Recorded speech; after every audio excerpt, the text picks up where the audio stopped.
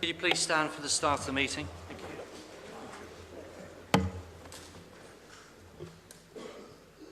you. Thank you, members. Please be seated.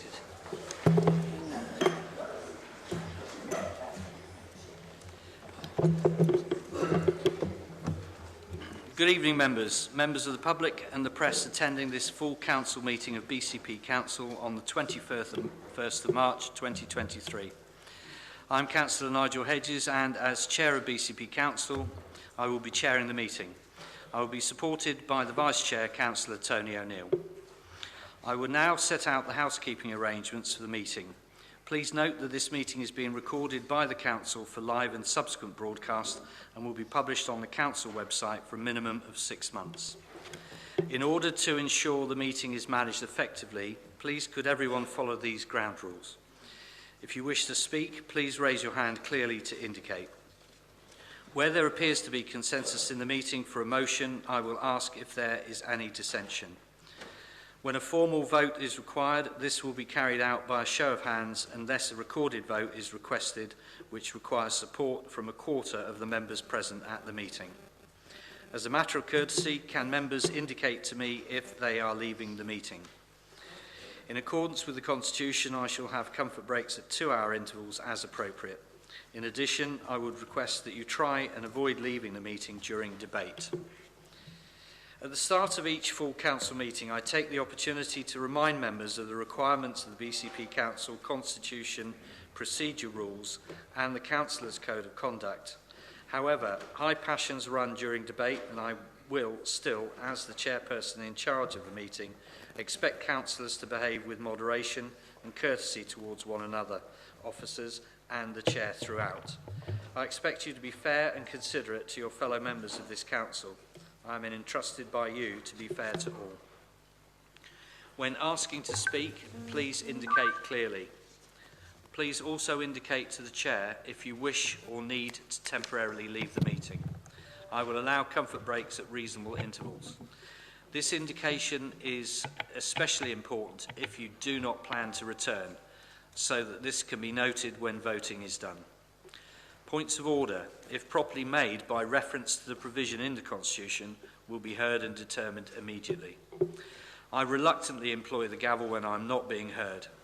While I understand that councillors may get swept away in the heat of the given moment, my primary role is to allow council business to be done, and will use the further option of muting all microphones if I deem it necessary.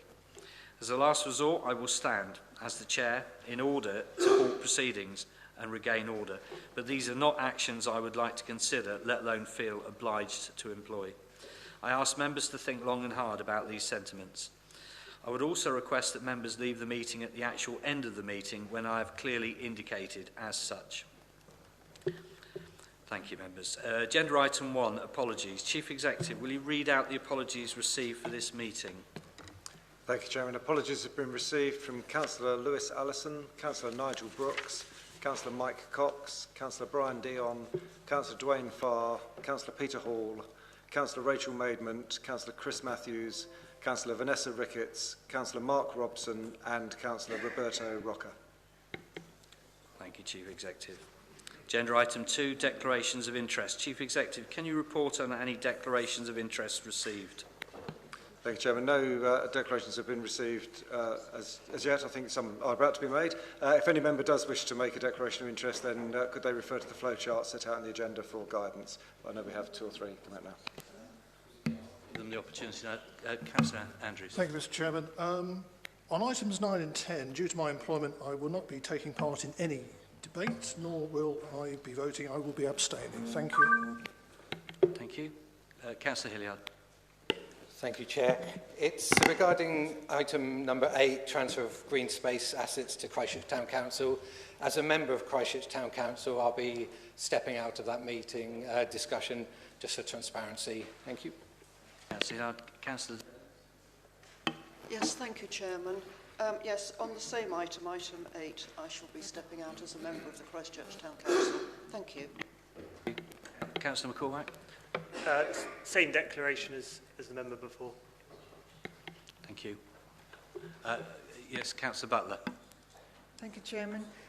In respect of motion 15B, I've been told it's a non-registrable interest, Dorset Pension Fund, because I actually receive a pension from them for previous work for them. Thank you, Councillor Butler. Any others, declarations of interest? Yes, Councillor Trent. Same item, because I received a small pension from the Dorset County Pension Fund. Thank you, Councillor Trent. That's all the declarations of interest. Oh, sorry, Councillor, Chair, just to yes. declare an interest on the same item, so I'm also a member of that pension fund. Councillor Howell. Yes, so am I. Thank you. Councillor Howell, I didn't quite catch that. Could you repeat that, please? Yes, I am also a member of that pension fund by virtue of being a councillor a long time ago in the Borough of Poole. Indeed, thank you. Councillor Moore, please. Yeah, I also receive a pension from the Dorset. Thank you, Councillor Moore. Councillor Beasley. Chairman, similar declaration. Councillor Beasley, I didn't quite catch that. Chairman, a similar declaration. Similar declaration. Thank you. Thank you very much. Councillor Brooke. And the same, Chair. Thank you, Councillor Brooke. Councillor Mark Anderson. Thank you, Councillor Anderson. Councillor Rampton, I noticed your hand, but I think the monitoring officer wishes to interject at this point. Thank you, Chairman. I just wanted to say that I don't believe that members who are members of the pension fund but not drawing a pension need to declare an interest at this point, but if you are drawing a pension, then yes, please do. Councillor Rampton. Same declaration, thank you, Chair. Thank you, Councillor Rampton. Councillor White. Yeah, same declaration, thank you. Thank you, Councillor White. Thank you very much, members, for that one. That was agenda item 2, declarations of interest. Agenda item 3, confirmation of minutes. Councillors, do you agree to confirm the minutes of the council meetings held on the 21st of February 2023? Councillor Butler first and then Councillor Evans. Councillor Butler. Thank you, Chairman. Yes, in the minutes of the 21st of February for the council meeting, page 32, it says that I made a declaration of interest for Bournemouth Development Company, but it wasn't myself who declared that. Thank you. Thank you, Councillor Butler. Councillor Evans, please. Thank you, Chair. Yes, I just wanted to say it was such a pleasure to read these minutes, and thank you so much to Mr. Richard Jones and Democratic Services for all their hard work. Thank you, Councillor Evans. Thank you. So is there any dissension from confirming the minutes other than the alterations required? Can we have agreed, please? Agreed. Thank you. Agenda item 4, announcements and introductions from the Chairman. Barring unusual or exceptional circumstances, this will be my last Chairman's announcements at a full council meeting prior to the 4th of May local elections. On the 4th of May, I will have completed my second year as Chair of BCP Council, and I must state it truly has been an honour and a privilege. I thank everyone for the confidence they have shown towards my humble efforts to perform the twin roles of the ceremonial and the democratic duties obliged of the Chair. I sincerely thank Democratic Services and the Civic team for their patience and support in enabling me to perform those very duties to the best of my ability. And I thank you, the members, for the dialogue and interaction we have had over 24 months, despite some challenging issues. I'm pleased that I've been able to oversee the continuation of the Chairman's Community Awards, which, owing to the numbers of nominations, that the permissions for the process have had to be extended, and the awards this year are attracting more interest than in its inaugural year last year. I sincerely hope this new aspect of the Chair of BCP Council's duties will continue. I have been proud at all times to reflect the aims and values of BCP Council. My Chairman's events announcements are usually retrospective. Of those completed this year, I will add those I'm expected to perform before the 4th of May. I've attended the International Women's Day Community Impact Awards. I've attended the Friends of the Priory 10-year forward plan presentation in Christchurch. I will be attending the Sir Optimus STEAM Awards at Bournemouth University. I will be attending the Bournemouth Chamber of Trade President's Dinner. I'm attending the Mayor of Christchurch's Gala Dinner. I'm attending the Helping Homeless Veterans UK Accommodation Project in Winton. I'm attending the declaration of the new High Sheriff of Dorset in Dorchester. I'm attending a reception at the BCP Civic Offices, Bournemouth, for the international leaders of the Salvation Army. I'm opening another new Jolly's Pet Store in Christchurch. I sincerely hope that as BCP Council enters its third term, all involved will do their utmost to support and encourage what is best in this special part of the United Kingdom. I now have the pleasure of presenting the Armed Forces Covenant Silver Award 2022 certificate to Councillor David Kelsey. Councillor David Kelsey, please. And Councillor Kelsey.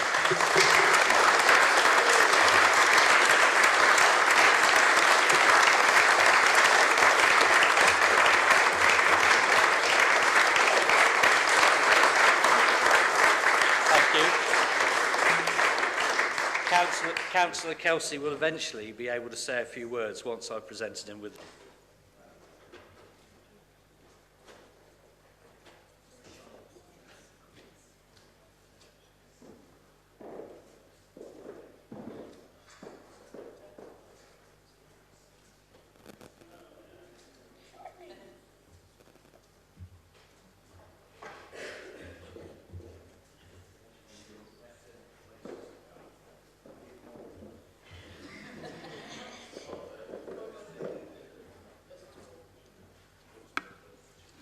Mr Chairman, members, it's a great honour for me to receive this on behalf of BCP. And firstly, I have to thank Councillor Slade for putting me in this position way back 4 years ago and to be allowed to carry on with it. BCP has come a long way since we joined up to the Armed Forces Covenant, but believe me, we still have a long, long way to go to get to our gold standard, which I hope we will go for starting on from next term. There's a lot to do. I'd like to say one big thank you to a lady that's not with us anymore in the council, and that's Jan Thurgood, for the work that she did in taking this forward right at the very beginning. Without her, we wouldn't have got to where we are. So thank you very much, Mr Chairman. I will keep hold of this with pleasure. Thank you. Thank you. Thank you, Councillor Kelsey.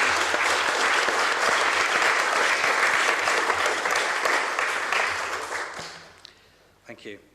On Sunday the 7th of May at 11 a.m. there will be a service at Christchurch Priory to celebrate the coronation of King Charles. Members should note that due to the event taking place so soon after the election, current councillors will continue to be councillors during the coronation weekend, irrespective of whether they are continuing for a further term of office, as we all continue to be councillors until 3 days after the election.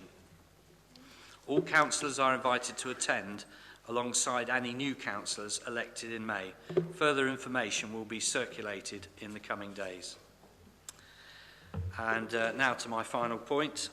This is an information item from Standards Committee on which there can be no debate. I understand there have been decisions from the Standards Committee and there may be announcements to be made. I therefore seek requests from the relevant members to address Council. It would be appropriate at this point to bring forward agenda item 13, non-compliance with Standard Board's complaints process determination.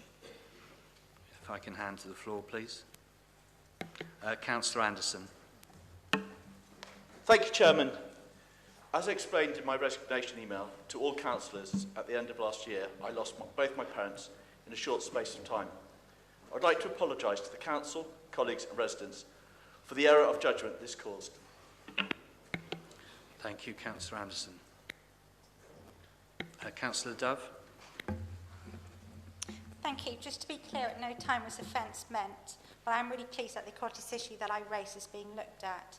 They say that imitation is the highest form of flattery, and therefore to echo the sentiments of a very experienced colleague across the chamber who found herself in the same position in February 2021, I quote Councillor Dedman, whose response on that occasion was, "I have nothing further to say," and therefore I take up that position. Thank you, Councillor Dove. Councillor Dunlop.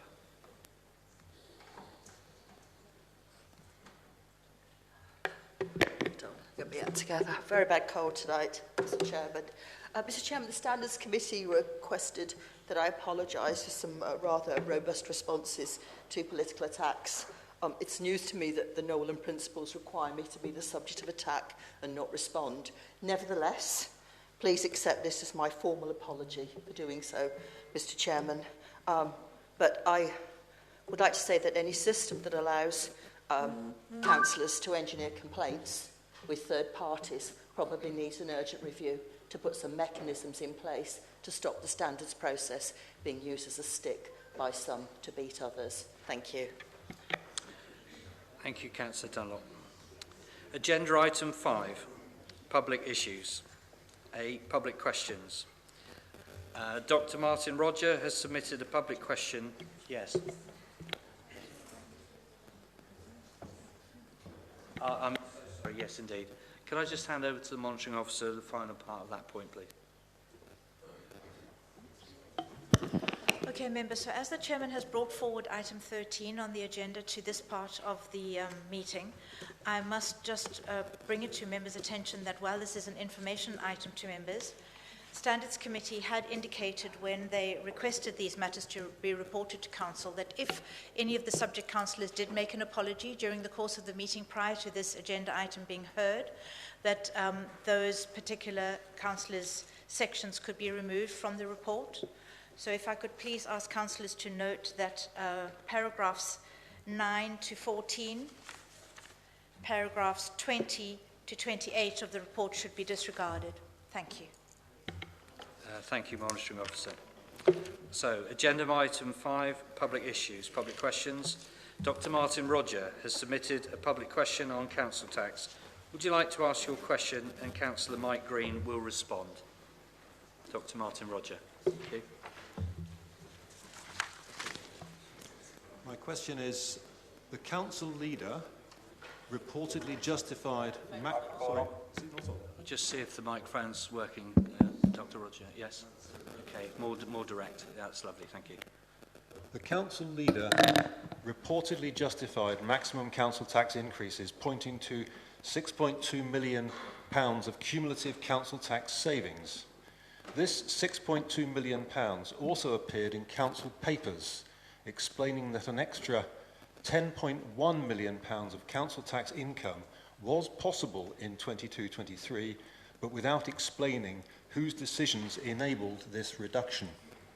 This £10.1 million in 22-23 appears to comprise £1.8 million enabled by the shadow authority decisions of 4 years ago, £2.8 million and £7.8 million from unitary alliance decisions, the latter adopted by the current Conservative administration, and finally minus, so not a saving, minus £2.3 million from this administration. Can this calculation be confirmed as correct, or if not, can the actual calculation be properly explained? Thank you, Dr. Roger. I understand Councillor Mike Green, you would respond. Thank you, Chairman. I thank Mr. Roger for his question. It's possible that Mr. Roger has not quite grasped what this statement he refers to in the budget report is showing. It demonstrates that over the course of the first 7 years of the merged BCP Council, we will have kept £62 million in council taxpayers' pockets compared with what would have been the case if we'd increased bills to the levels allowed by government. This has been made possible only because of the savings generated by the merger of the three councils. That merger was supported by the Conservatives and opposed by the Liberal Democrats, the Poole People's Party and the Christchurch Independents, who made up the vast majority of the so-called Unity Alliance. Had they succeeded in their opposition to LGR, our council taxpayers would collectively have been £62 million worse off. Thank you, Mr. Chairman. Thank you, Councillor Green. Thank you, Dr. Roger. Thank you. Jackie Delahanty has submitted a public question on future places. This question is going to be read out by John Sprackling. Would you like to ask your question, and Councillor Philip Broadhead will respond?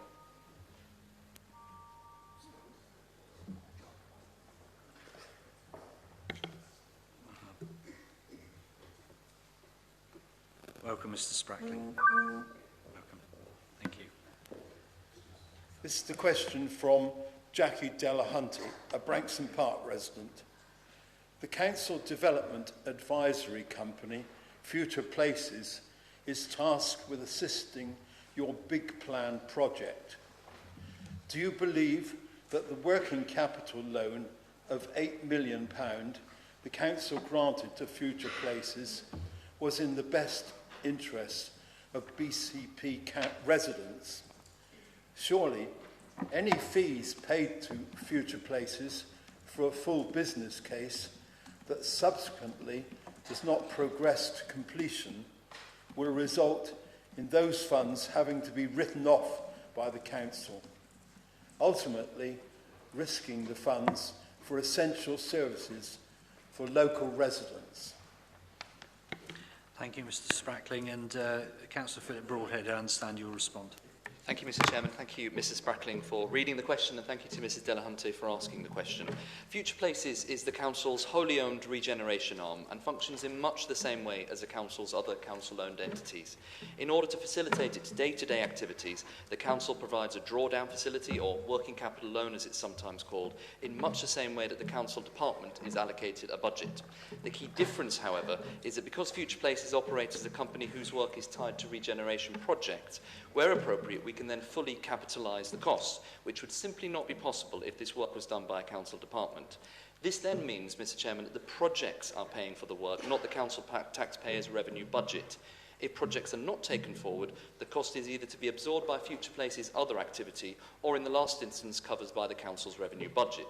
But remember, prior to Future Places' creation, all regeneration costs were covered by the revenue account. This format saves the revenue account millions of pounds and enables us to get the best people in the council working on our regeneration and placemaking and making the projects themselves cover that cost. Furthermore, this facility has enabled Future Places to move more quickly into developing outline business cases on a wider range of projects that we want to bring forward at pace, some of which are on the agenda this evening. Mr Chairman, if we did not have Future Places at all, we would have two options. Either find the millions of pounds from the revenue account to fund that activity in-house up front, which is what used to happen, or stop any activity on council-owned land. And it seems pretty straightforward to me what the right answer is. Mr Chairman, later on in this agenda, two Liberal Democrat candidates looking to stand in the forthcoming elections are asking a similar question, albeit dressed up as a statement, and implying that the repayment of this drawdown facility is a bad thing and somehow backwards. Is it backwards to get our regeneration moving with the full recent support of partners such as Homes England? I don't agree. What I do think is backward is wannabe candidates somehow suggesting that you can have your cake and eat it, paying for regeneration from the revenue account without impacting services. Mr Chairman, we're getting regeneration done, we're working in collaboration with key government partners, and we're investing in the Council's strategic assets rather than giving up on them. So yes, I do believe that this arrangement is in the best interest of the residents of the BCP area, and we are seeing the fruits of that approach come forward this evening. Thank you, Mr Chairman. Thank you, Councillor Broadhead. Question C. Jackie Delahunty has submitted a public question on the debt threshold. This again is being read out by Mr John Sprackling. Would you like to ask your question on behalf of Mrs Delahunty, and Councillor Mike Green will respond. Mr Sprackling. In the unlikely event that your recent letter dated the 3rd of March 2023 to Lee Rowley, MP, has drawn a line under the financial scrutiny of BCP Council, there will be a government external assurance review of the Council. Can you confirm that the debt threshold has increased to 1.344 billion? And if so, is this not likely to be seen as a very high risk, with the most serious outcome being that the Council is likely to be made insolvent? Thank you, Mr Sprackling. Councillor Mike Green, I understand you'll respond. Thank you. Thank you. And again, I thank Ms Delahunty for a question, Mrs Sprackling for reading it out. There seems to be some misunderstanding about debt thresholds. While, for example, BCP's self-imposed limit stands at 1.344 billion, its actual level of borrowing is only a third of that, around 500 million. Further, as we confirmed in November, no new borrowing is permitted unless a very strict test is met, namely, it must be supported by a fully self-financing business case. This means that there can be no debt taken on if there is any requirement from the Council's General Fund to finance it. An example of what is allowed is a £10 million borrowed this year to replace part of the Council's vehicle fleet with zero-emissions vehicles, generating a fuel cost saving which more than covers the cost of financing the debt. If there is any question about the Council's ability to pay its interest in its debt, I'd refer Ms Delahunty and others to the Financial Resilience Index of local authorities published by CIPFA, the Chartered Institute of Public Finance and Accountancy. This compares the key financial risk ratios of councils and shows that BCP's interest payable as a percentage of net revenue expenditure is just about the lowest of all unitary authorities in the country. So, no, neither our debt held nor our debt ceiling is seen as high risk, and no, the Council will not become insolvent. Thank you, Mr. Chairman. Thank you, Councillor Green. Thank you, Mr. Sprackling, for reading out both of those questions. Thank you, sir. Yes.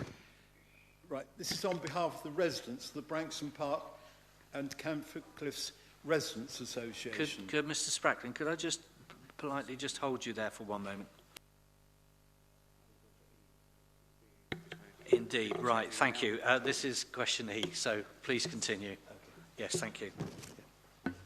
In answer to my public question at last week's Cabinet meeting, the leader informed me that the Council will be seeking an appropriation of the Beach Road car park for development, subject to public consultation, using this method to set aside the covenants. The Association requests that the appropriation procedure should precede the move of the project to a full business case stage, which is on your agenda tonight, and the commitment of costs estimated at £586,000. This would avoid the potential wasting of council taxpayers' money on an abortive exercise. Please provide this assurance. Thank you, Mr. Sprackling. Councillor Philip Broadhead, I understand you'll respond. Thank you. Thank you, Mr. Chairman, and thank you, Mr. Sprackling, for your question. Firstly, I'm really proud of being able to take that paper through Cabinet last week with Beach Road. For many years, preceding authorities have ummed and ahed about what to do with the Beach Road car park site, whether to keep it as a car park or develop it. Mr. Chairman, it's this council that is doing both, replacing all of the usable parking on that site on one side with provision for further public parking in the future if it's demands, and being able to bring forward regeneration on that site as well. With regards to Mrs. Sprackling's formal question, the formal appropriation of a council site is an administrative procedure carried out prior to any formal development taking place. In the case of Beach Road, the proposed Future Places project timeline envisages the council advertising its intention to appropriate the residential site in autumn 2023, and the responses received to the advert will inform the second Cabinet report, which will seek approval of the full business case and authority to appropriate the south site for planning purposes prior to a disposal for development. In reaching a decision, Cabinet will be asked to carefully consider an assessment of the objections received, and should Cabinet resolve to appropriate prior to grant of planning permission, then it would be proportionate and lawful in those circumstances. Thank you, Mr. Chairman. Thank you, Councillor Broadhead, and thank you, Mr. Sprackling. Thank you very much.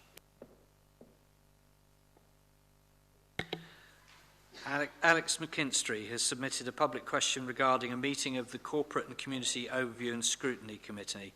Would you like to ask your question, please, Mr. McKinstry, and Councillor Lawrence Williams will respond. Perfectly all right, Mr. McKinstry.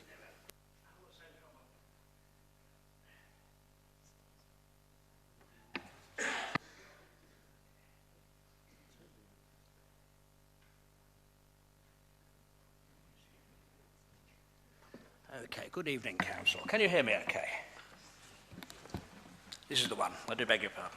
On the 6th of February, Councillor Mellor, who's then leader of this council, walked out of a meeting of the Corporate and Community Overview and Scrutiny Committee, midway through being reminded of his need to apologise to that committee. That in turn was a sanction laid down by the Standards Committee for previous discourtesy.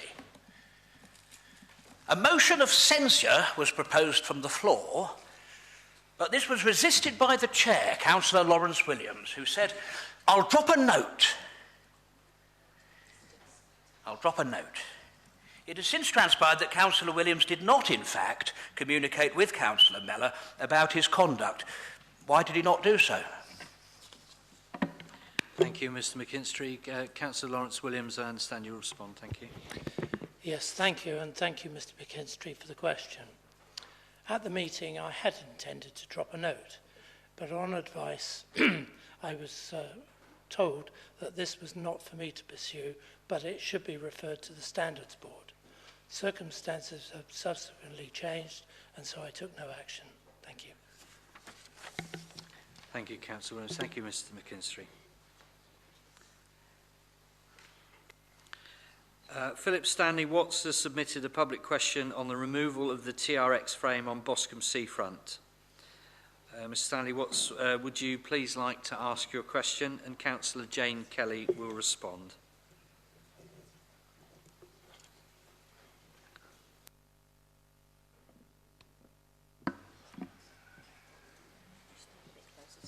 All right.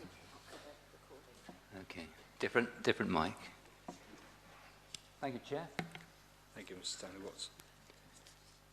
Could the Cabinet member tell me why the owner of the TRX frame has been told to remove it, as it should remain on Boscombe Seafront, as it's benefiting the health and fitness many in the local community? Thank you, Mr Stanley Watts. Councillor Jane Kelly, please. Thank you very much, Chairman, and thank you, Mr Stanley Watts, for your question. Good to see you, Phil. The TRX 360 equipment was originally installed without permission. However, in order to show support for a popular facility, we did allow it to remain for a trial period whilst alternative options were considered. We recognise the benefits of TRX training, but this is specialised exercise equipment that is only used for 1 or 2 hours a day, benefiting a relatively small number, admittedly very keen, of customers who pay either per session or monthly. It's not openly available for public use and has been installed on one of our busiest parts of the beach, obstructing views from the promenade and adjacent restaurant, so therefore it's not the best place for it to be sited. The Council is committed to enabling residents and visitors to the beach to participate in sports, exercises and wellness activities, which we have shown by our allowing this piece of equipment to remain in place for approximately 1 year. We are also committed to developing new opportunities for this type of recreation. We do, however, have statutory responsibilities for the management of public open space and beaches, and financial regulations which govern our approach to offering commercial opportunities which need to be considered. We are therefore continuing to work with the owner of the business to try to identify a more suitable location for his equipment, which can work for both he and for the Council, subject to approvals and open market tender. We want him to be able to continue to offer the fitness provision to the clients that he has made relationships with and who clearly wish to continue. These options potentially include the exciting new developments near Toft Steps Zigzag, where last year we opened a brand new, freely accessible outdoor fitness park and are currently constructing the Box Park to support start-up businesses, creating jobs and economic growth within leisure and tourism in Boscombe. There will also be opportunities in other parts of the beach which are more suitable for fitness equipment to fit into the surroundings. I wish all the best for the future of this business and for others who may also offer innovative and health-giving opportunities along our fabulous coastline. Thank you. Thank you, Councillor Kelly.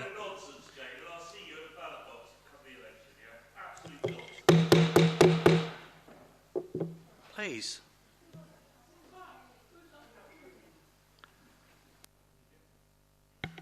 Thank you, Mr Stanley Watts, for your question. Adam Sofianos has submitted a public question on the Standards Committee. Would you like to ask your question? And Councillor Philip Broadhead will respond. Mr Sofianos, good evening.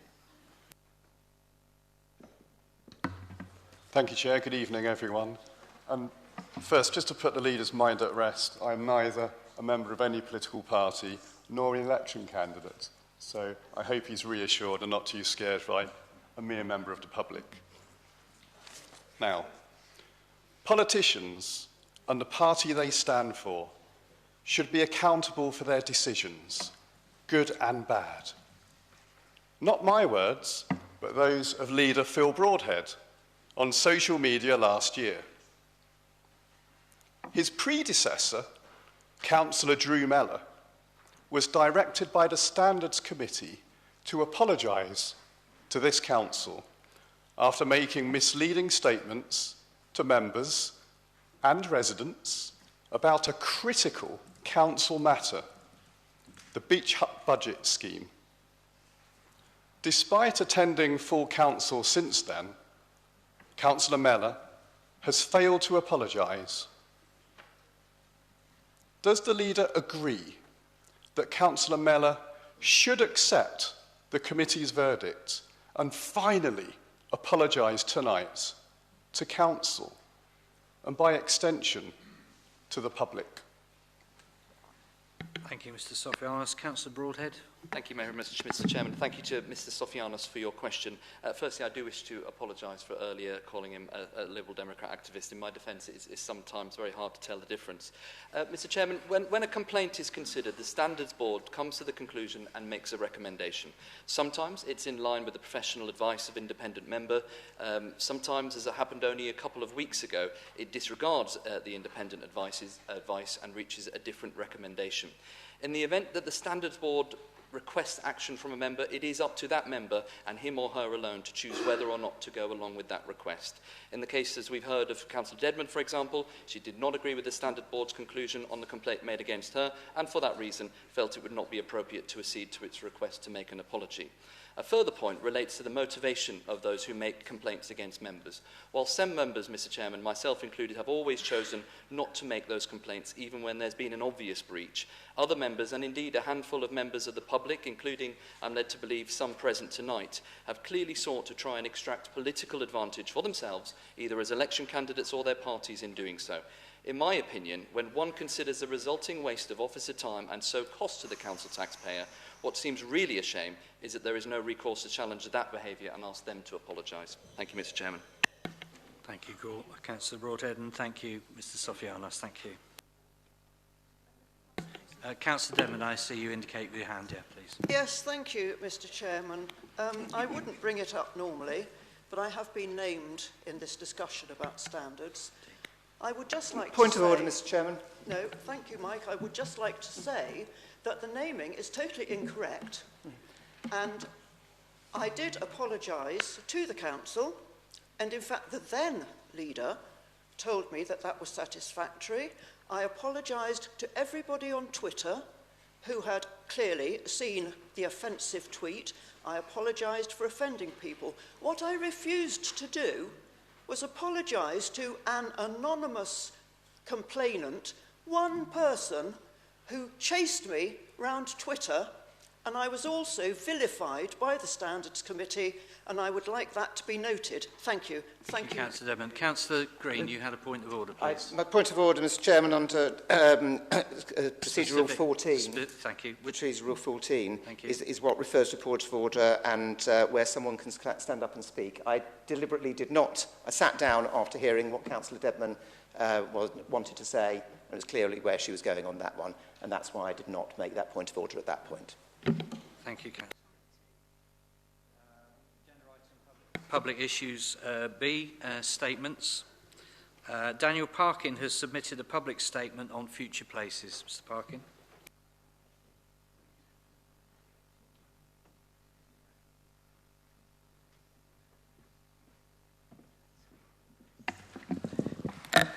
I'll speak on that. Okay. Evening, everyone. For the record, I am a Lib Dem candidate. That has no bearing on the statement I will be making this evening. Following a freedom of information request, BCP officers recently disclosed information relating to Future Places working capital loan, February 2023. This showed that almost half the £8 million had been taken, with £3.5 million already drawn down. This is before work on full business cases had even begun. The same disclosure also revealed that Future Places had not repaid any of the loan at all. Yet the new leader appears to give the opposite impression on his tweet dated the 9th of February. Recently on social media, he claimed that Future Places are already paying the loan back. I trust, as there is confusion in this matter, that the Council will clarify this with the public as soon as possible, because residents deserve to know the truth. Thank you. Thank you for your statement, Mr. Parkin. Statement B, John Ainsworth has submitted a public statement on the Poole crematorium. Mr. Ainsworth has asked that his statement be read out on his behalf, and I therefore call on the Chief Executive to read out the submitted statement. Chief Executive. Thank you, Chairman. This is a statement from John Ainsworth. Churches Together in Poole welcomes the firm commitment by Cabinet to reinstate Poole crematorium as a working crematorium under option 3. We trust that the installation work will be completed in time so that Poole crematorium will be operating as a working crematorium by the summer of 2024, as envisaged by the decision of the Cabinet in September 2022. Thank you, Chief Executive. Statement C, Adam Sofianos has submitted a public statement on Future Places. Mr. Sofianos.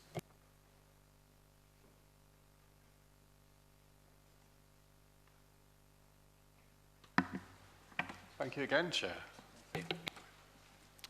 So my statement is on Future Places. Tonight, Council is asked to commit costs for two Future Places projects. Those costs are over £2 million, in addition to £419,000 already committed. These would remain committed regardless of outcome.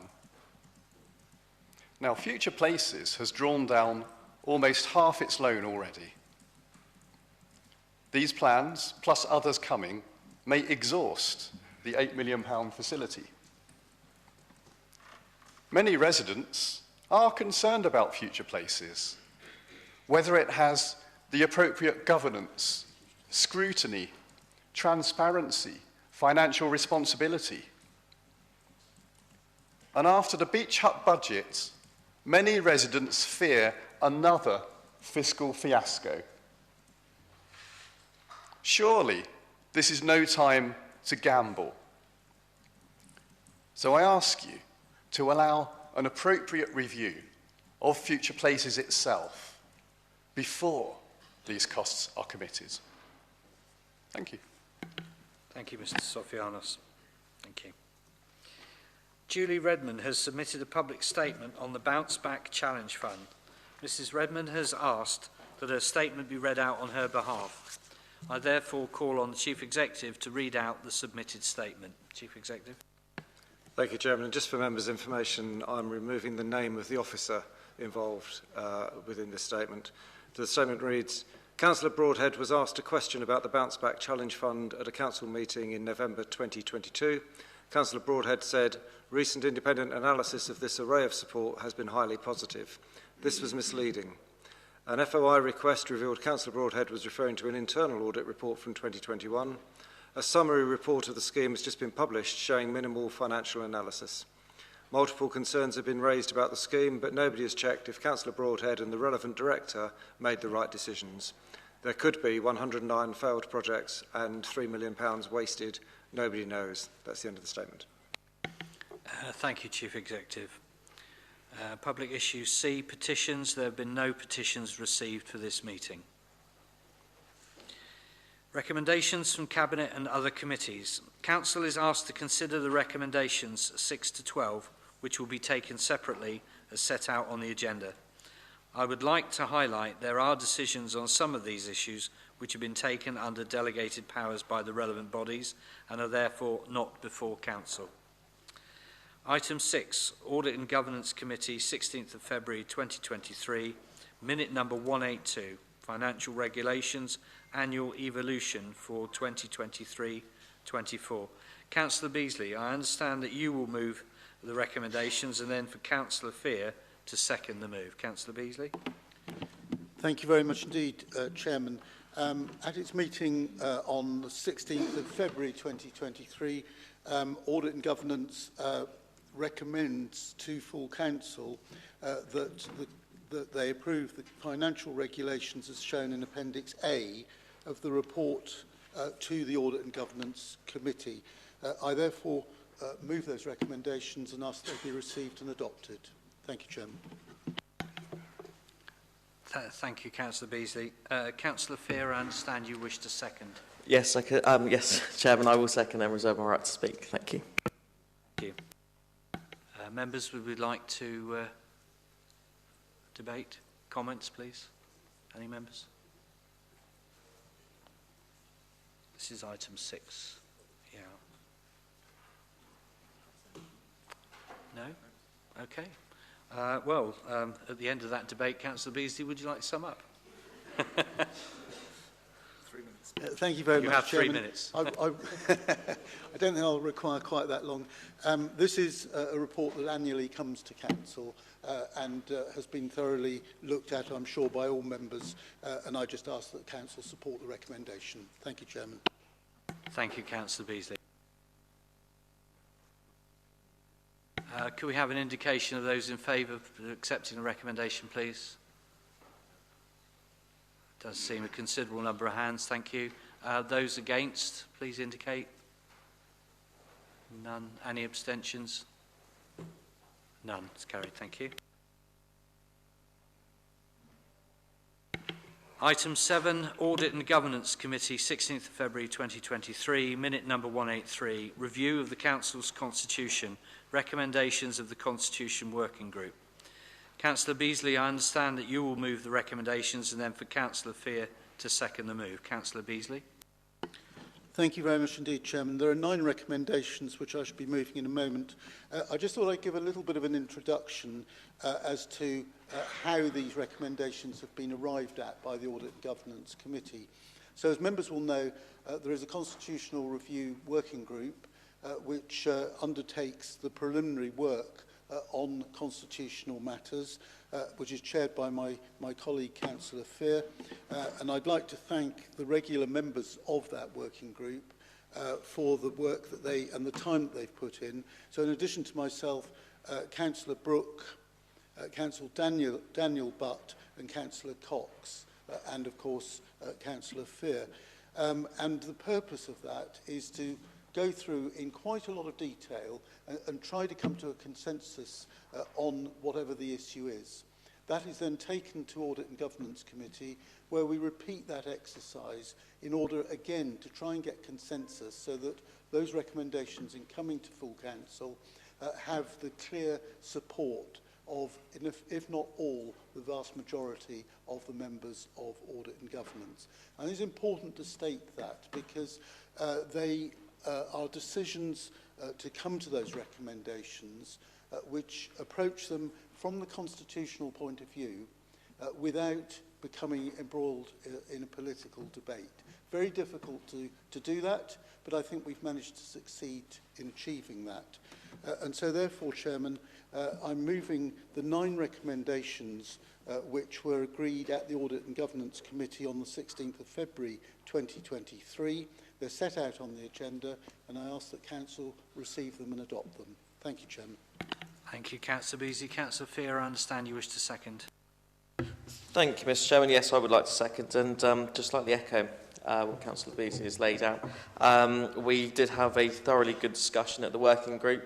It's always been encouraged for not just members of Audit and Governance, but other members to attend.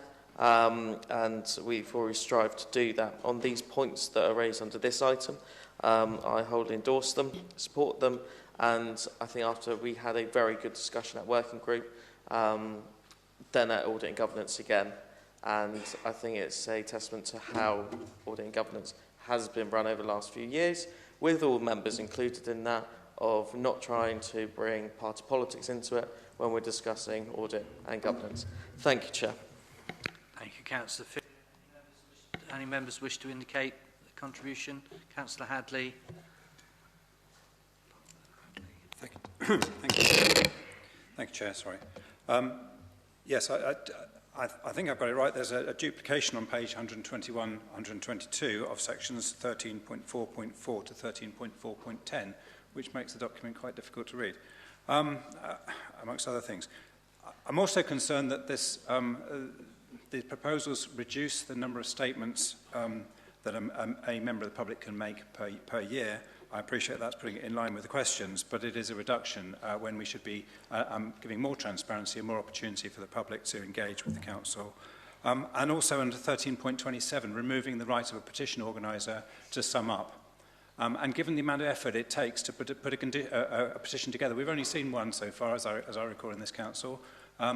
If the debate takes completely away from the intention of the petitioner that's gone out and got thousands of signatures, for them to be able to put that right before it's put to a vote, I think is actually right. We shouldn't be throwing away.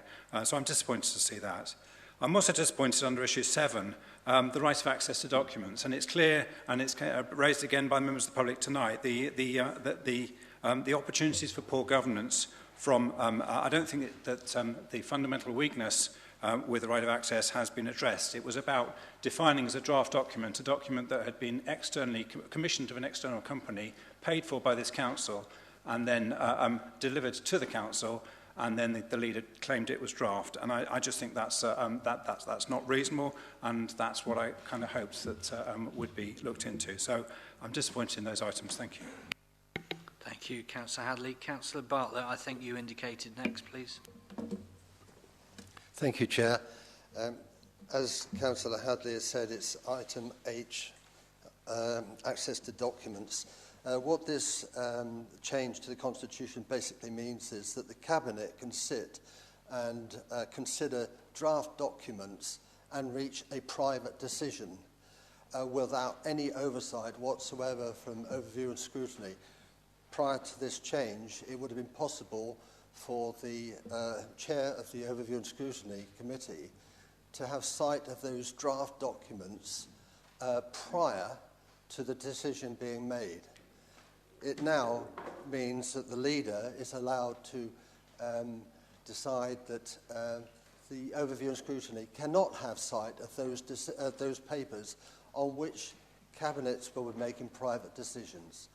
So it is actually a reduction in the capability of overview scrutiny to look at decisions made in private by the Cabinet.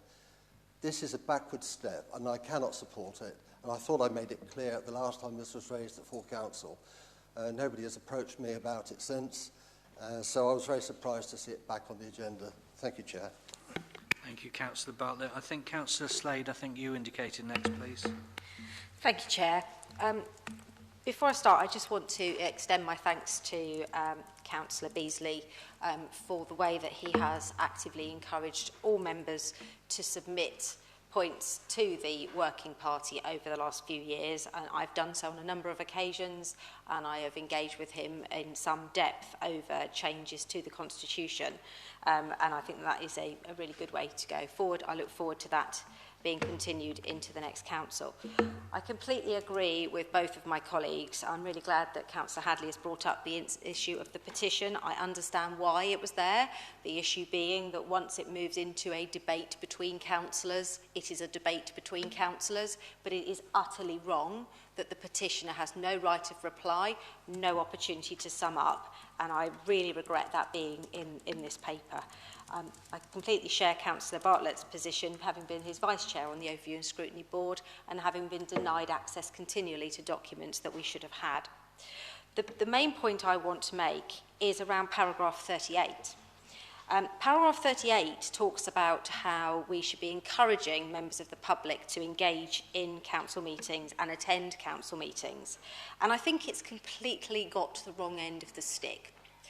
Paragraph 38 raises a concern. It is mindful of the fact that when members of the public are unable to attend, more and more regularly, council officers are being asked to read statements and questions.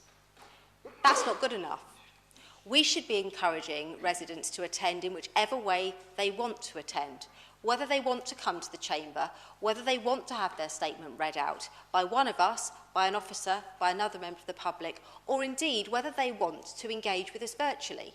There is absolutely no reason why, given that they are not making a decision, they should not be allowed, as they are able to at other councils, in the country, and as they are able to at meetings like planning, that they should not be able to have a screen in this room that allows them to ask their question or make their statement. With a climate emergency, a cost of living crisis and terrible disability access to this building, plus the fact that some people are just very uncomfortable with this room can be incredibly intimidating for a lot of people. And I know members of the public who do not want to come in here and stand in front of 100 people. So I am not looking to make an amendment now, because I think this is a job for the new council, and I would not want the council to commit itself to something where it doesn't have the technology in place. But I do intend to bring this up at the first possible occasion after May, if I'm still in this council, to ensure that members of the public have proper access to these, and not just the access that makes it easier for us. Thank you, Councillor Slade. Thank you. Councillor Dedman, I think you indicated next, please. Yes, thank you very much, Chairman. I want to say how pleased I am to see, hang on, I'm going to have to get it closer now,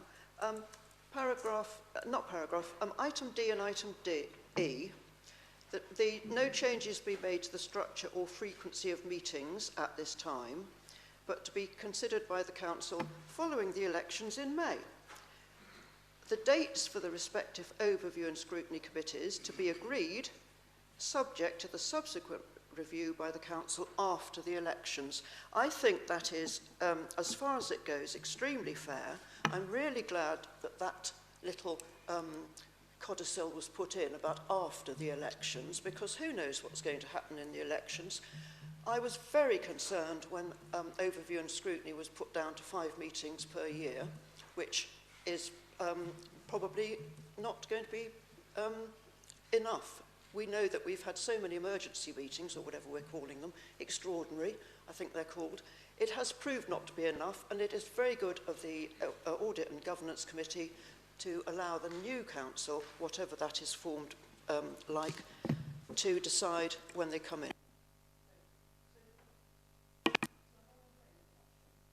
Thank you, Councillor Dedman. Councillor Stribley, did you indicate earlier?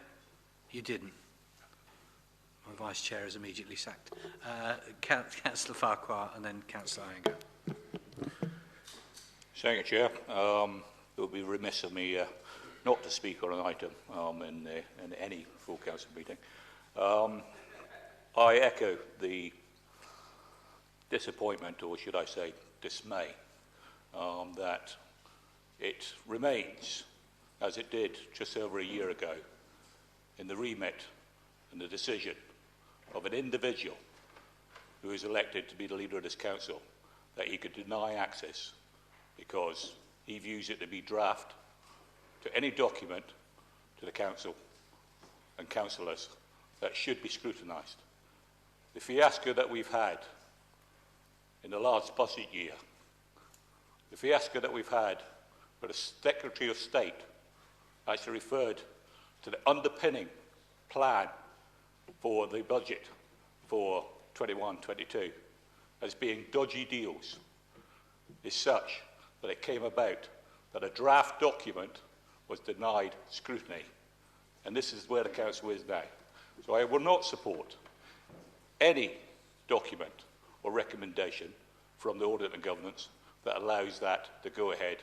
It should not be in the decision of any one individual that may or may not be elected to be the leader of the council to decide whatever peers as elected members can actually scrutinise in the public interest. Thank you very much. I will not be supporting this move. Thank you, Councillor Farquhar. Councillor Iyengar, please. Yes, thank you, Chairman. I'm pretty much in agreement with many of the comments that have been made. I only wanted to refer to one specific thing. It was about the overview and scrutiny in paragraphs D and E. I think, but you know, in fairness to the amount of work that's been done throughout all of this, but I do think an opportunity has been missed in D and E here, because by putting a sort of you might think is a quite a neutral sort of statement there, which is no recommendation about frequency and format going forward. I think, to say the least, the last 4 years and possibly even the last 2 years has been a sort of a wealth of experience, and not all of the always of the happy type in ONS. And if some councillors, as it were, depart the scene, May. Some learning, good and bad, is actually being lost now, which could have actually been incubated in this, and at least put a marker down for certain things learned, do this next time, certain things to avoid for next time as well, because there is plenty in the ONS sphere that could be improved. Thank you. Thank you, Councillor Iyengar. Councillor Broadhead, I understand you indicated. Thank you very much, Mr. Chairman. I've been listening to the debate, and I was, having not been part of the Audit and Governance Committee, clearly as surprised to hear what sounds like a really negative decision to change the constitution with the overview and scrutiny and the access to documents. And I've learnt many times in this chamber, Mr. Chairman, if something doesn't smell right, you probably just need to look a little bit further. And I was reading the report itself, and hopefully the chairman of the committee can clarify this in the summing up. But the reason that I can understand actually reading the documents that this seems to have come back to Audit and Governance is that a previous decision to amend this part of the constitution actually put the council at variance with the primary legislation, which takes precedence on this. And it is not, we are not able to put something in our own constitution that is against the actual legislation of this order. And therefore, as I read it, this is not some decision of the Audit and Governance Committee to go above and beyond and try and give powers to deny access to documents that don't exist, but actually a reflection of the legislation that as it stands, and it actually says very clearly in there, the proposed amendment seeks to remove the ambiguity, seeks to reflect the legislative provision, and as discussed above, takes precedence over the Constitution. So we have to do this to comply with law rather than anything else. And I'm sure the chairman will call me out if I'm wrong, but you know, if it doesn't look right, look a little bit deeper. And there's 3 paragraphs here, and anybody could have read them. Thank you, Councillor Broadhead. Councillor Johnson, please. Thank you, Chair. Councillor Broad has actually taken a little bit of the wind out of my sails there, but he phrased it a lot more eloquently than I could have done. Perhaps I'll just clarify that. Regarding paragraph 24.3 around audit and governance, this doesn't change the rules that are there. All it does is add clarity to what is there. This is not giving any extra powers to the leader, nor is it removing any powers for overview and scrutiny. It is merely clarifying that paragraph 24.3 also must take regard of paragraph 24.5, which already and has always given the leader powers to withhold draft documents from the Overview and Scrutiny Committee, as we have discussed at length many times. This is not changing anything, it is merely to provide extra clarity. Thank you, Chairman. Thank you, Councillor Johnson. Councillor Rigby, I understand you're next. Yeah, thank you, Chair. I don't think anyone's been asking for access to documents which didn't exist, but that's something different, right? I don't want to rehash what people have been saying. I think there's a few bits in here which are good, some which are not so good, particularly the access to the numbers of questions which can be asked by the members of the public. So what I'd like to ask is, can we vote on these recommendations separately, or do they all have to be taken together? Thank you. Thank you, Councillor Rigby.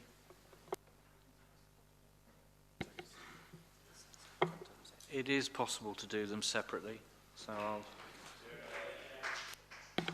just ask some clarity from the monitoring officer. Are we even allowed to vote against something that would put us in conflict with primary legislation?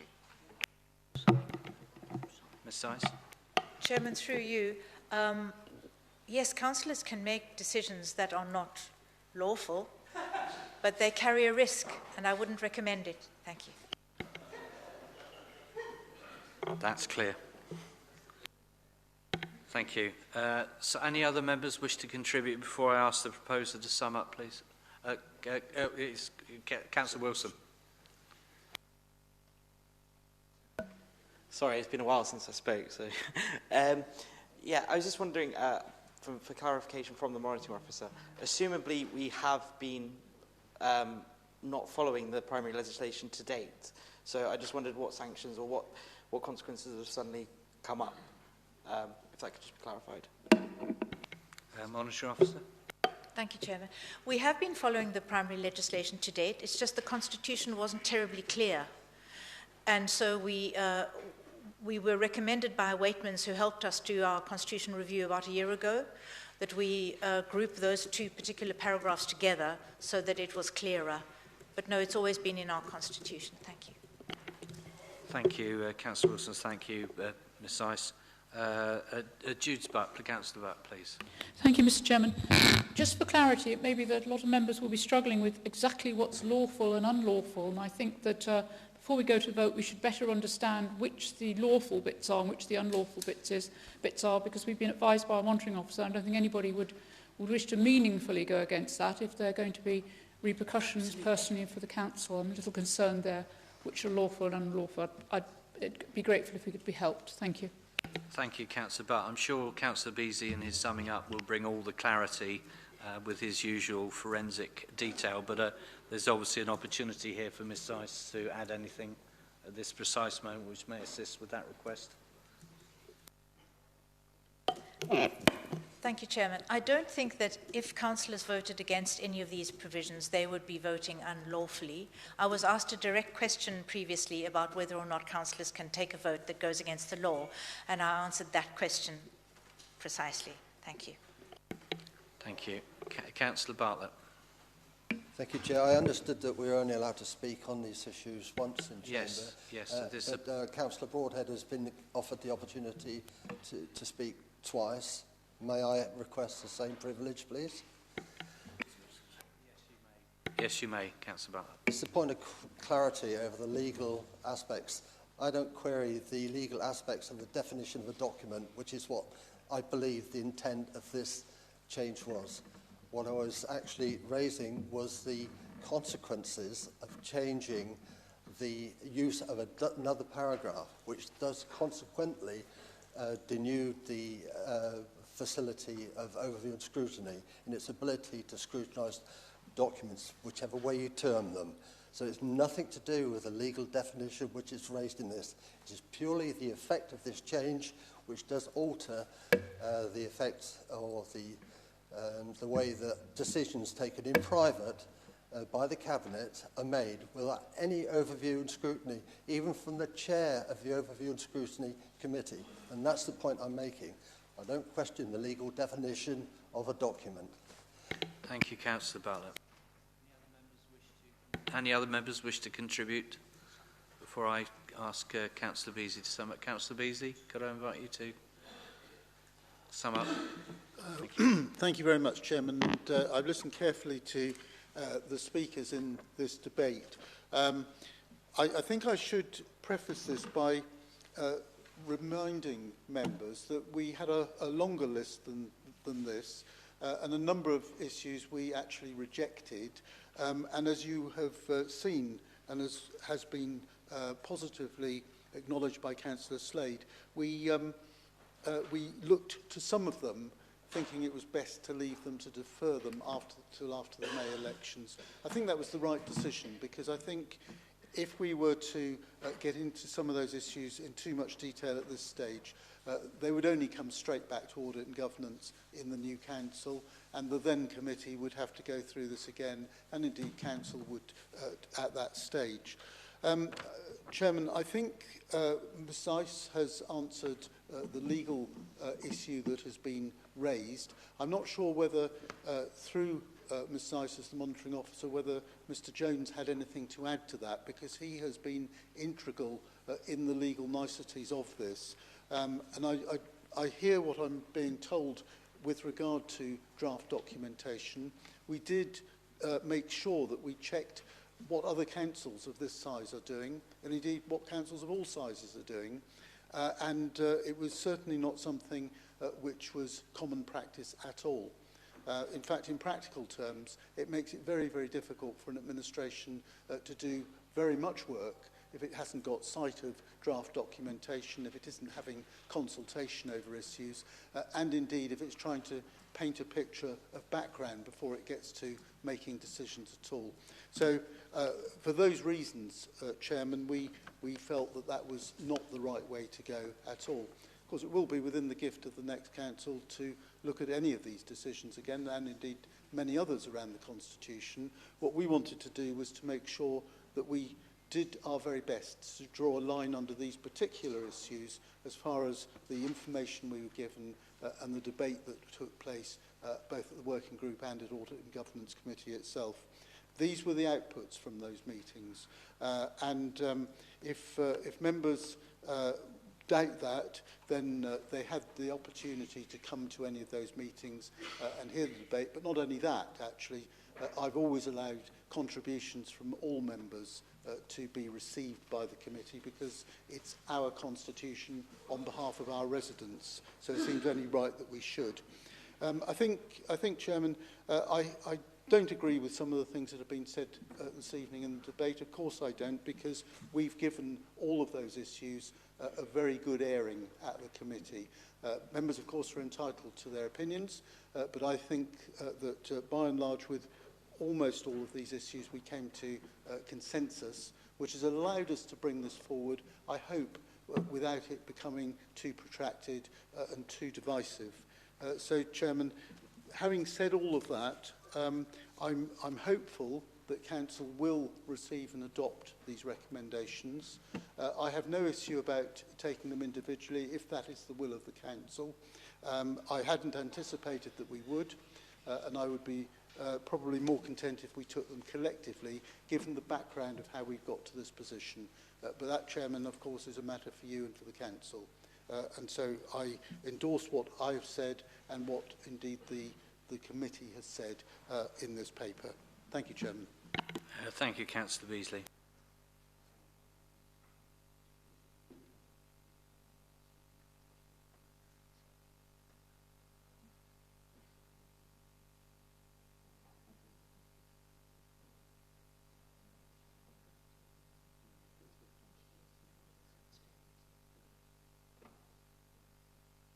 Is it the will of the Council that we do, in a majority, wish to vote for all the items in one vote?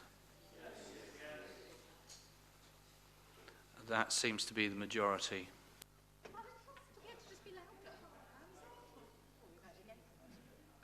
That's all right.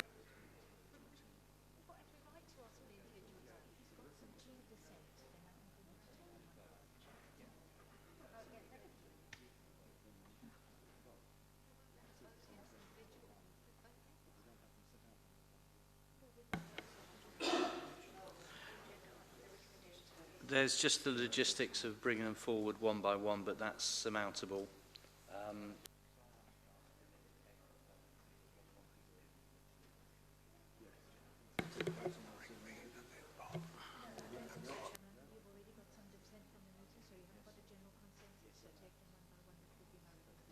Right. Thank you. On the reactions and the general lack of consensus, we're now going to take these one by one.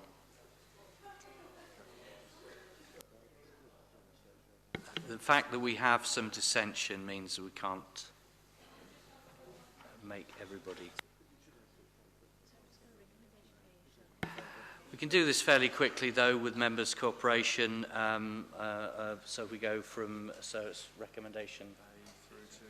A through to J. So we're going from A to J.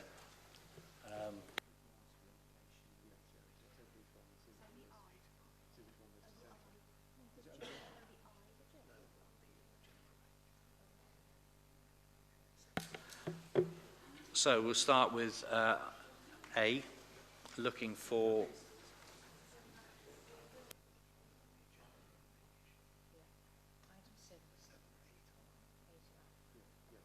Mr. Jones, could you just make clear in the paper which particular items are A to J, please, for the record? Members, just for clarification, so we're looking at the agenda front pages under item 7. The recommendations are set out there as recommendations A through to I. Thank you.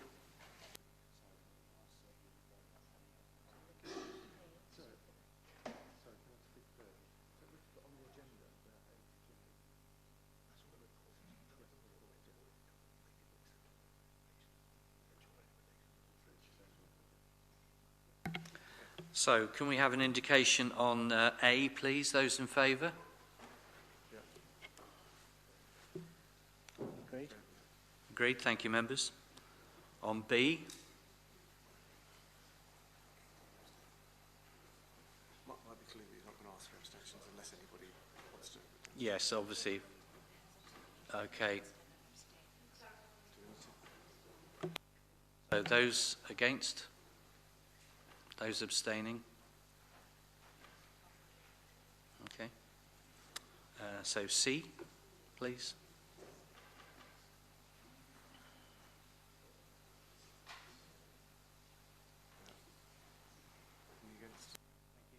Any against? And those abstaining? Chairman,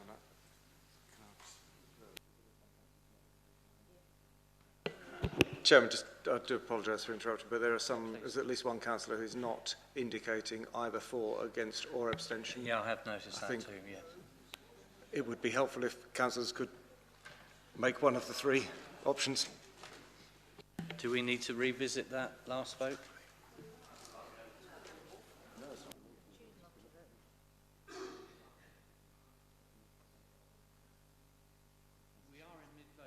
Councillor Stribley, but I see you've indicated. Yes, Chairman. I would just query, if there is plainly a clear majority, does it matter if there are 1 or 2 abstentions or votes against? With a recorded vote, of course, we know if it looks 50-50, then you would need to claim it. But when it's clear that 90% of the people here are supporting, isn't that sufficient to take it as passed? Thank you, Councillor Stribley. My main aim is to try and take the whole chamber with us, but thank you for that point of clarity.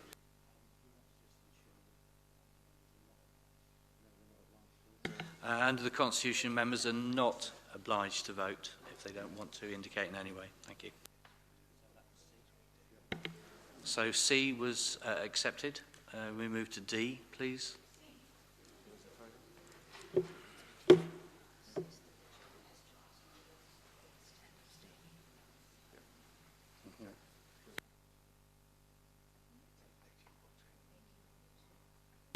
So those against, please. 2. And those abstaining. Hadley's abstaining.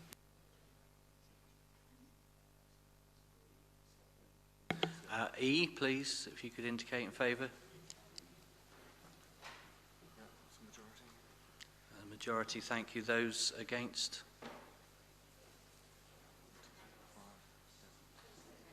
6, 7. Still carried. Those abstentions? Thank you. F, please.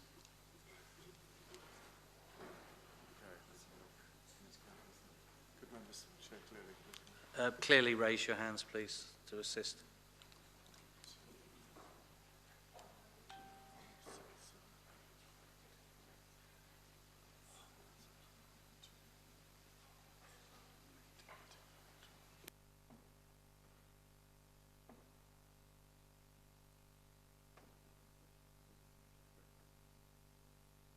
Thank you, members. Those against?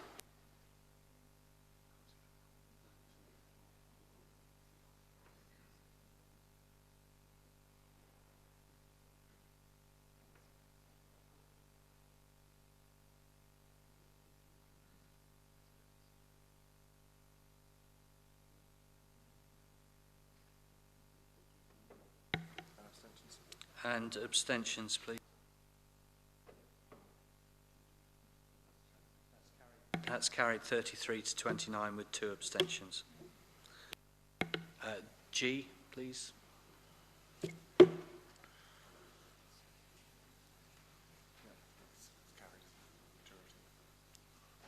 Thank you. Those against? And any abstentions? Thank you. None. H, please. Sorry, could I ask for hands to be clear again? Nice and clear, thank you.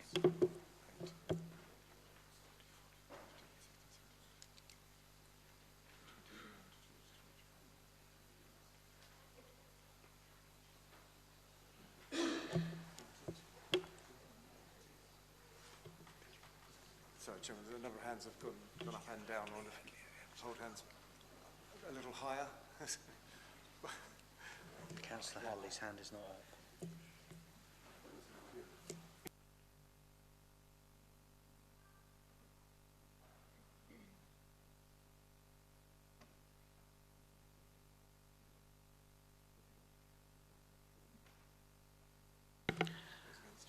Those against, please.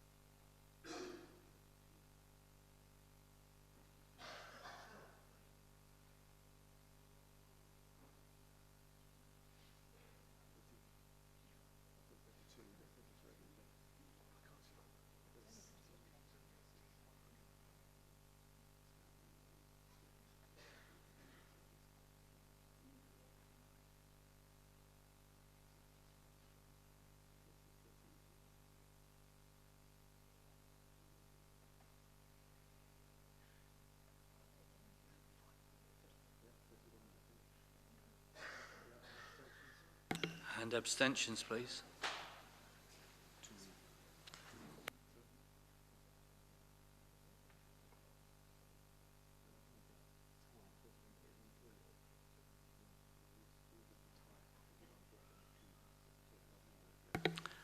It's 31 all, so reluctantly that brings me down to my casting vote, which is 4. So that's my casting vote is 4.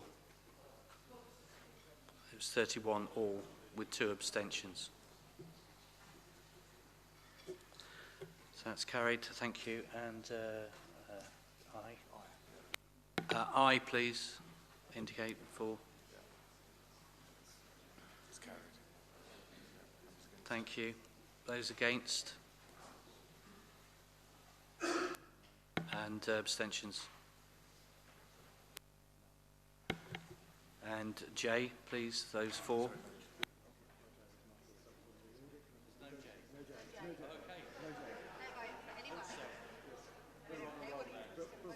We were on a roll.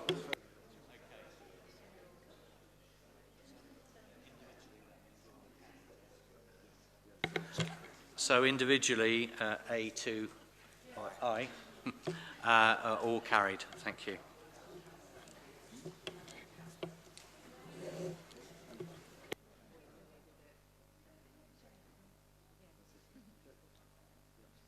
Thank you, members. Councillor Farquhar, you're standing.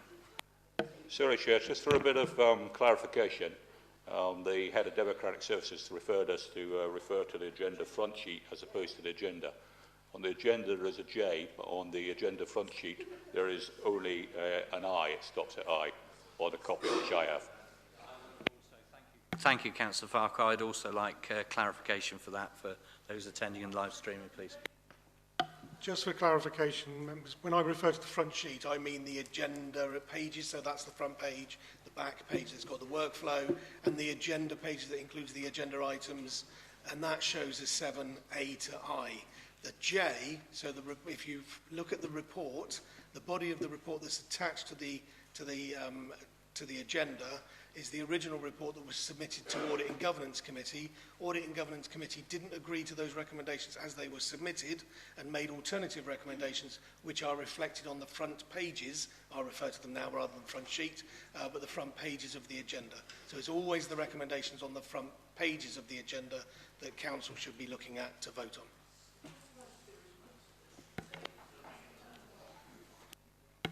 Does any member wish to indicate that they have? No? Okay, thank you. If I may, Well, Chair, you are in, yes, Councillor Farquhar. It is a case of that the documentation is quite clear that it says agenda front sheet 2103 and 23, or the other document is agenda 2103. I may not be alone in this chamber who are actually voting upon what is laid out on the agenda front sheet 2103-23, rather than, I don't know, the first page that I think it was referred to of the agenda. Thank you, Councillor Farquhar.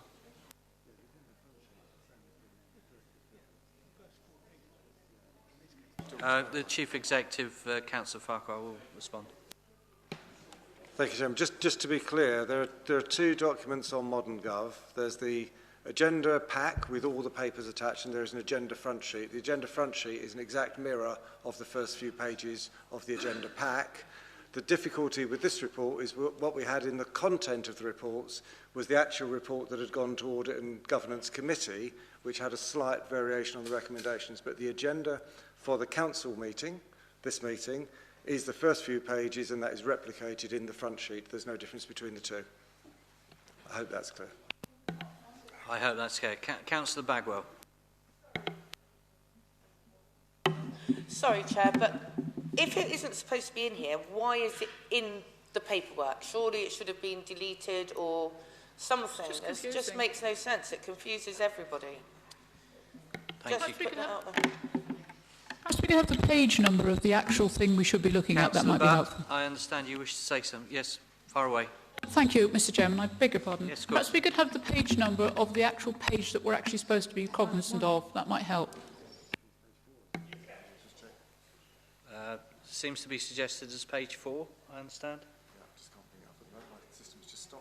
Oh. Councillor Mike Green, please. Mr. Chairman, just hoping to help out here. The one that shows the item J is a background paper. It's letting us know what the full paper was that went to Audit and Governance. Audit and Governance then had their debate and they decided to bring through just recommendations A to I, which are in front of us today, and so that's what we're deciding on. I hope that's helpful, Mr. Chairman. Thank you, Councillor Green. Thank you, members. Right, we now progress to item 8, Cabinet, 8th of March 2023, minute number 131, transfer of green space assets to Christchurch Town Council.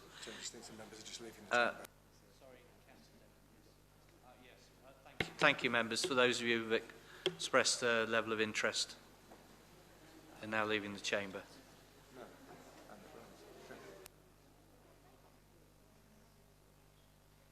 Okay, all those who declared an interest have now left the chamber. Thank you.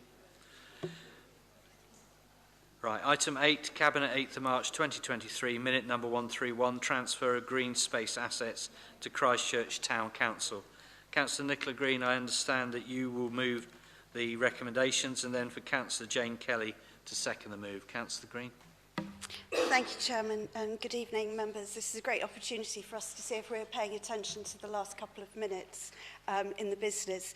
The recommendations that I will be moving is on page 5 of the agenda front sheet, and it relates to a paper that was taken to Cabinet last week, and it will be found on pages 135 to 178 of the background papers. Now, those background papers set out what is happening here, and this, I'm very pleased to report, is the transfer to Christchurch Town Council of 3 sites that had been aspired to by them. And they are the Barrack Road Recreation Ground, right in Christchurch Town Centre, the 2 Riversmeet Skate Park, just behind the Leisure Centre, and Waterman Skate Park, which is very close to St Joseph's School in Somerford. Such are the background and such is the background, and Cabinet have made the appropriate recommendations under delegated powers. But the question that is being asked of Council today is the recommendation C, that we agree to transfer these assets at below the market value under the provisions of the Local Government Act 1972 General Disposal Consent (England 2003) because of the requirement under the Council scheme of financial delegations. I so move, Chairman. Thank you, Councillor Green. Councillor Kelly, I understand you wish to second. Thank you very much, Chairman. Yes, I'm very delighted to second, and I'll reserve my right to speak. Thank you. Thank you, Councillor Kelly. Members' contributions, please. Please indicate you have any. Councillor Iyengar. Yes, thank you, Chairman. Just with all of these, and I remember some involvement, albeit briefly, I had in this as a former Cabinet member, I think actually the wording is unfortunate. So in general, sort of the direction is fine and it's understood. Is in the headline, and what will be therefore in the archives going forward is that assets were transferred below market value. And I actually wish that fact hadn't been there in a very short statement summary of what this thing is all about. Because actually we know the origins was something different, which is something which was agreed at the time when the three councils came together to form BCP. But for that to be the headline, below market value, I think it's, at the very least, could I sort of invite the Cabinet member to just make clear to everybody and for the public record the basis for that being transferred at market value, because left like that, it can leave something open uncomfortably to the residents of Poole and to Bournemouth as to why that's actually being done. Now, those close to it may understand why it's being done, and I think I do. I think a lot of diligence has been put into this, but could you make super clear to everybody what is the basis for that being done, less than market value, but which is fair for all residents of all three towns? Thank you. Thank you, Councillor Iyengar. Councillor Farquhar, I think you were next, then Councillor Slade. Councillor Farquhar.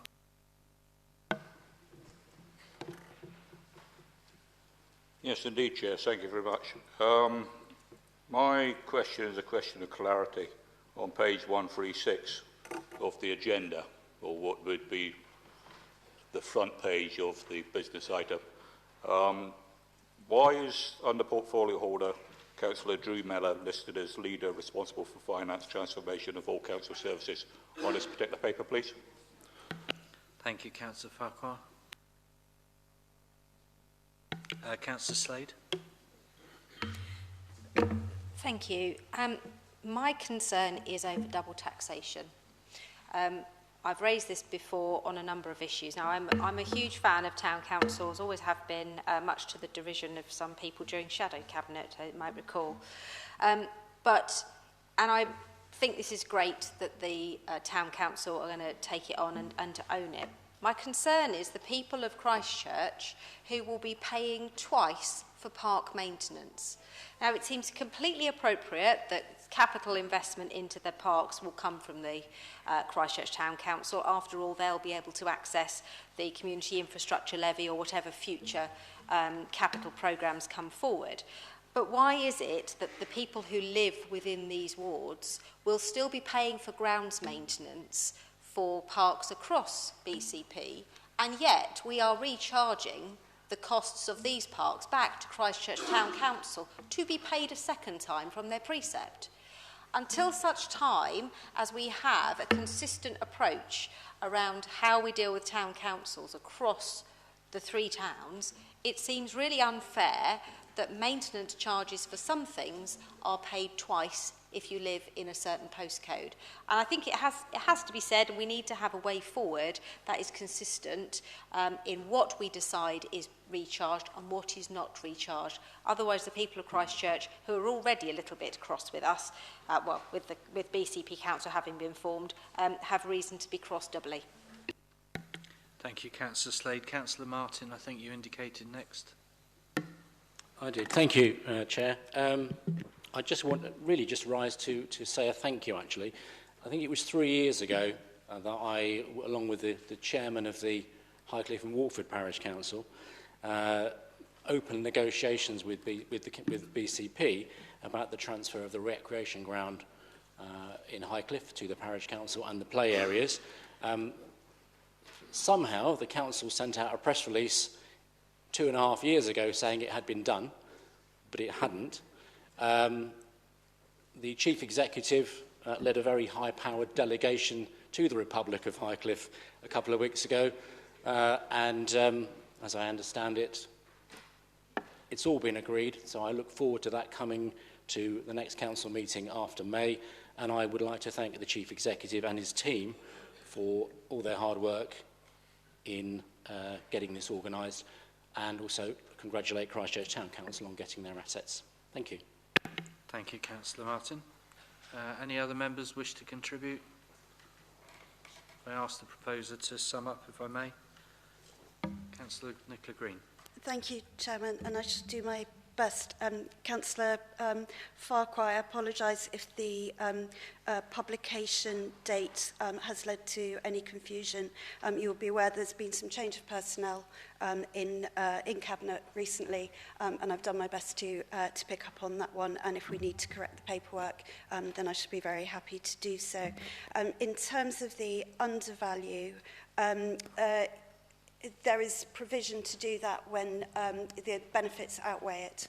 And the aspirations of Christchurch Town Council have been very much at the forefront, albeit in a slightly ponderous would be the wrong word, but it's taken more time, Councillor Martin, than anybody would have wished for. Sorry, Councillor Slade, I accept that there is an equity issue. We have some parishes, we have some areas with neighbourhood plans, and I think that needs to be considered in a wider governance review. There are some particular details in here, and certainly the big driver has been the aspirations of Christchurch Town Council, who are entirely free to raise their precept. And that's always been a challenge for us who live in areas where we don't have that additional layer of democracy, if we can put it like that, who have that precept raising ability. But I think that's something that as we go on with asset disposal towards the other parishes and so on, we can consider when we've got a bigger picture. Thank you, Chairman. Thank you, Councillor Green. Okay, can I have a show of hands, please, for those in favour of the recommendation?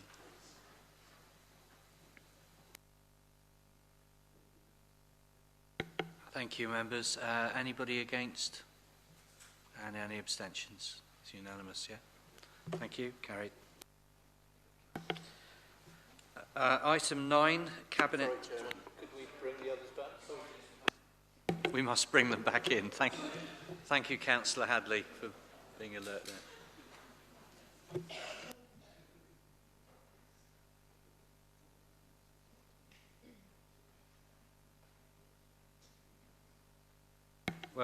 Welcome back, members. We missed you. Right, so item 9, Cabinet 8th of March 2023, minute number 133, BCP Future Places Limited, outline business case for Poole Civic Centre. Councillor Broadhead, I understand that you will move the recommendations, then for Councillor Mike White to second the move. Councillor Broadhead. Thank you very much, Mr. Chairman. I will try not to use the full 3 minutes because we've spent a lot of time on this, and I'm really grateful to all of those colleagues that have partaken in the extensive debate that we took this through scrutiny, and we did that through scrutiny before it came to Cabinet, so we were able to improve further on the recommendations there, and indeed those that took part in the debate when we brought this to Cabinet, where we approved the outline business case for the Poole Civic Centre site. And this paper, along with the next one, are then looking to move the projects through to full business case. That's what we're approving tonight in recommendation D, and in recommendation E we're approving that we will commit to that civic function being maintained at the new venue, and the Poole Charter Trustees will be accommodated within the redeveloped Poole Civic Centre, and also that a location for the coroner service will be progressed by the Council's transformation programme as well. Mr. Chairman, I think it's worth remembering that we set an exam question to Future Places, and by the way, before I forget, in answer to Mr. Sofianos' question earlier on, or maybe one of the other questions, the Future Places have started repaying their drawdown function already, so I can give clarity on that. The exam question that we gave to Future Places with the civic centre sites was, what can we do with the civic centres that, given that we've got a desire to keep them in civic ownership, there's a desire to keep them properly maintained for future generations, to keep that public access to see the fine civic history, support regeneration and in the area, and to optimise returns to the council. And that's a very complicated and constrained brief to work in. If we wanted the cheapest low-risk option, we could just sell them, but that would probably lead in this instance to another vacant site for an extended period, possible repeated land trading, and little control over what was eventually built on the site. And none of the outcomes that we laid out to Future Places would be guaranteed by that. And that's why in both the outline business case and the proposals to take through to full business case, What we're approving here it answers the exam questions that we put to Future Places, looking at a hotel on the site that maximises potential for the heritage building, allows the continuation of the public access, allows the civic functions to be held there. The operator then becomes responsible for paying for ongoing maintenance, brings in 200 plus jobs and reinvigorates the pool hotel market that we just simply don't have as it stands. In terms of access to council functions, it's been a hot topic for many members, and it's something that Future Place have spoken to over 20 different hotel operators, and they say that without exception, every single one of them, this is something they actively want. They think it will be beneficial to the model, and indeed a number of those are absolutely happy to have contractual terms embedded in the operator agreement to allow for that access to be maintained.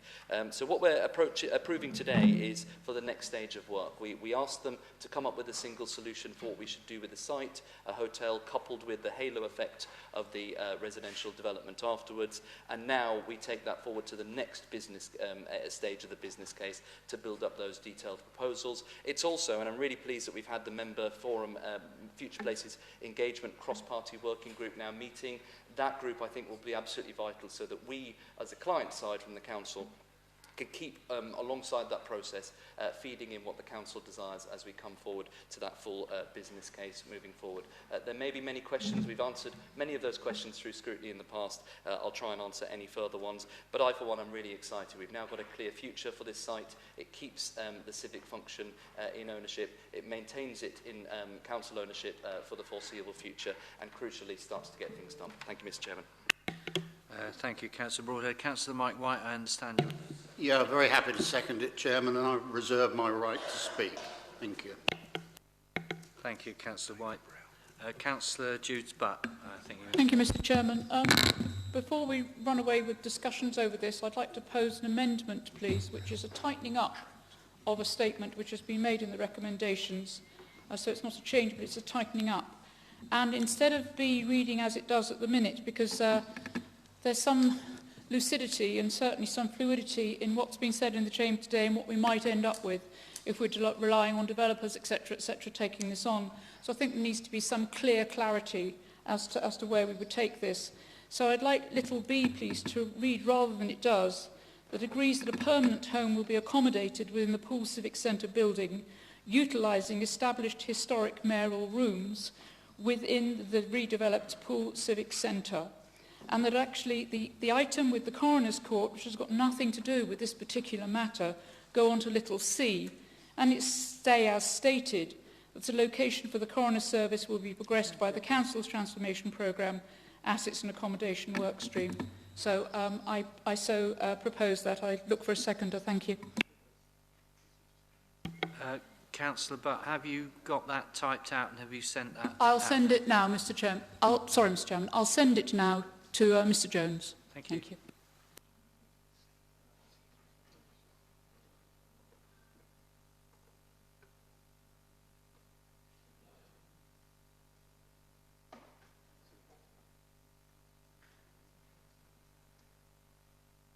Do you wish to add Mr. Chairman, clarity, I think in the Constitution it's I'm able to accept that amendment. I think as what we're moving into the next business case, as I've said repeatedly, clarity on exactly what we want is welcomed. I think that gives the clarity a bit further, so I'm happy to accept that amendment and incorporate it as a substantive.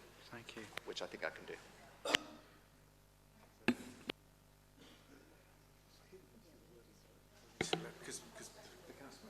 Thank you for the sentiment, Councillor Broadhead. We just need to see the wording, and that will be shared almost immediately.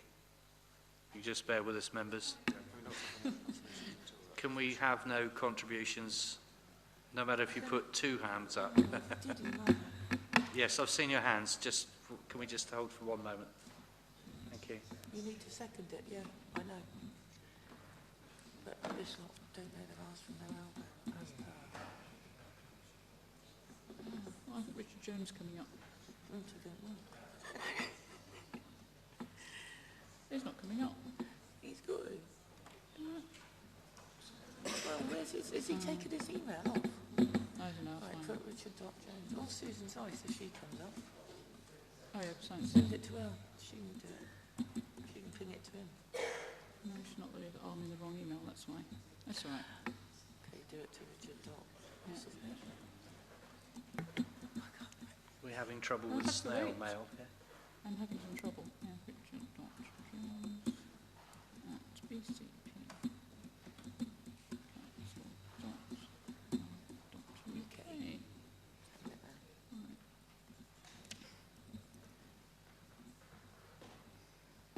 So sent, Mr. Chairman. I'm so sorry it took a while. That's technology.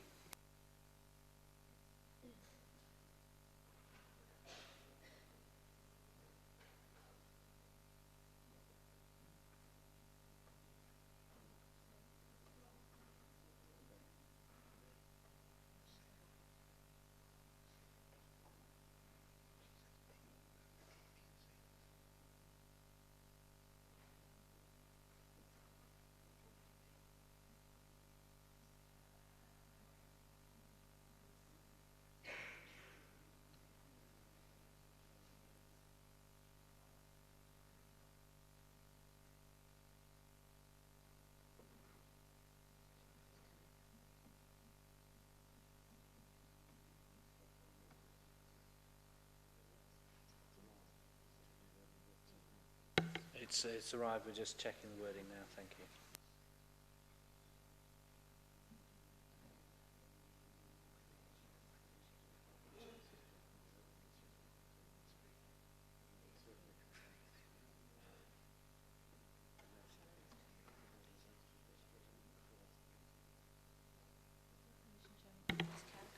Yes, Ms. Seiss, if you could add some clarification.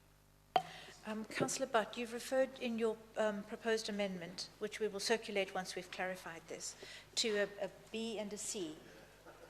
I wonder if you rather meant an amendment to E and adding an additional F.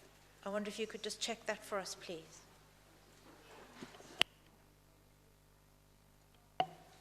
Because matters B and previous have already been resolved by Cabinet. If I can help, Chair. I'm certain that I can't see, but I'll trust your good judgment on that, Mr. Ice. I'm sure that's fine. Thank you.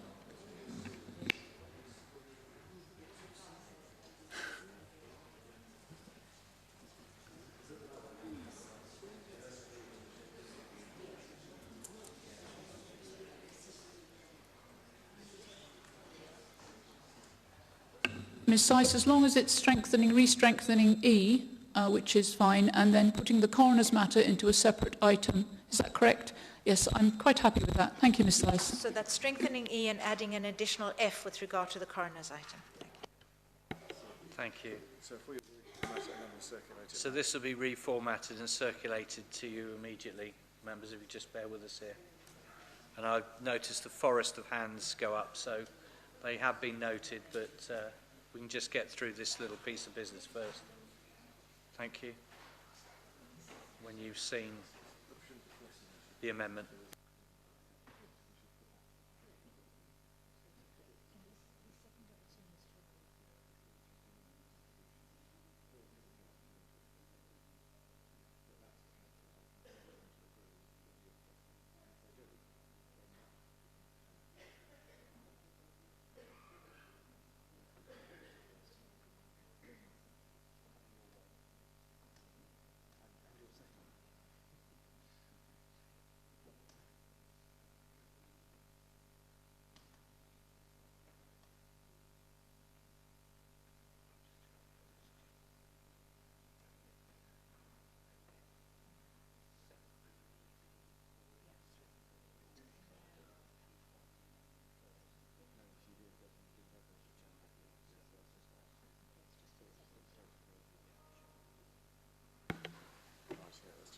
I guess it's all arrived by the chime.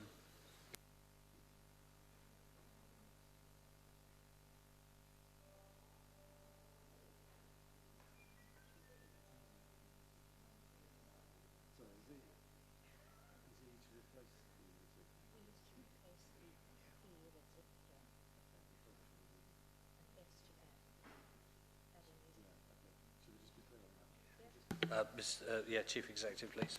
Thank you, Chairman. I just want to confirm that what's been sent out is a replacement for recommendation E with an amended wording and a new recommendation F. So you'll be asked to look at D, E and F if this amendment is agreed. Okay, thank you. Okay, so Councillor Broadhead, you've seen the proposed amendments. Would like your opinion, please. Thank you very much. I'm either happy to second or I'm happy to accept it as a substantive, whichever is easier. Thank you. To accept it, yeah. And your seconder will obviously agree. Yep. Agreed. Happy to second. Thank you, Councillor Green.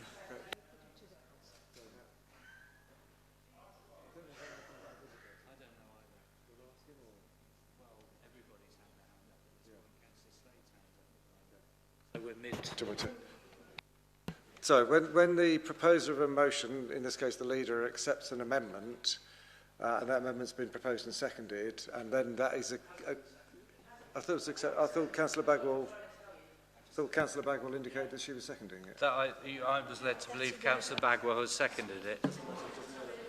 Chairman, I'm happy to second Councillor Butt's amendment. Thank you. So Councillor Iyengar's happy to second anyway of Councillor Bagwell. In which case, Chairman, the question now is, does the Council as a whole agree that that becomes the new substantive motion? Yes, so does the Council as a whole agree that that... Straight majority, no discussion. Straight majority, no discussion. Agreed, agreed. Thank you. Anybody against? Abstain? No, thank you. Motion for discussion. So that is now the substantive motion for discussion. Right, there's only 2 or 3 people who haven't had their hands up in the last 10 minutes, so this is going to be a little bit difficult. Well, the hands I can see at the moment, Councillor Stribley, Councillor Slade, Councillor Trent, and we'll go back from there. Councillor Stribley? Thank you, Chairman. Just a query. I wonder if somebody could answer this question. Whatever is decided here tonight doesn't actually bind a future council, does it? Because a new council can make a new decision and change what is decided already. Am I correct in that assumption? There is a specific a part of the Constitution that will give a limitation to that, please. Sorry. So, Councillor Stribley, yes, the new council can make a new decision, but not until after a period of 6 months from the date of this decision. Thank you for that clarification.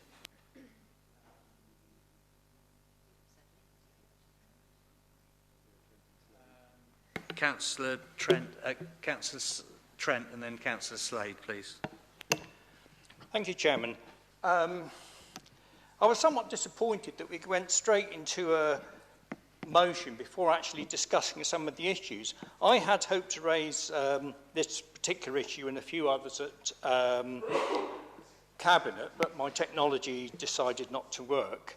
But my understanding is that it will take many, many years for the Poole Civic Centre, the bit that would go back to the Charter Trustees, to actually be available to the Charter Trustees again. I found, as Mayor of Poole for the last 9 months or so, wildly frustrating because we've had no base. We have to hold our Civic Working Party meetings here in Bournemouth.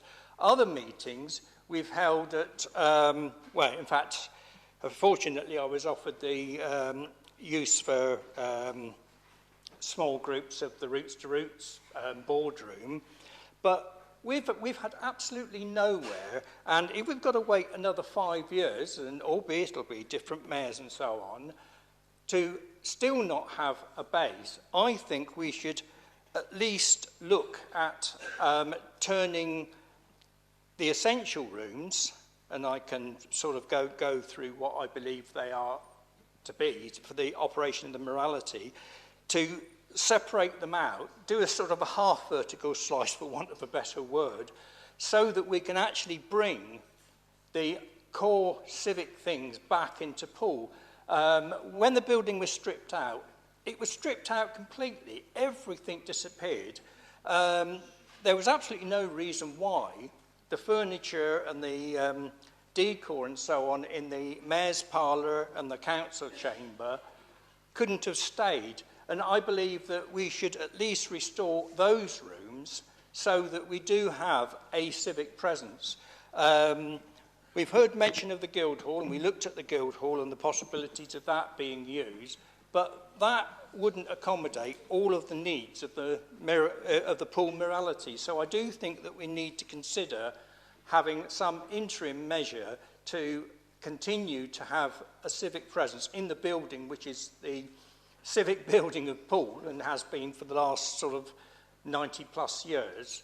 And, you know, so that we actually do a vertical slice. Whether or not we negotiate joint use of it later on, I actually think that there are some rooms that shouldn't be jointly used. When I was walking around with Future Places, they were saying, oh, they might want that as a restaurant and things like that. And you think, well, no, actually, that is a council chamber. That is a historic room that you can't really, you know, but there are other rooms that I think could be shared. But we really do need to look at what we're going to do over the next few years before anything happens, because you know, with the economy as wobbly as anything, you don't quite know what's going to happen when, but we need something to accommodate the civic functions of Poole and the Poole Charter trustees in the interim. Thank you, Councillor Trent. Thank you. Councillor Slade, please. I'll withdraw. Thank you. I'm sorry? I don't wish to speak at this time. Thank you. I've changed my mind. He said what I wanted to say. Councillor Brown. Thank you for your patience. Thank you, Chair. We've already heard from members of the public earlier in the public questions at the start of this meeting some concerns raised about this whole proposal with Future Places. So I'd like to propose an amendment to paragraph D, which I think will be distributed momentarily.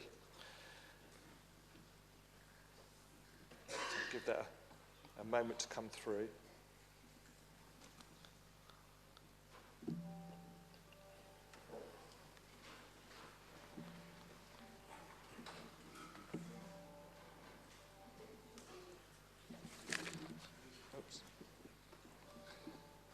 So yeah, my amendment, I'd like to, rather than agree to move the project to full business case, I'd like to resolve that this council resolves not to move the project to full business case stage and not to commit costs estimated at 1.061 million at this time.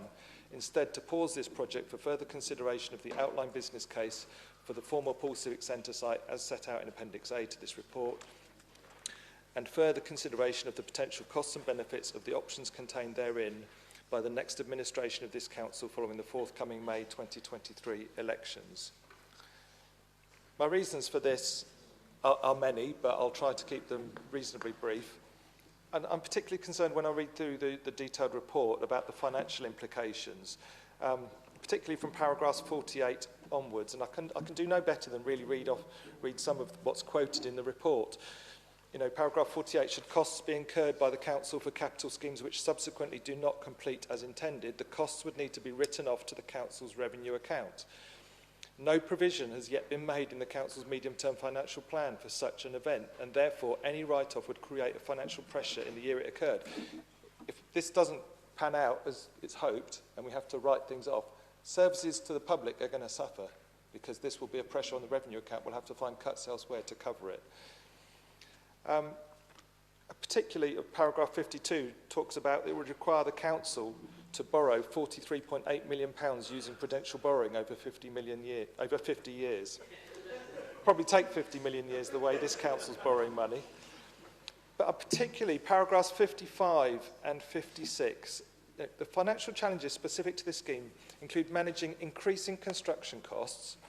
Who knows what the future holds in terms of construction costs, changes to borrowing costs and interest rates, who knows where that's going at the moment, and the wider economic effect on sales values that can be achieved. The current modelling indicates a viability gap of £1.3 million per annum between the annual cost of operations and servicing the debt compared to the income it's forecast to generate. So we're already forecasting that there's going to be a budget gap. Sufficient timely sales values would need to be obtained to avoid becoming a revenue pressure. Paragraph 56, consequently, members need to assure themselves that these challenges can be overcome and are not insurmountable before agreeing to commit further sums. Well, I don't know about you, but personally, I'm not assured that those sort of challenges can be overcome in the future before agreeing to commit further sums, and that's why I'm making the amendment here. Paragraphs 57 and 58 and paragraph 62 also sort of cause me a lot of concern when you read through the financial implications of this decision. So yeah, I'd like to propose my amendment. I think I've got a seconder. Mr. Chairman, I'll make a point of order before it's seconded, please. Councillor Green. Thank you, Mr. Chairman. Under Procedural Rules Appendix 3, paragraph 9, I think it is, paragraph 6, an amendment shall not have the effect of negating the motion before the Council. And I would argue that this does indeed negate that, Part D. I believe it is quite possible for Councillor Brown to propose to delete paragraph D, but not to insert the paragraph that he has suggested would be amended. But maybe the monitoring officer will be able to advise. Thank you for that point of order, Councillor Green. Ms. Ice. Thank you, Chairman. So in looking at this amendment, perhaps the wording is a little, I don't want to say the word clumsy, but we only received it a few minutes ago. I don't believe it negates the actual motion, because if the amendment read, for example, that Council resolves to pause the project without using the words not to move the project and not to commit the costs, I don't think the effect of the amendment is to negate the motion. Thank you. Thank you, Ms. Sice. So yeah, I'd like to propose that amendment, and I think there was a seconder. And you have a seconder, and Steve. And I'd also like to, whether it's now, ask for a recorded vote, because I think at this time it's important that the public know the names of councillors who are going to agree to put a further £1 million plus at risk of council taxpayers' money at risk for such a project. So I'd like to ask for a recorded vote on this as well. Thank you, Councillor Brown.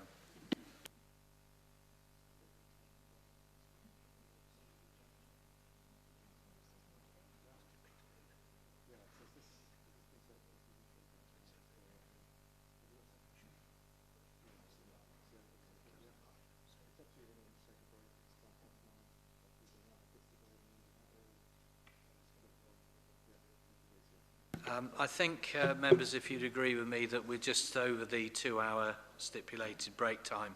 So I would propose that we take a break at this moment and reconvene in 15 minutes' time. Thank you.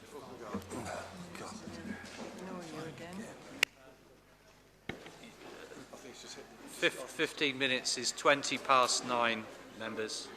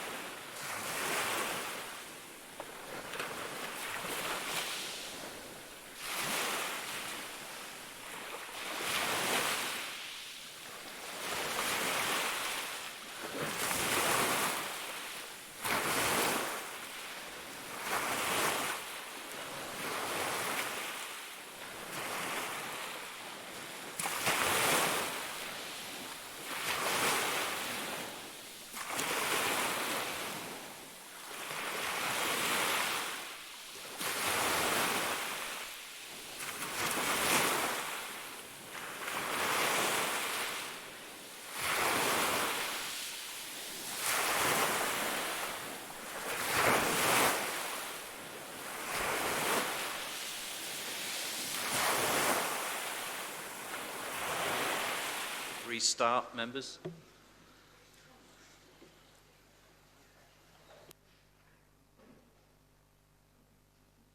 Okay, thank you. Live stream has restarted. Before I continue, members, a couple of members have come to me during the break saying that there seems to be a number of general conversations going on through debates, which for those members who find it relatively hard of hearing, they can't follow the debate. So if you feel the urgent need to have a conversation, please consider those around you who need to listen and want to listen to what's going on. Thank you. I'm just about to call Councillor Bartlett, who's walking around with his laptop. Okay, Councillor Stribley, thank you. So we're only one or two members missing now.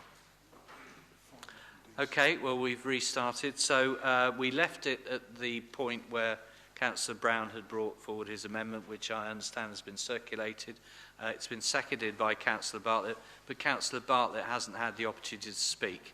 So I would like at this point to call Councillor Bartlett to enunciate his seconding of the amendment. Thank you, Chair. Yeah, I'm very happy to second this amendment, but I reserve the right to speak later if I may. Thank you, Chair. Bingo.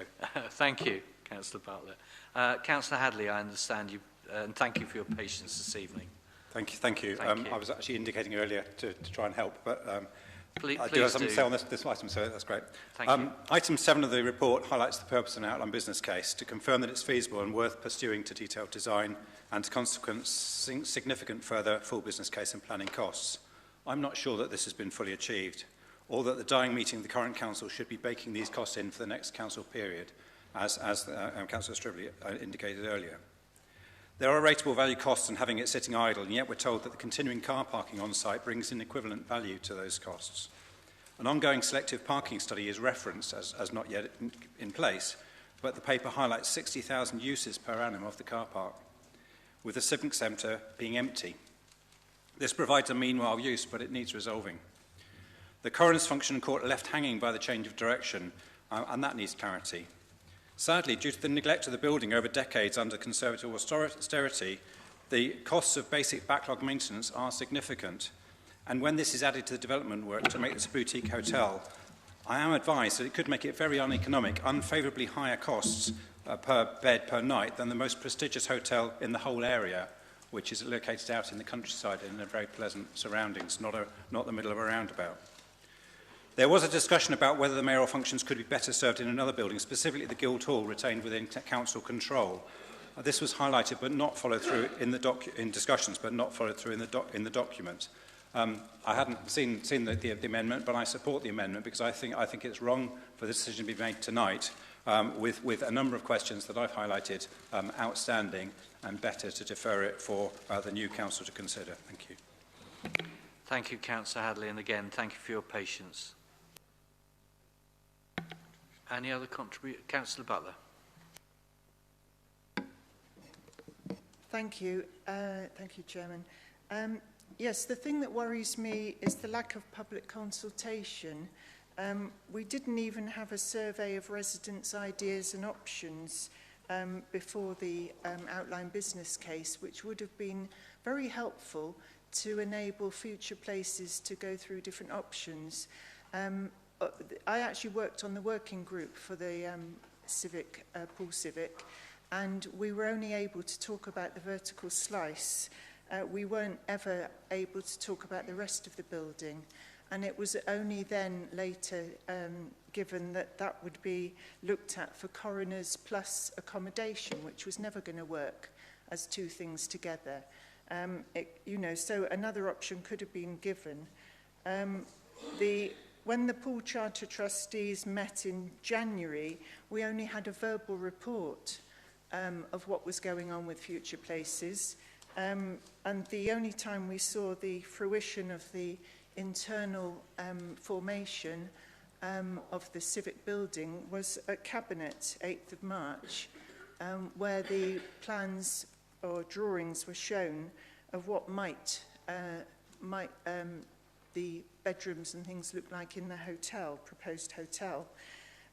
So I was very disappointed that the coroner use wasn't even considered at the case, and also that the cost of all this, which has been discussed, to go to full business case, which is actually going to be in two parts, one for the hotel, one for the residential site, is going to be expensive.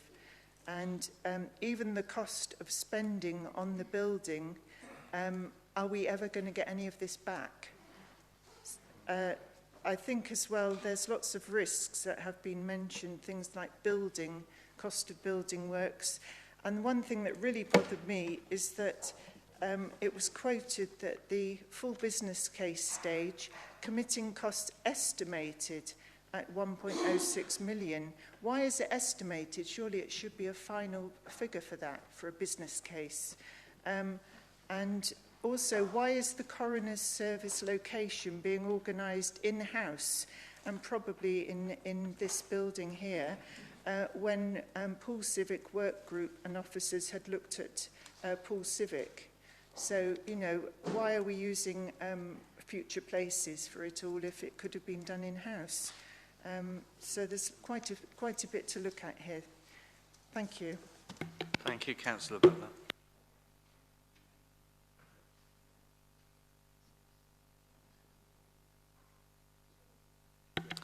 So the next name down, Councillor Evans, please. Thank you, Chair. I don't know if you just want me to address comments to the first part of the amendment, or if we're going to discuss the other parts as well about the Civic Centre for the Charter Trustees and the Coroner's Court. We're debating the amendment. Fabulous, thank you so much. First of all, paragraph 39, there's a claim that Future Places has consulted Poole Town Ward councillors on the outline business case. And I'd like to state for the record that this is blatantly untrue. We've not been consulted on at all or had a chance to raise objections. Reading through the appendices, I'd say that the halo effect is equivocal at best. There are lots of risks and liabilities, let alone expense for the council to take on, so I'm unable to support the proposal and fully support the amendment that's been brought. I'd like to know, why has the option of obtaining planning approval for the site and then selling it at a much higher value not been explored like it was for the Christchurch Civic Centre? I think that's quite an oversight within this OBC. And lastly, I'd like to say, if you want to play Monopoly, please do it with your own money, not the residents'. Thank you. Thank you, Councillor Evans. Councillor Moore, please. Yeah, thank you, Chair. Well, I want to support the deferral. Having said that, I am not totally against the idea of developing Poole Civic Centre building into a hotel, but my problem with these proposals lies with the finances and the risks which go with them, as has already been outlined. And I think it would be actually much more sensible to defer this decision until after the election to a new council who can then decide the future of Poole Civic Centre. And I say this as someone who is extremely fond of Poole Civic Centre, having spent 20 years of my life working in that building, a significant building which has served Poole well and deserves better treatment than we are able to give it here and now. I support the deferral. Thank you. Thank you, Councillor Moore. Councillor White, I understand you were next. Oops. Thank you, Leader. I must admit I'm not at all clear what some of the members opposite are after. I mean, one of them is asking to press ahead as soon as possible with facilities for the mayoralty, and another one wants to scrap the whole project or put the whole thing on hold. I mean, to me, this is a really important project for Poole and the people of Poole. And let's be clear, we're committing here to a full business case that has a defined and specific budget. It's not a commitment to go ahead with the project. That's something we'll look at further down the line. So I cannot support this amendment. Thank you. Thank you, Councillor White. Councillor Slade. Thank you. So this proposal is to spend more money now, 6 weeks before this council winds up and a new council starts, with 76 fresh councillors with 4 years ahead of them.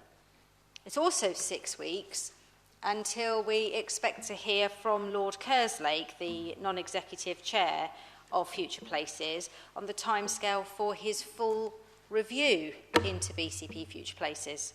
Now, I met with Lord Kerslake last week, and I told him that we fully intended to submit a proposal to defer a decision on spending more money on this project. He was, as you can imagine, a little disappointed, but he understood that it wasn't appropriate, in our mind, to commit the future council to the spending of over £1 million at this point in time on a project that has so many risks and so many unknowns. This proposal is not suggesting that we don't go ahead. It's suggesting that we don't go ahead at the very last meeting of a council when we have no idea what Lord Kerslake's review is going to say. He has promised a review into the scope, the scale, the direction of Future Places, and that is due towards the end of May. Why would we rush this through now, committing money for a project that one council has just said may not even go ahead, when we are simply suggesting that we press the pause button until the new council can make sure that every one of the new 76 councillors is able to be fully briefed on how Future Places works, give Future Places a fresh start and potentially a fresh impetus, and make sure that everybody's behind it, everybody's been consulted, including the ward councillors in Pooltown. We already know that at least one of the councillors in Pooltown will be new, because Councillor LJ Evans is not standing again. So that new ward councillor deserves a right, if nobody else. I have also confirmed at our members' engagement meeting last week, where the leader was present, that this is the sort of project that all members should be getting a big oversight on, and the Pool Charter trustees have had a very brief briefing, but really not enough for such a significant project. So I completely support the pausing of this project and let the new councillors make their decision in May. Thank you, Councillor Slade. Councillor Howell, please. Yeah, thank you. Yeah, it does worry me that we can have a statement in the report right up front saying that ward councillors have been consulted and indeed agree with the proposal, when in fact, no, we haven't been consulted. You know, we haven't heard anything more than the comments and the address made to the Pool Charter trustees, where we had a discussion about this actually the day before the business case was actually published, so we hadn't even had an opportunity to read that. So, you know, what value can we put in the consultation processes generally if you know, that falsehood is included in a report? I've always been a strong advocate of maintaining the civic function in a proper way that allows the mayor to do his duty or her duty. And, but it has occurred to me recently that, you know, a lot of the, with the spiralling costs of the proposal, the complications of the proposal, a lot of those are caused by the need to keep the civic function. But we haven't been asked as Charter trustees whether there is an alternative proposal, solution.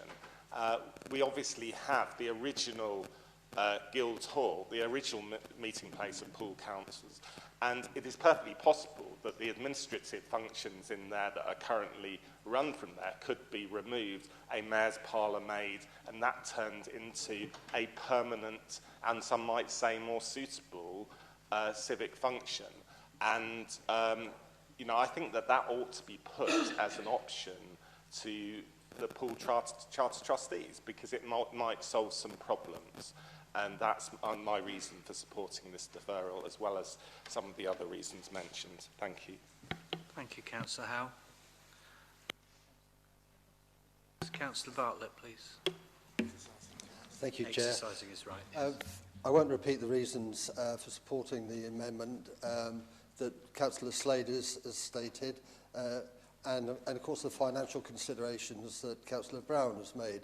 These are clearly very good reasons to further consider the proposals.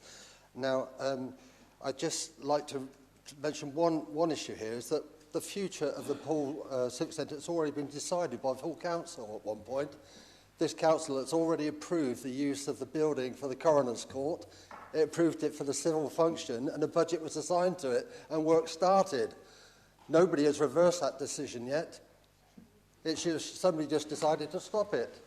And here now we have, another proposal, and it doesn't even mention the earlier decision made by full council. Now, I did raise this at the cabinet meeting, and Councillor Broadhead said, well, that decision was taken hurriedly, and it just shows if you rush a decision, you can get it wrong and make a mistake. Now, actually, there is no reason why we need to rush this decision through either, is there? We can delay it for a few weeks until the new administration is in place, and we can get some of these questions asked, particularly the financial considerations, which are raised in the paper. They are raised. They're raised by Future Places, not necessarily just by Councillor Brown. They are in the report itself.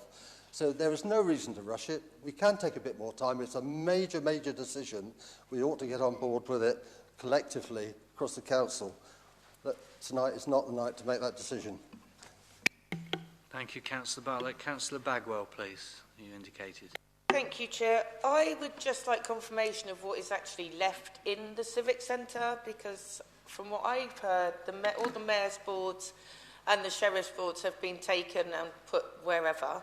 We know the regalia is here.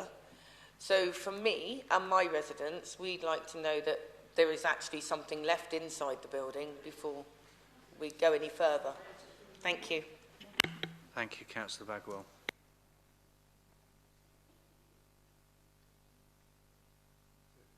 Councillor Farquhar. Thank you, Chair. It's difficult to speak to the amendment except in support when so many questions are being asked. I mean, whatever way the vote on the amendment goes, I think the question needs to be asked as regards paragraph 39. Future Places have consulted internally with the following councillors on the Poole Civic Centre OBC. Councillor Steve Barron, lead member for Poole Rejuvenation, and with the Poole Town and Parkstown ward councillors, the Mayor and the Sheriff, with no objections received. Surely, if this meeting has gone ahead, there will be minutes and documentation of that actual meeting and that consultation. So my question would be, where are those meeting minutes? When did that meeting take place? And why is it that it's been presented as an outline business case by Future Places that a consultation has taken place, but the ward councillors themselves have no recollection of such a consultation taking place? So my question, regardless to the amendment of whichever way it goes, is where are the minutes of that meeting? What was discussed? And where is it documented that no objections were received? Thank you very much, Chair. Thank you, Councillor Farquhar. Councillor Nicola Green, you indicated first. Thank you. Thank you, Chairman. I am fully behind the proposal to move to full business case on this item, a move which will, of course, require extensive consultation, which will answer a number of the questions that have been raised this evening. And let's not just park it on the, oh, that's a bit tricky pile. I'm also interested that Councillor states that she'd made this proposal last week, and yet no one had the courtesy to inform Democratic Services until this item had already begun. However, where I must challenge is to point out the irony of those on the opposite benches lecturing this administration on how to run a capital project. One of my first actions as a portfolio holder was to pick up a schools capital project that had begun under the watch of as portfolio holder for finance of the proposer of this amendment, where I was told there was risk to the financial envelope. I asked for the business case which sat behind the proposal. There was none. I asked for the background papers on which Cabinet had made the decision. There were none. That's right. I thought, I'll check through the governance arrangement for the capital programme. Oh, there aren't any. I'll look at the generation of the paper, because that'll show the grip of Cabinet, won't it, on the scheme? But it didn't. The draft of the paper was the final paper with no change, no scrutiny, no challenge, no grip. The scheme was indeed a sound one. It's delivered an excellent outcome, and it even reflects value for money. but not as a result of any input or understanding of the financial implications, building costs or governance as put forward by the previous administration.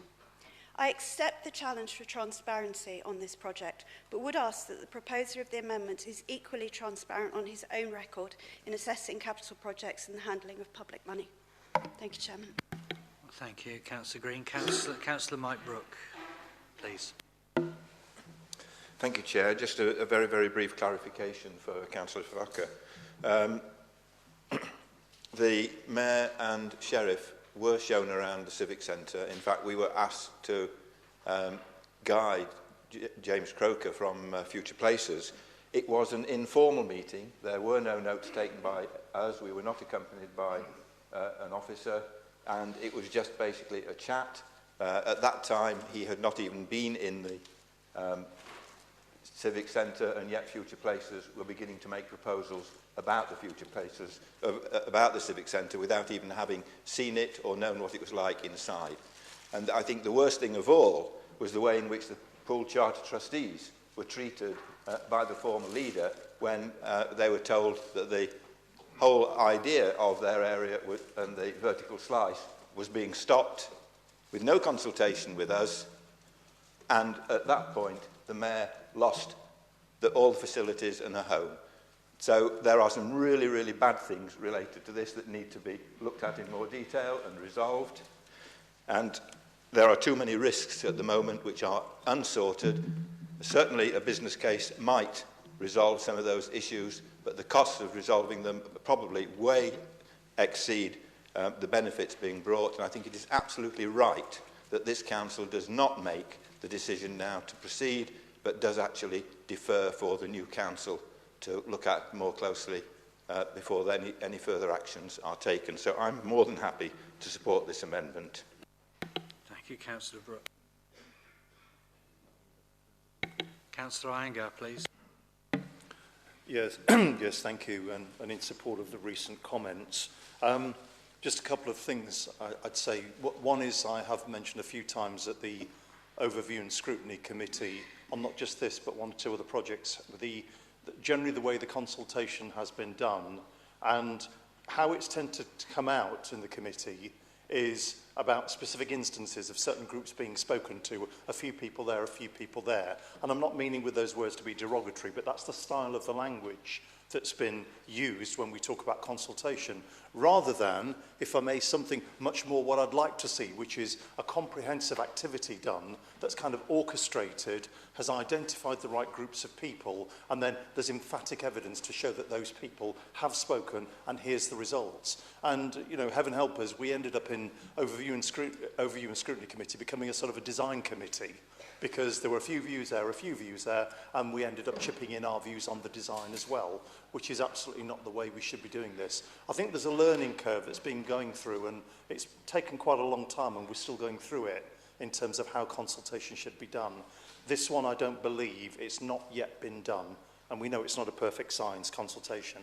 The second thing is about the timing, and now that we are at just about coming up to election, can I add only one thing to what's been said probably? It is absolutely unfair of this council to stick a new administration with this project. Completely unfair. Something like this, like any big complex project like this, needs the absolute leadership behind it and a coalition of strong leaders and the support of the House behind it whatsoever. Who on earth can tell in this chamber here tonight that the group of people who will succeed, some of us, all of us, whatever, in May, June next year, will be behind it? The worst thing we can do is put with them a project that none of them feel ownership for. It's not fair to them, and it's certainly not fair to the residents and the taxpayers' money as well. Thank you. Thank you, Councillor Iyengar.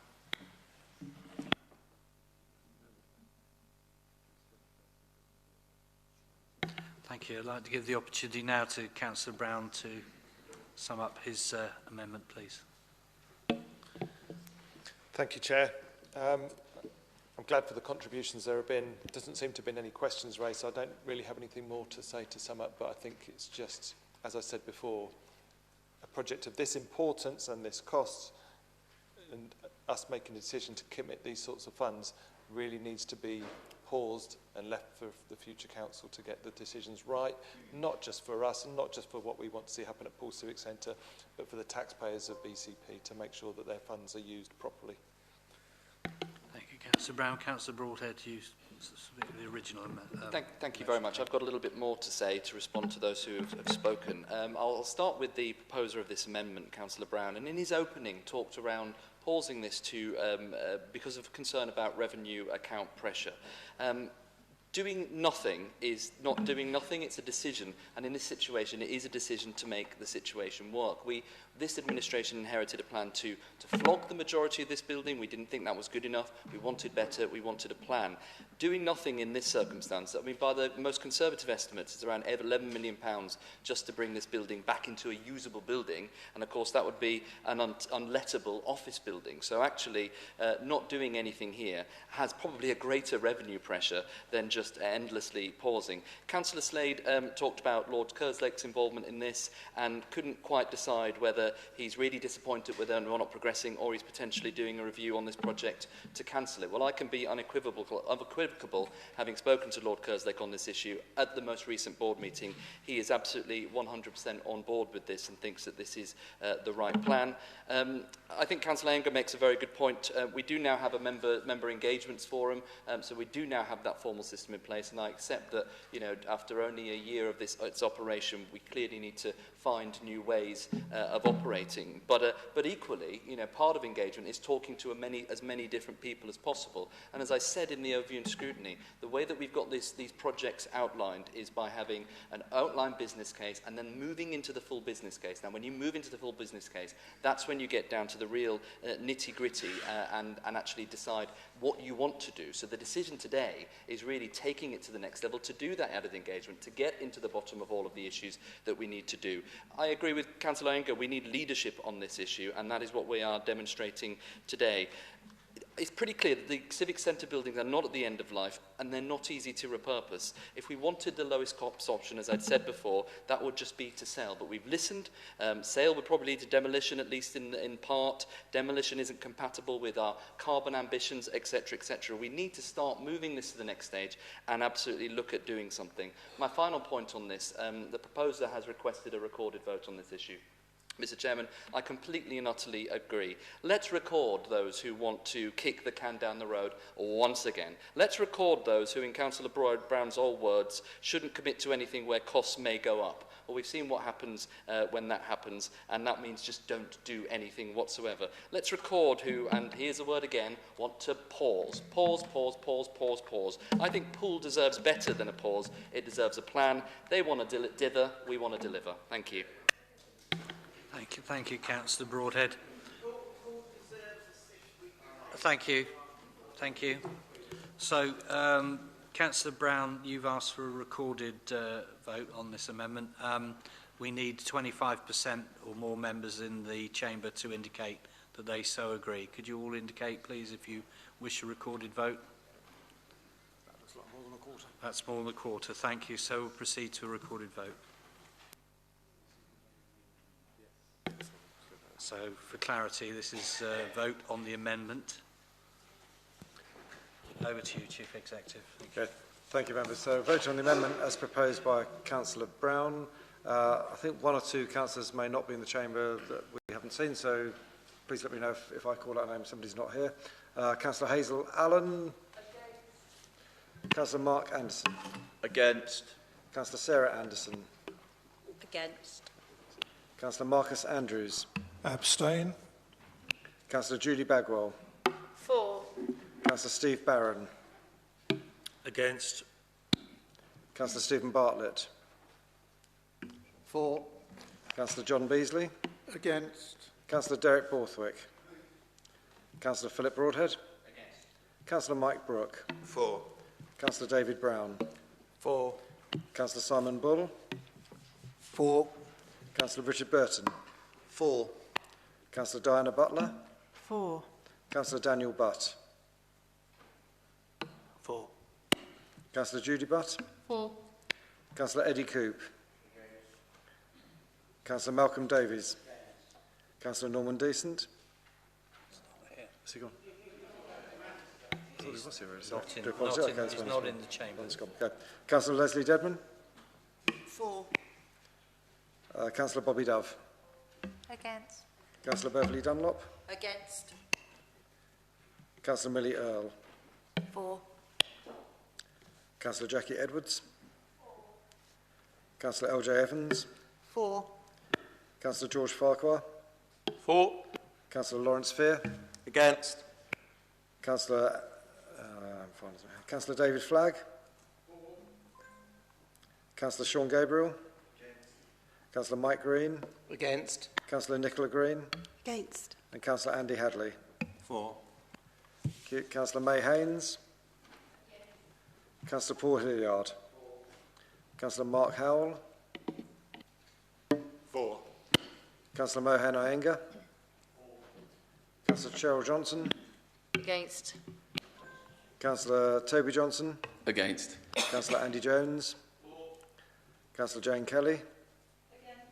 Councillor David Kelsey. Councillor Robert Lawson. Against. Councillor Marion Le Pedvin. For. Councillor Lisa Lewis. For.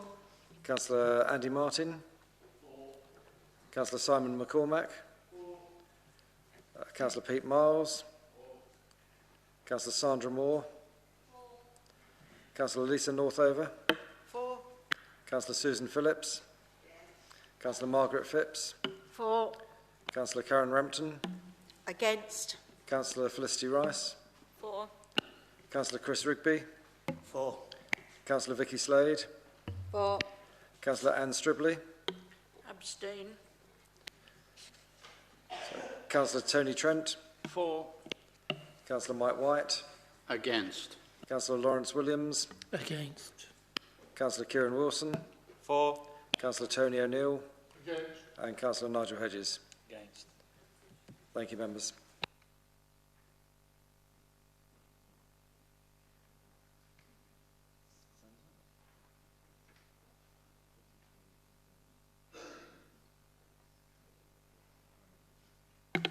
So 33 for, 27 against, so it's carried the amendment.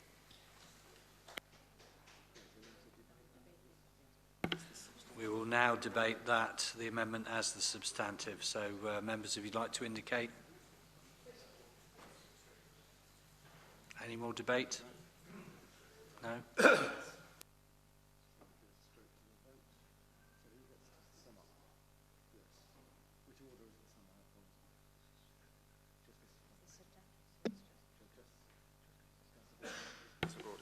Yes, please, Councillor Broadhead.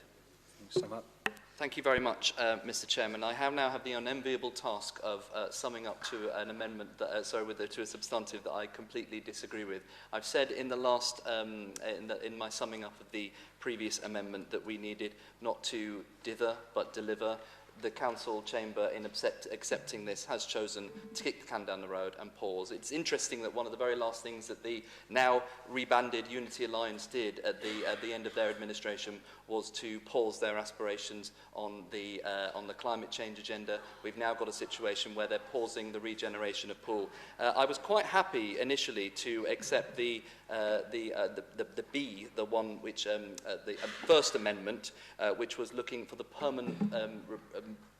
permanent position of putting the Poole Chartered Trustees in this building. If we're now going to pause this, I think it's absolutely incompatible with making a decision where we don't know what to do with the next steps, to make that decision as well. Therefore, I will not be supporting the substantive as it stands. Thank you, Councillor Broadhead. So, straight to the vote, never recorded. Nobody's asked for it, so show of hands. Nobody's asked for a recorded vote on this, so can we go to a show of hands? Okay. So, those in favour, please indicate. The amendment. The amended substantive motion. Sorry, Chair, I think you might have to start again and do it.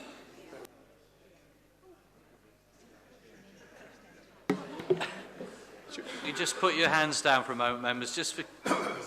Should we get, Chair, There's no more debate. Yes, Councillor Iyengar. Sorry, just clarification, Chairman. Is what we're voting on now the motion with Councillor Butt's amendment, with Councillor Brown's amendment?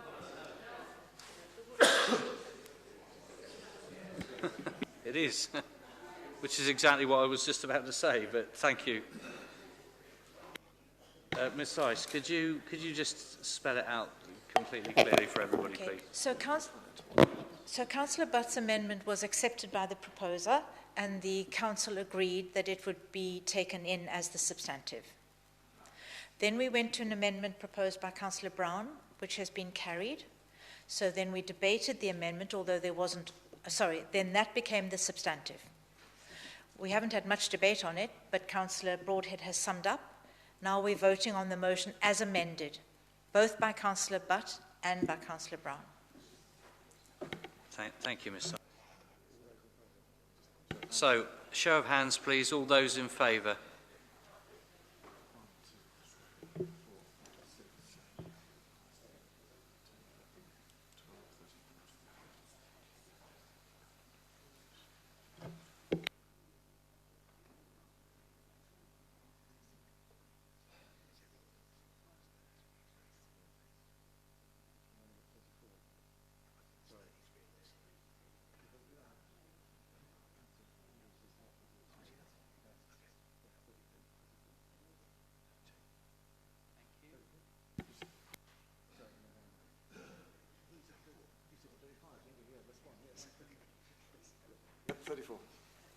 So 34 for. For against, please. Against? Right. And abstentions.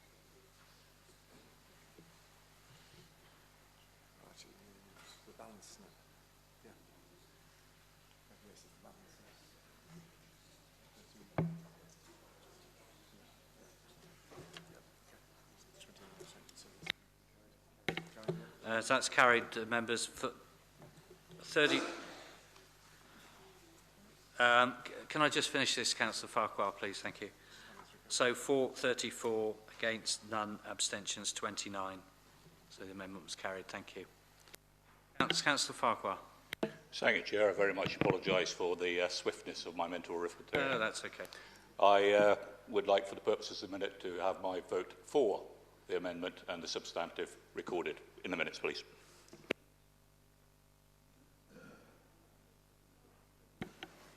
The Chief Executive has acquiesced to that request. Thank you. Item 10, Cabinet, 8th of March 2023, minute number 134, BCP Future Places Limited, outline business case for Christchurch Civic Centre site. Councillor Broadhead, I understand that you will move the recommendations, then for Councillor Nicola Green to second the move. Councillor Broadhead. Mr. Chairman, I've got to find the page. Can anybody help me with the page number? Really there. Sorry, I'm swiping away. Was it?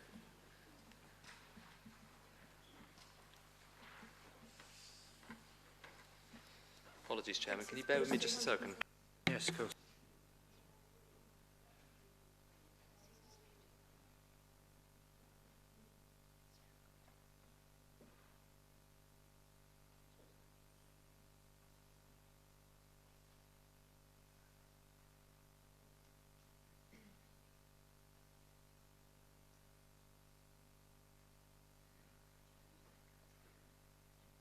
Apologies, Mr. Chairman. Thank you, Councillor. I was on the wrong bit.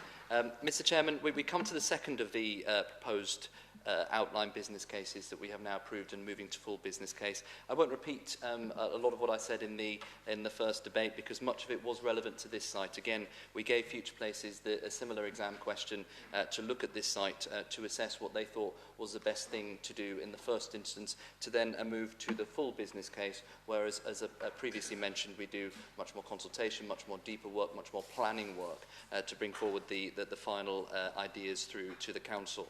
In this circumstance, again, that we'd had Future Place had very significant market interest for repurposing this building as a hotel. Again, an 84-bedroom hotel.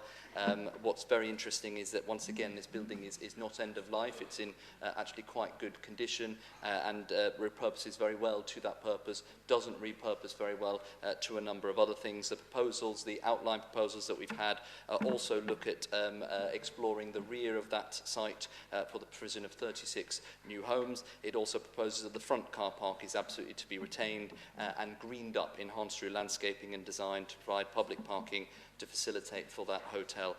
Again, I think it is worth reiterating that what we are agreeing at this stage is to get on to the next stage of work, to do that due diligence, that further consultation, to bring forward the final proposals back to this council. It is not making a final decision, but what it is doing is saying we don't think it is good enough to just keep on pausing. We do need to start making decisions. Again, I'm grateful to members that partook in the excellent debate at the scrutiny meeting for this one.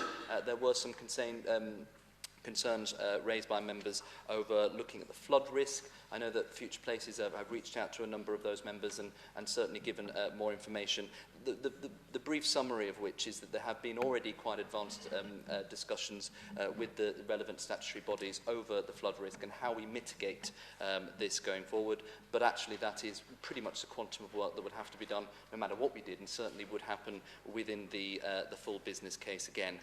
So I believe that what we have to recommend for Council today is to move this forward to full business case. One kind of final point for me, we keep talking around Future Places that this is a kind of mythical identity. As I'd said in the opening questions and answering to members of the public who perhaps didn't quite understand the function, this is a municipally owned, fully council-owned regeneration company. It is essentially our regeneration arm. If we were sat here asking our internal officers to get on with a project, we probably wouldn't have the figures next to us because that's not how we operate within the functions. I actually think doing it this way gives us clarity and some certainty, as Councillor Mike says, of what the certainty around the upfront cost of preparing these plans are, and also, as I mentioned before, enables us then to get the projects to pay for them rather than it coming out of the revenue budget. If we were stood here in 6 weeks' time with members deciding not to proceed or to do it in an entirely different way, you'd have to find the revenue funds for it. So I do think that this is absolutely the right time to be progressing this to the next level, and I think is a really interesting and decent plan for Christchurch. Thank you, Councillor Broadhead. And the seconder is Councillor Nicola Green. Thank you, Chairman. I formally second the recommendation and reserve my right to speech. Thank you. Councillor Martin, I think you were the first to indicate. Yes, thank you, Chairman. I have an amendment to the recommendation. It was given to Democratic Services yesterday, and to save Councillor Green doing himself an injury bobbing up, again, it doesn't negate the initial recommendation. So I'm happy to... I do have a seconder, Councillor Phipps. I also would like a recorded vote. I'm happy to pose it now or whatever. Thank you, Councillor Martin. The email has been circulated now.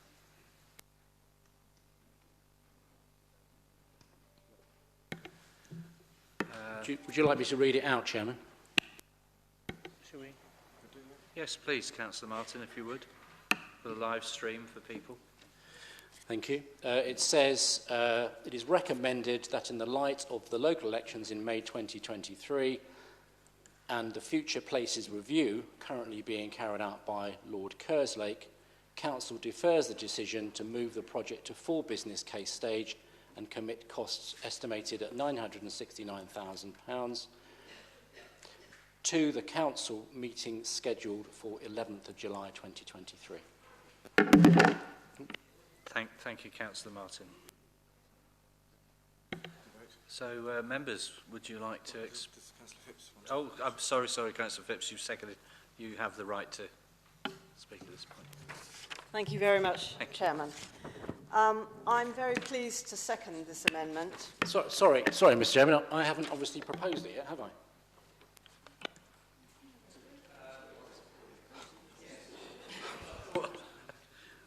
Councillor Martin, please. Yes, thank you. Thank you for paying attention. The floor is yours, sir, then. Thank you. Okay. One thing that we can probably all agree on in this chamber is that the reputation and success of any council rests to a large degree on the trust and confidence the public places in it. This administration, I would argue, really does have a problem on that score. That's become very clear over the last 2.5 years. Even in the run-up to the local elections, there are issues. Inevitably then, in my view, the same lack of confidence and trust, rightly or wrongly, attaches to BCP Future Places. For a rather complicated, opaque, council-owned technical company, Future Places is remarkably well known in the community, and not in a good way. The concerns about Future Places are numerous and well known, and all of Councillor Broadhead's slick sound bites, like, I can't remember what it was now, delivery, not dithering, or whatever, can't gloss over those things. The reasons that it was set up in the first place, the involvement of politicians in the first place, which is something I don't think Future Places has ever recovered from. The governance, the financing, the business model, the loans, the rate that money is being spent, the consultants, the projects, and of course the value or not for the taxpayer. The risks associated with Future Places have previously been outlined by the Chief Financial Officer, and the finance of this council are already in a difficult situation, and we've seen from other councils where this can end up. It is clear to me that the residents of Christchurch, and quite obviously across the conurbation, remain deeply concerned and sceptical about the company and about its lack of transparency and accountability. And clearly councillors do too, otherwise we wouldn't have just seen the vote we saw.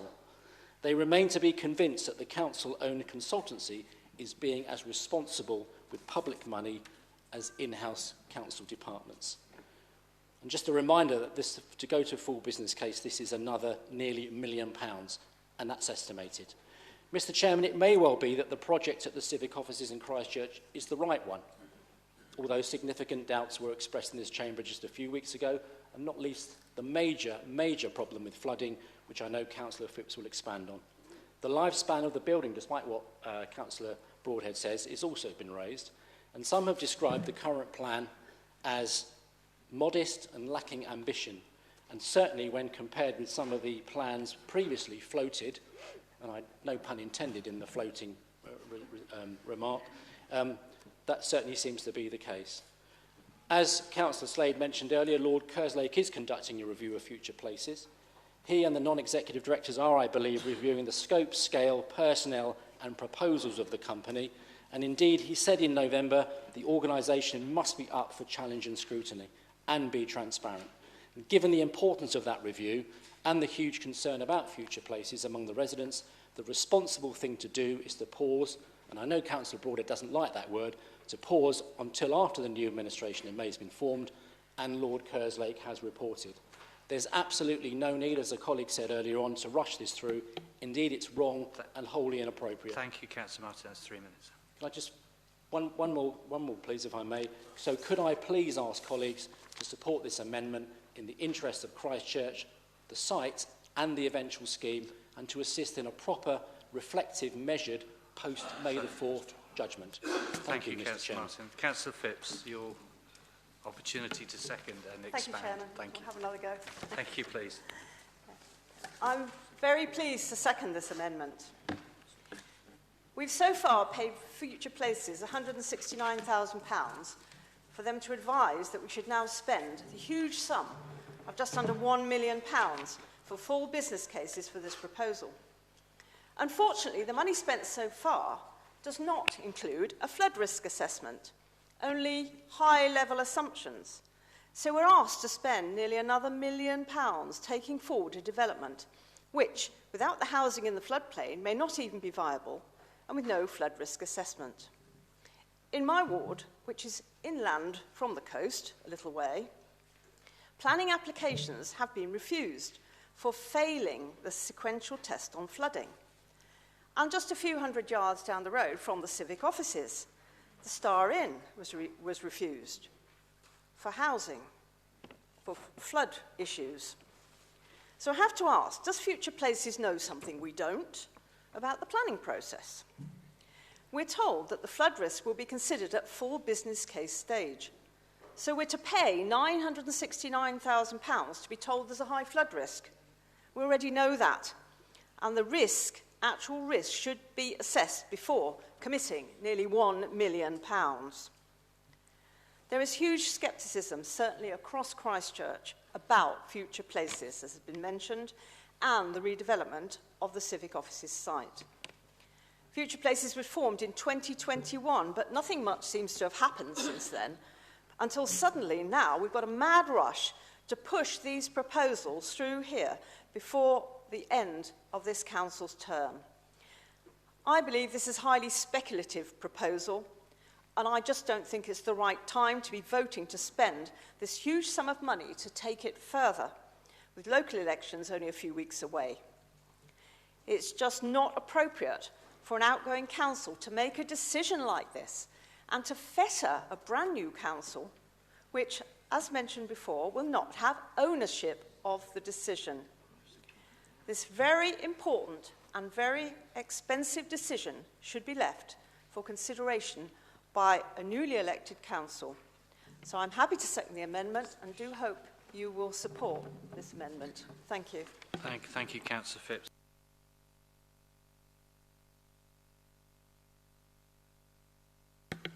If we could just pause a second, the live stream seems to have just dropped out. We're just trying to re-establish it.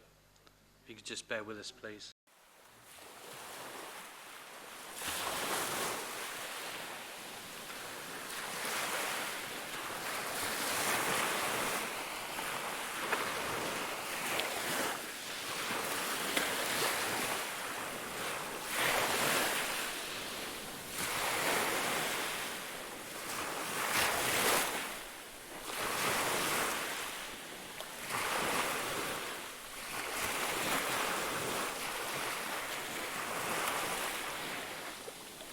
But it will be recorded in various formats and uploaded at some point later. Right, so we've had the amendment proposed and seconded. Open up to debate. Councillor Bartlett, please. Thank you, Chair. I don't have quite the same reservations as other members about the role of future places. I believe they're actually doing some good stuff, and I like the role of that capitalisation in particular. However, most of the work has been pretty good. The only criticism probably is that maybe they're doing too much at the same time, and that maybe is reflected in a major dropout in the outline business case for this particular development, in that it didn't ask the basic question as to whether this development could ever go ahead because of the flood risk. Now, my memory serves me right. I believe in the overview and scrutiny, we did actually make a proposal. In fact, I made it myself, that before the final business case went ahead, we should have some form of flood assessment to see if, in fact, the thing was actually possible.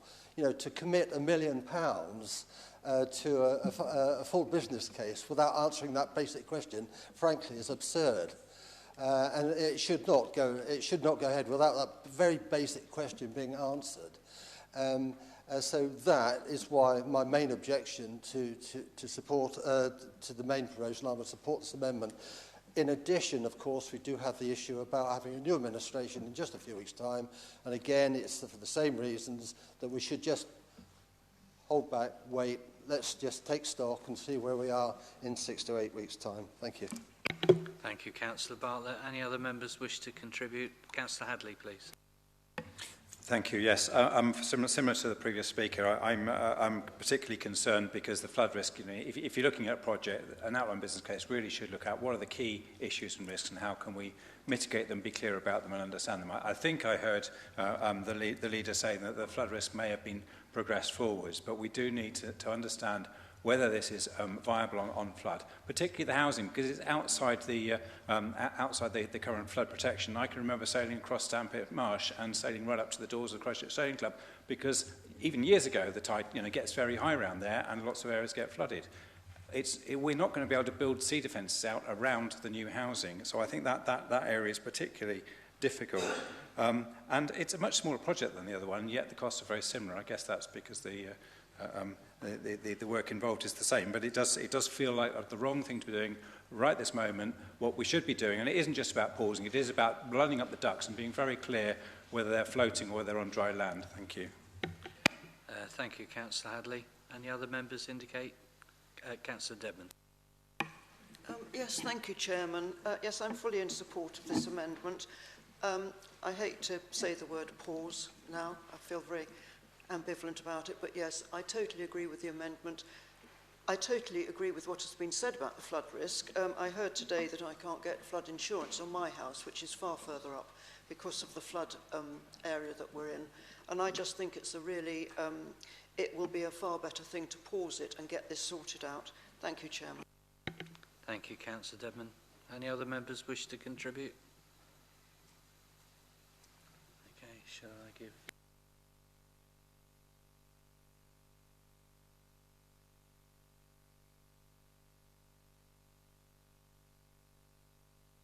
Councillor Martin, could I give you the opportunity to sum up your amendment? Yes, thank you, Chair. I'd like to thank my colleagues for their contributions.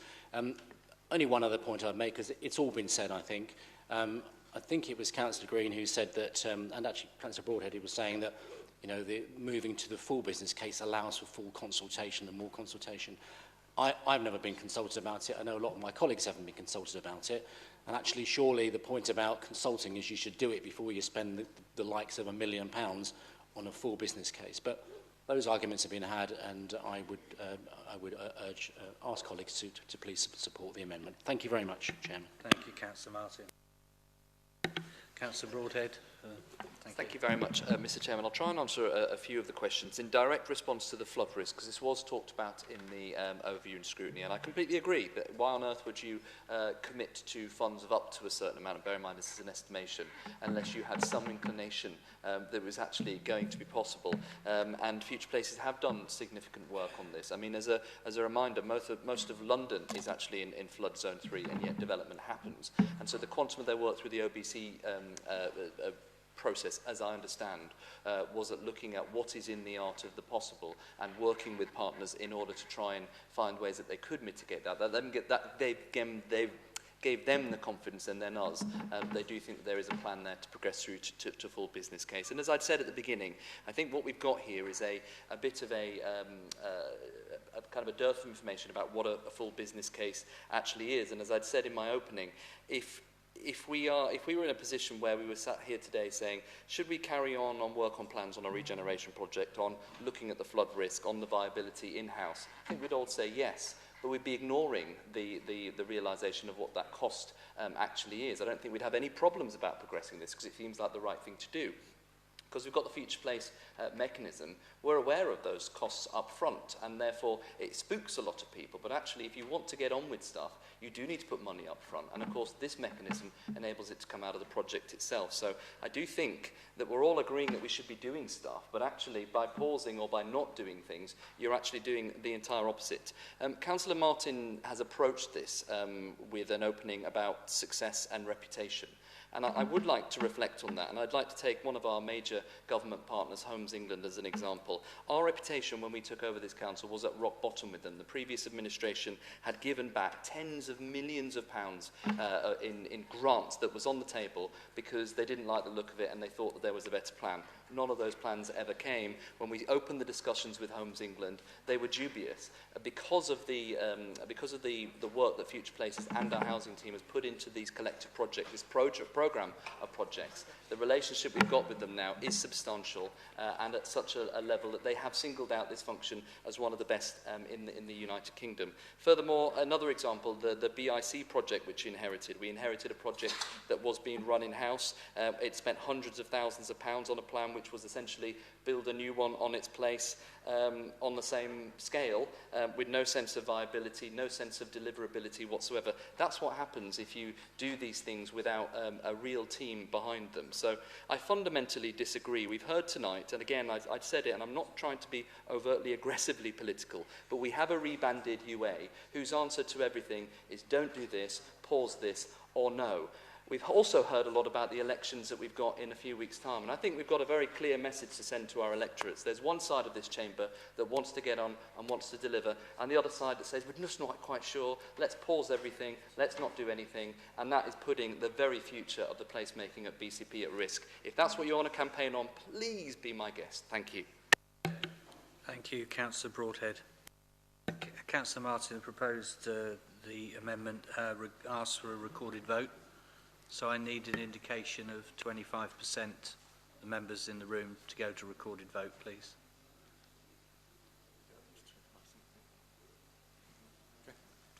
Okay, so we'll progress Chief Executive to recorded vote. Councillor Martin, did you have a point to make, or was that? Yes. Oh, I didn't get one up on you there, did I, Councillor Martin? It's been a long wait for me. Okay. Yes, okay.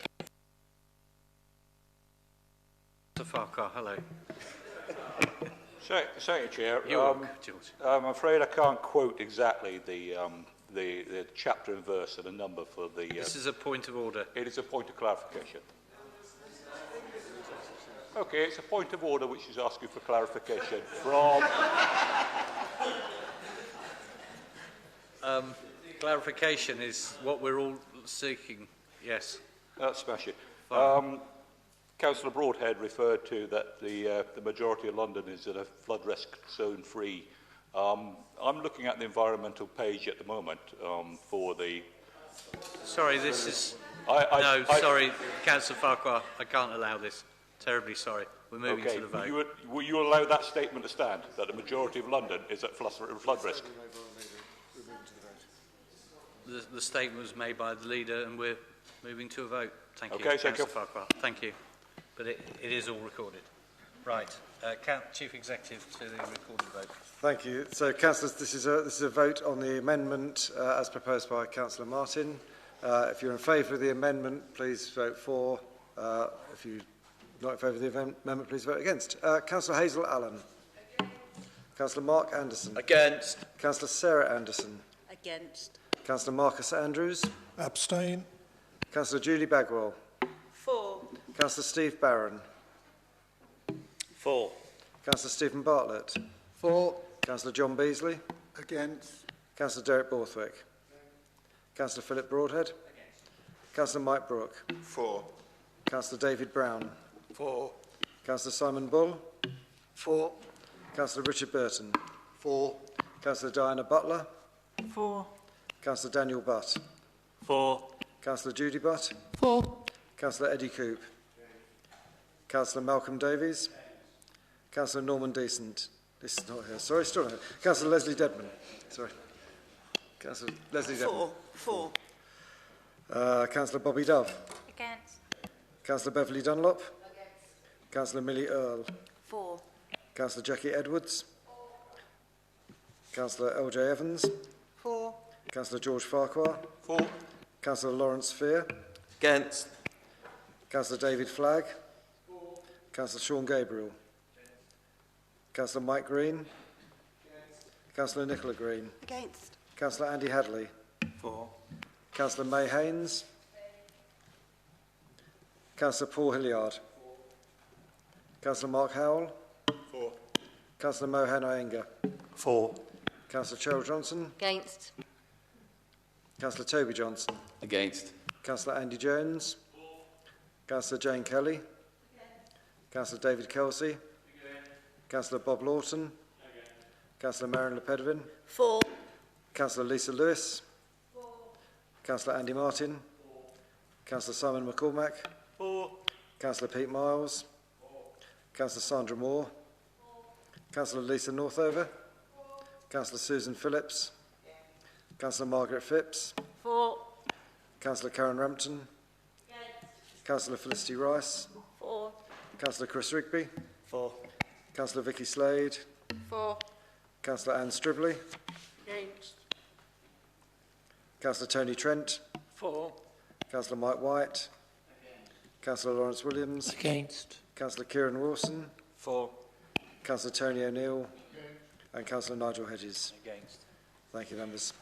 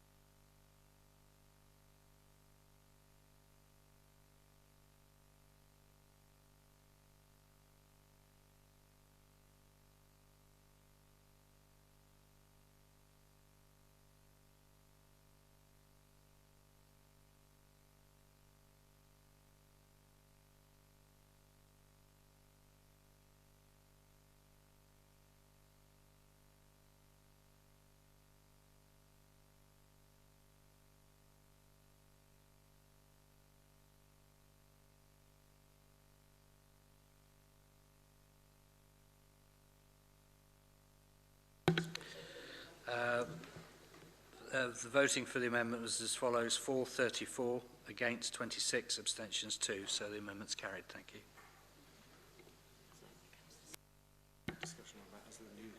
So now we come to the discussion on that as the new substantive. Is there any debate? Any debate? Councillor McCormack.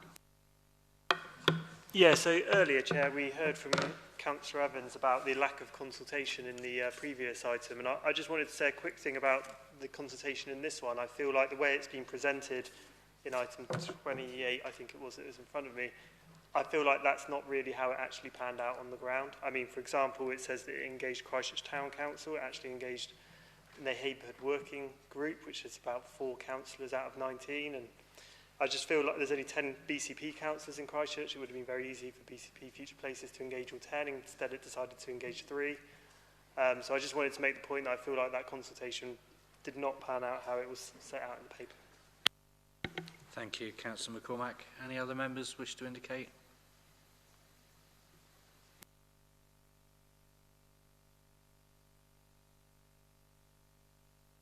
Councillor Broadhead, can you summarise, please? Thank you very much. I'll try and be brief, and I'll answer directly Councillor McCormack's point as well. And I agree, and I think we've said this before, there's different stages of engagement at different stages of regeneration projects. If this wasn't happening through Future Places, we'd be at the stage at the moment where we've said, okay, we think we've got a broad outline of which direction to go in. Now we do the work. Now we look at the planning. Now we look intensely at the liability. Now we do further engagement with the community. That's what the next quantum of work is. So I do think it's a little unfair. However, you know, as I'm sure colleagues will know, Future Places have done an intense amount of work with people like the town councils on a number of different occasions as well, even before this stage. So I do think it's a little disingenuous.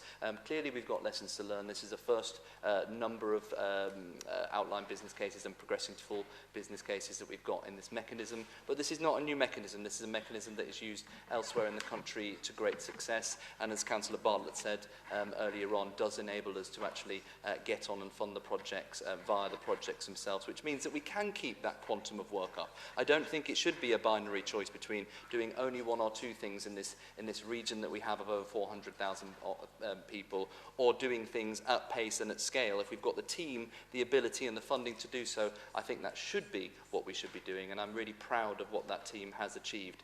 Once again, like the last time, I'll be abstaining on this issue. I don't think it is enough to send a message to the people that about all the work that we've done so far, that all we want to do is put our foot on the brake and pause once again, but clearly that's going to be the will of the councillors opposite me this evening. Thank you, Councillor Broadhead. Right, so we move to the vote on the amended substantive, and we're looking for a show of hands in favour, please.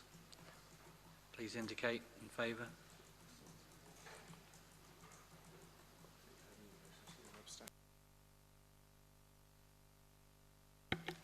Against, please. Abstentions.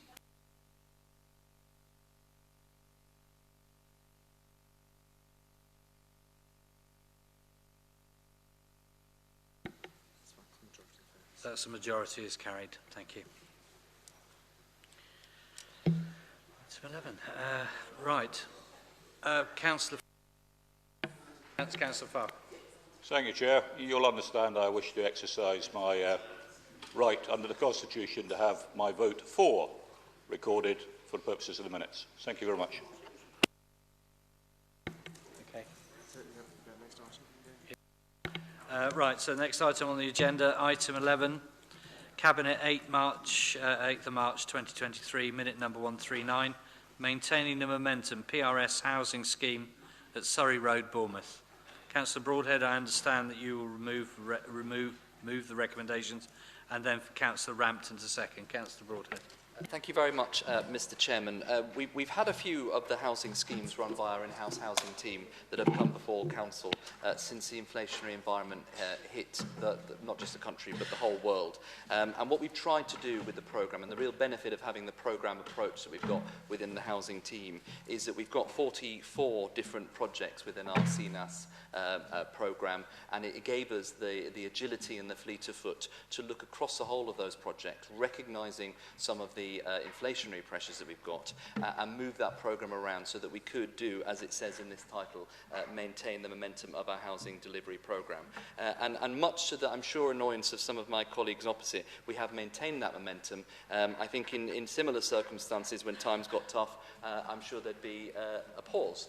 We chose not to do a pause and to carry on with that programme. I also stood up here only a couple of years ago when we created this. From a standing start, we had no real housing programme of note from the opposition, and said that I hoped we'd be able to have 1,000 homes in the pipeline, at least 1,000 homes, I'd said at the time. And as I said previously, with the projects we've now got in hand, we've got 1,400. Mr. Chairman, this does keep the momentum. It brings one of the sites that was in our harder to reach piles and brings it forward to hopeful delivery. It is a development of 8 private rented houses, 4 three-bed homes that are just over 1,000 square foot, 1,100 square foot, and 4 three-bed homes at around 1,000 square foot, and gets on and delivers council-delivered homes for this site. It would have been very easy, Mr. Chairman, to just give up, pause and kick the can down the road, which is what it seems is the standard situation for those opposite when times get tough. When times got tough, we looked at the programme, we reacted, we keep still delivering, and I think this is a really good example of how, when you keep that laser focus on trying to deliver for the area, you can actually do it. So hopefully you won't agree we should pause this as well. Thank you, Councillor Broadhead. Councillor Rampton, I understand you wish to second. Yes, thank you, Chair. I mean, what's not to like? 8 three-bedroom homes, much needed, and within council ownership for the private renter sector. So it's a great scheme. I have actually, Chair, been quite vocal in my complaints about the length of time that the planning process has taken, and I have been assured by Nigel Ingram that a unilateral undertaking has been issued and a decision under delegated authority is expected very soon. So I'm very cheered by that, and I'm highly supportive of this, Chair. Thank you. Thank you, Councillor Rampton. Can I open it up to debate? Councillor Bartlett. Councillor Broadhead, I'm sorry to disappoint you, but I am not going to support this. The reason, 2 reasons. One is the cost. 8 houses, if you work it out, on average, the build cost is 400k, just build cost. Cost of the land on top of that would put probably another 200k per house. I know there's no cost for the land because it's council land, but nevertheless, 400k for a fairly modest 3-bedroom terraced house, 400k for a modest 3-bedroom house is a little expensive. Now, the second point is, of course, that they will be built by the in-house team. Well, haven't we seen projects running over cost over time with the in-house team? I'm sorry, I don't have the confidence there. And we know that if the in-house team doesn't do something to budget, there is no option other to an agreed extension to the price. We've seen it time and time again. I would like to see firm prices so we can guarantee the outcome. I'd like to see it market tested, and I'd like to see the costs brought down. I think the costs are just too high, and I understand the issue about quality and sustainability and passive house standards and all the rest of it. But you know, you've got to ask yourself how many more places we could have built with the same amount of money. Have we done it in a slightly different way? So I'm sorry to disappoint you. I understand the need for the housing, of course I do, but it's 8 houses. We could have bought, we maybe could have built double that number with the same amount of money by doing it a different way. So I'm sorry, I can't support it. Thank you. Thank you, Councillor Bartlett. Councillor Slade, please. Thank you very much. I'm afraid that I've not got good news either. I can't understand why it is that when we have thousands of people sitting on our waiting list, when we have families sitting in a revolting hostel where they can't even have a bathroom for them and their children to use on their own, we are proposing, yes, you can screw your nose up, Councillor Rampton, but I have a family who have been sat in a hostel in Kinston since July last year with teenage children that is getting on for 9 months, and we think it's acceptable to build 8 houses at £1,650 to £1,750 per month and call that reasonable. We say in this paper that we want to do Fabric First to help address fuel poverty for those on low income. Well, how many low income families do you know that can afford £1,700 a month in rent? This council should be building council houses. It calls them council houses, but they're private rented. They're not affordable rented. They're not social rented. We own the land. We should be building these for social rent. Later in the paper, it talks about making a profit on these houses, that after the second year, it's actually making a surplus. Why are we wanting to make a surplus at the expense of our residents when we could actually rent these out for the right price to people who really need it and not make a surplus until year 10, 15 or 20, or maybe let's never make a surplus and actually house people that really need it. I just do not think the council should be in the business of competing with property developers on expensive houses, and I can't support it. Thank you, Councillor Slade. Councillor Trent, please. Thank you, Chair. I think Councillor Slade has almost shot my fox on that one. I was going to ask a simple question, actually. Why on earth are we building houses for private rent using what is effectively our team for council house building? I think the point that Councillor Slade made about how important it is to actually have houses for the people who are on the waiting list who need it, and these are only going to benefit those who've already got possibly enough money to consider purchasing, because at that level of rent you're almost into mortgage payments. So I am questioning as to why we are using and calling it council house building when we're actually building houses for private rent. I don't understand that. I can understand why in some developments in the past it's been necessary to put a few private rented houses to support a number of social rented houses, but this is, you know, developing a site that we have control of for private housing, using the people who should be deliver counselling housing. So I'm kind of confused by this, to say the least. Thank you, Councillor Trent. Anybody else wish to? Councillor Wilson? Yeah, I have my own opinions on the scheme, but I would also like to just kind of correct a lot of what the leader has said tonight in the previous part, saying that our relationship in our administration with Homes England when they took over was rock bottom. It wasn't. We're having regular meetings. We are actually in line to get millions of pounds, but on a project in Poole. But when the new leader took over, that project was halted and it never came back. The money was lost. So that's just a falsehood. Furthermore to that, we were in the process and our pipeline was to build 1,000 homes. So they've increased that, but it's a different type of tenure and a different type of a mix of funding, and we were going to put more of an emphasis on social homes rather than these private rented homes. So I think, you know, there's been a rewriting of history tonight, which has been unpalatable, to say the least, and it's funny that it's come around election time. I'm really disappointed, to be honest, because I think it's really unfair, because we tried really hard with housing. I think it's disingenuous. Thank you. Thank you, Councillor Wilson. Councillor Farquhar and then Councillor Butt.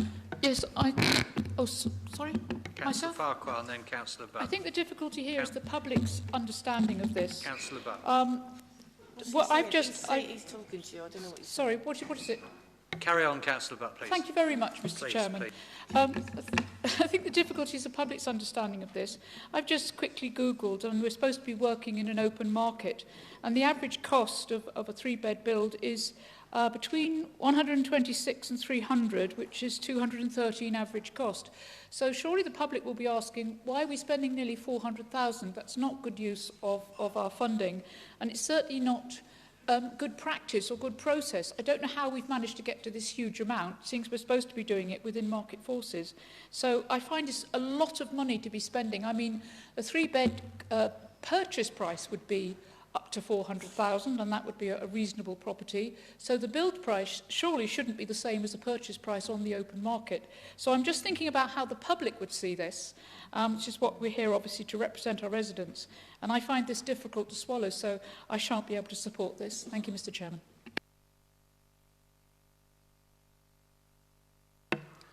Thank you, Chair. I kind of regret not having the opportunity to sort of say that I'm new to this, but I will hark back to when I was new to this, back in 2019, when I received my mandatory training for planning and how the council goes about its business of housing its residents. At that time, I stated that I believe that the councils and local authorities should be in the business of building houses, but more importantly, be in the business of building council houses. And holding on to those council houses in all perpetuity, because that's the business of a local authority. It was the business of a local authority when I was young. The other thing which I stated at that time, that the local authority should be in the business of employing master builders that actually teach apprentices. And those apprentices learn the job of building houses, council houses, for social rent. And they live in those same houses. And you continue in that way with your social rent, building more and more council houses. I cannot support a scheme whereby we dabble in the private rented sector, simply because in my own personal casework, the number of Section 21s, evictions, in the private rented sector is absolutely crippling. We should be in the business as a local authority of building council houses and housing council tenants and looking after our people instead of letting them be preyed upon by the private renter sector. Thank you very much. Thank you, Councillor Farquhar. Councillor Fear. Thank you, Mr. Chairman. Just a bit gobsmacked, really. The Leader of the Council stated earlier that 1,000 homes was the pledge. We're hitting over that. I'm not going to be taking any lectures from anyone on this side of the House, where over the last 8 years I've been part of the Duck Lane development in Kinston, been part of Montgomery Avenue development in Kinston, been part of Moorside development in Kinston. We have a blend, and it is the targets of what we have done as Conservatives to build homes so we can get residents that need houses to live in. We get that job done. We have proven it time and time again over the last 8 years, and I'm not having Liberals who can just stand there, who have come from possible comfy backgrounds, not like working class background, like I and my other colleagues have done. So I'm not going to have any lectures on this. We have a true record. I'm proud to stand by that, and I'm supporting this. Thank you, Mr. Chairman. Thank you, Councillor Fear. Councillor Green, please. Thank you, Chairman. I'm slightly unprepared speaking on this one, but I've just heard some things that I really wasn't expected to. And I think maybe, once again, there is a little bit of a lack of understanding about what's going on. As far as Section 21s in the private rented sector, I think maybe Councillor Farquhar hasn't quite understood that although it's in the private rented sector, the landlord is the council. This is not a case of making something so that we can pass it on to somebody else. And why is the council actually doing this? It's doing it because if you listen to the answers that I gave to the question from the public, member of the public earlier, we are not able to borrow money unless we have a business case which financially stacks up so it makes a return. What will this do?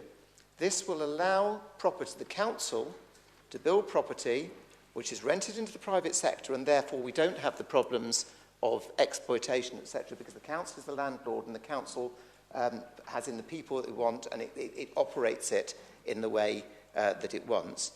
In a way, that will yield more money for the council and therefore to spend on council services than it is in costing in repaying the debt and paying interest.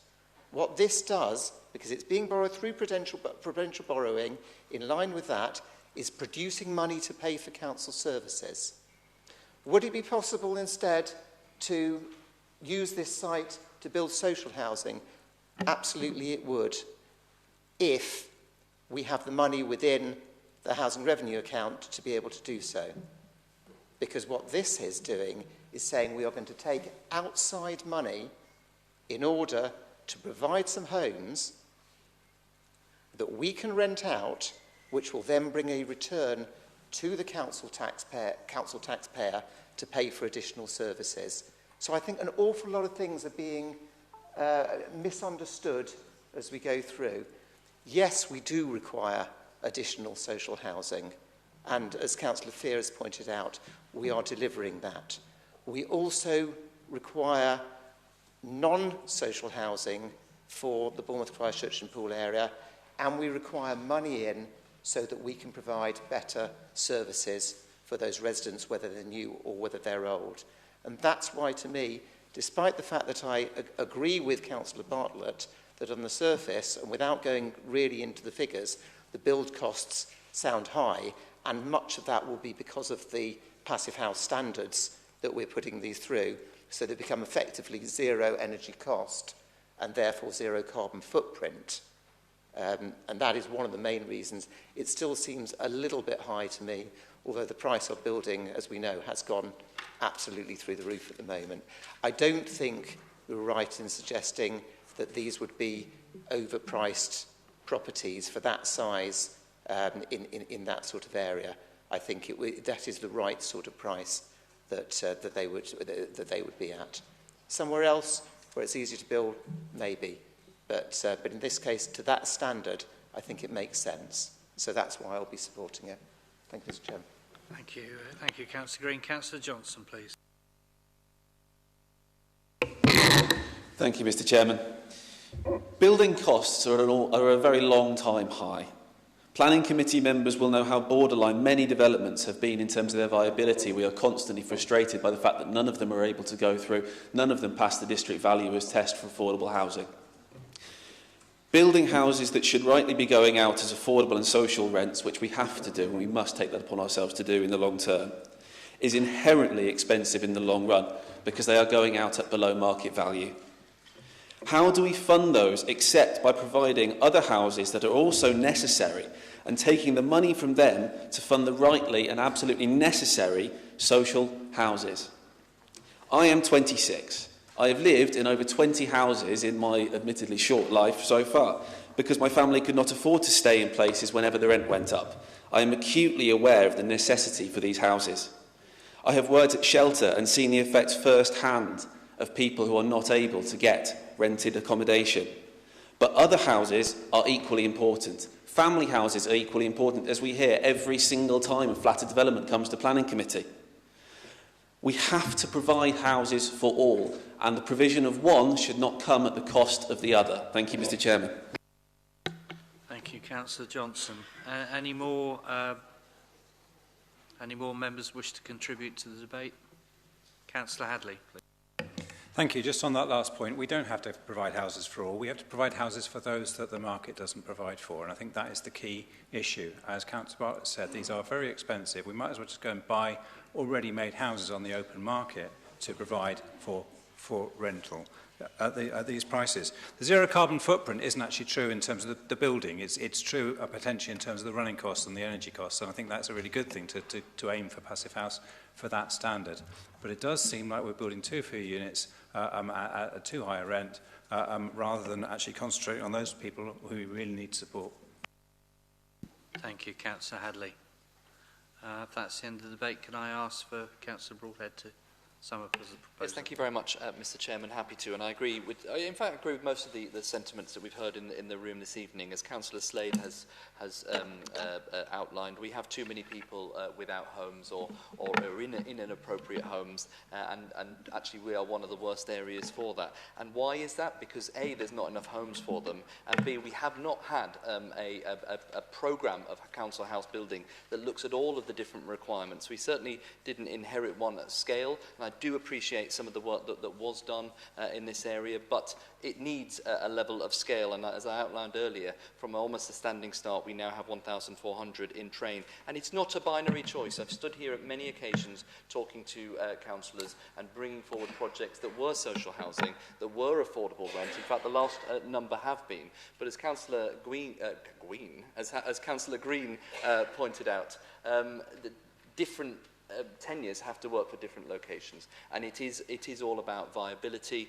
We do actually have a real need for private rented sector, as Councillor Johnson has pointed out. That's why we've had our programme of private rented sector investment through the Seascape Homes and Property Limited, council-owned company that's been going for a number of years. We did a piece of work on that recently to look at what that has done in cost mitigation, because we are the ones that choose who goes in there, and what it has done is capital growth, and those two combined are between 7 7 and 10 million.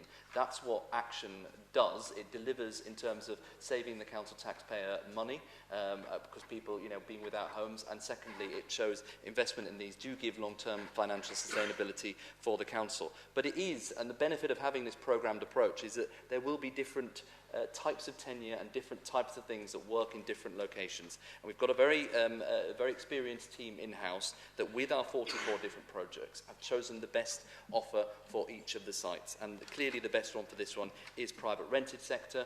I accept Councillor Bartlett's point around the cost, which is actually why what the team have done in here is build in a fair degree of contingency. So if you look in the paper, the estimated build costs for the scheme are about 2.6 million. That's about 325 grand per house, but we're putting aside 3.175 million because we are in an uncertain environment at the moment. And actually, if you do a quick right-move search, I think you'll find that for a brand new passive standard house in the area, that actually looks rather good value. But that's not why we're doing it. We're doing it because we need to find local homes for local people. We need to have the different tenures, and you can't just pick a mix with these things. You can't just say we will only agree council housing or affordable rents, because if you do that, you don't have the balanced portfolio. You're not providing homes for everybody, and crucially, you can't have a programme that actually delivers. So if you choose not to do stuff like this, basically you're choosing not to do other things as well. I hope the council have confidence in the experienced housing team that we've got, that they know what they're doing, and that a lot of work has been put into this. And again, once again, do we really want the last decisions of this council to be just saying no to everything? So I'd urge colleagues to support the housing team, support this project. Thank you, Councillor Broadhead. So if we move straight to the vote, can I have a show of hands? Those in favour of the recommendation, please.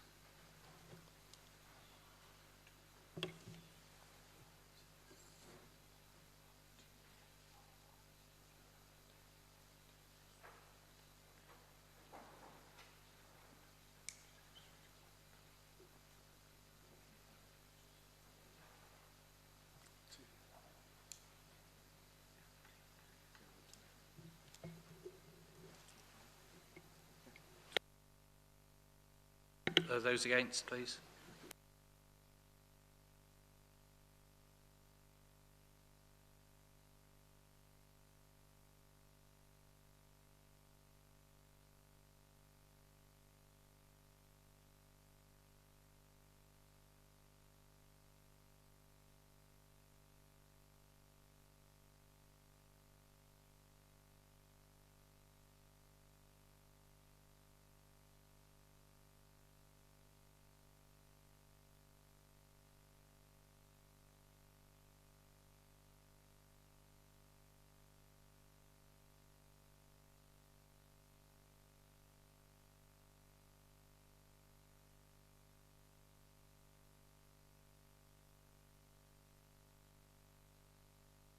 We would really appreciate you keeping your hands up, please. I'm so sorry. Only one hand each, please.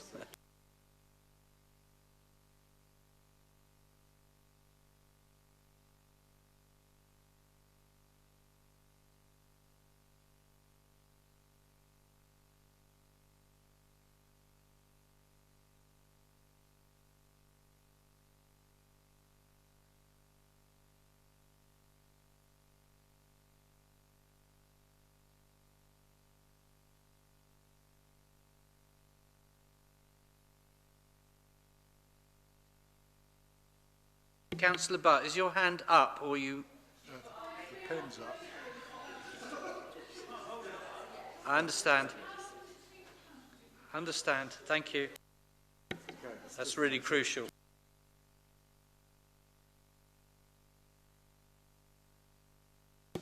So, thank you. That recommendation is lost.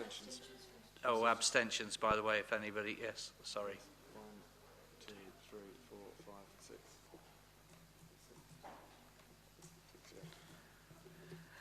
6. So that recommendation was lost 25 to 26. 26 against with 6 abstentions.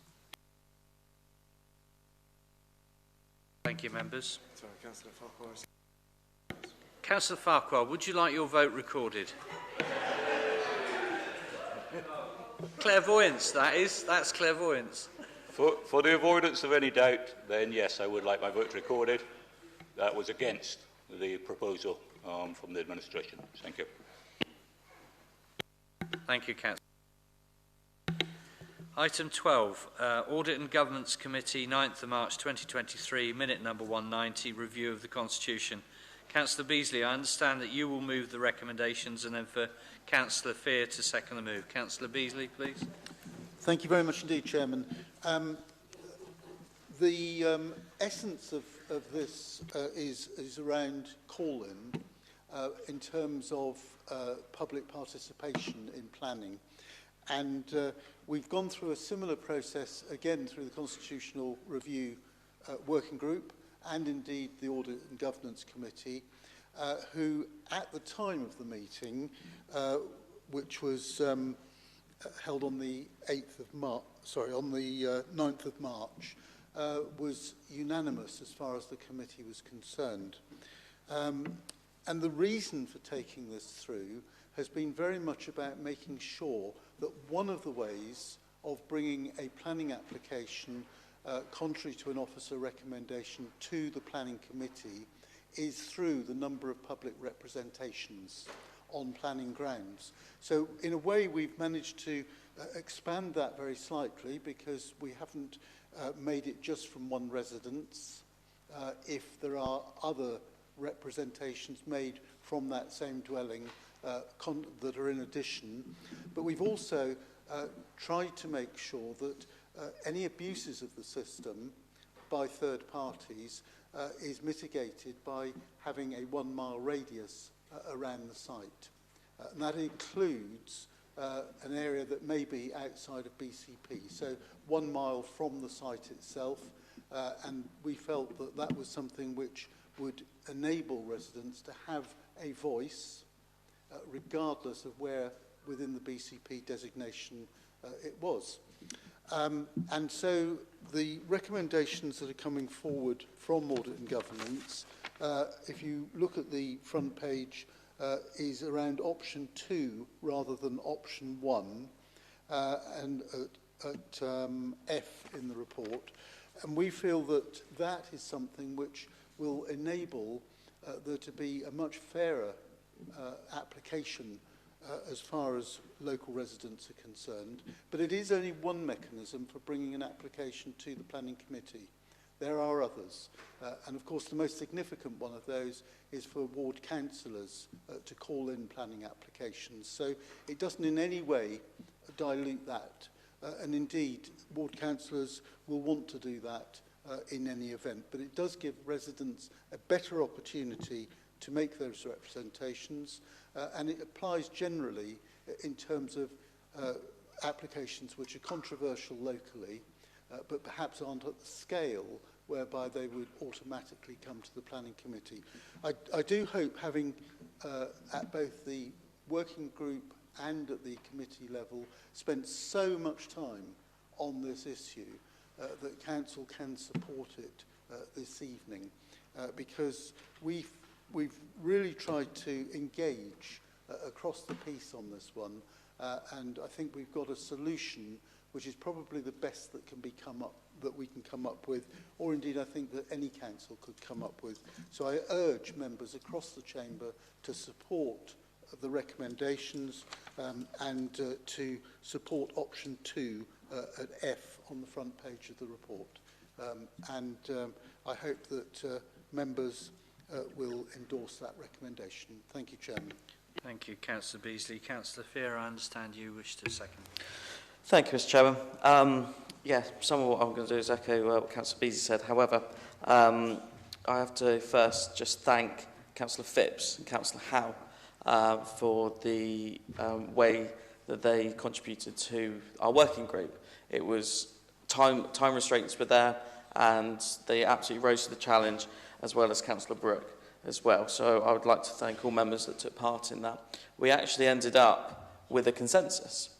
Broadly, we had to go away and get the officers to type up the notes, etc. But then that was brought to Audit and Governance. And I'm pleased to say at that meeting, we then went further into it. Councillor Brooke made some contributions, some valid ones, and within the mix, we all came up and unanimously voted for option 2. So I was just very happy that we were able to do that cross-party, went in depth through the working group and at the A&G meeting. But what option 2 really does, this is a way of it's a way of giving us the it's giving us the actual freedom, the openness, and the democratic virtue of what we were debating about on that option 2. I just want to make one final plea, as election's been mentioned a lot tonight, and it's not far off. And whoever is here afterwards, I wish them all the best of luck. But just on audit and governance, we've been here time and time again where papers I don't feel have been read or looked at deep enough. So I'd really urge the new council need to grow up on that, need to read up on that, because on their papers, it's just not good enough for our residents when we turn up and we're not knowing what we're debating, especially when we're having painstaking hours cross-party to get to a really good solution. So I just urge members on that point, and I would just like to second that motion. Thank you, Chair. Thank you, Councillor Fear. Any members? Councillor Bartlett and then Councillor Howell. Thank you, Chair. I'm sure the leader will be delighted to know that I fully support this proposal, and I'd like to congratulate the working group that's worked on it. It's a really good, thorough piece of work, so thank you very much. I support it 100%. In terms of the lecture that we've just had from the member below, I take great exception to those adverse comments, and on the assumption that we're not all reading the papers. Some read them very thoroughly. I don't think it's for him to actually comment in that way to members here in the chamber. Thank you. Thank you, Councillor Bartlett. Councillor Howell. Thank you. I think this is a real win for councillors generally, actually, particularly the councillor call-in. I pushed and others pushed strongly against officers who resisted having an extra 7 days for councillors to be able to call in planning applications after the closing date. What this allows is for councillors not to get caught out, or make them less likely to get caught out by a resident contacting them on the last day, and then the councillor not being able to submit a call in as a consequence. Hopefully we will all benefit from that. Thank you. Thank you, Councillor Howell. Any other members wish to contribute? Councillor Hadley and then Councillor Brooke. Thank you, Chair. Yes, obviously I wasn't involved in this process, and I generally feel support, but I'm concerned about unintended consequences. And part of that is about, particularly the residing in BCP area. We, as a councillor, you can stand as a councillor if you work in the area. You don't have to be a resident. And there are people who are working in the area who are not residents who may have legitimate concerns about a planning issue adjacent to the business that they work in, for example. 1 mile radius doesn't feel appropriate for strategic developments, and that may have been covered in another way. We've also seen increasingly a number of non-statutory bodies prepared to intervene on behalf of residents, visitors and nature. We invite comments from the likes of Heritage England and Wessex Water, who are based elsewhere, but there are conservation bodies in particular I'm thinking of, people like the National Trust, Dorset Wildlife Trust, and others who may have valid concerns about what is happening with our area, and they may also have significant membership in our area, and it seems that this excludes them and their input and their expertise.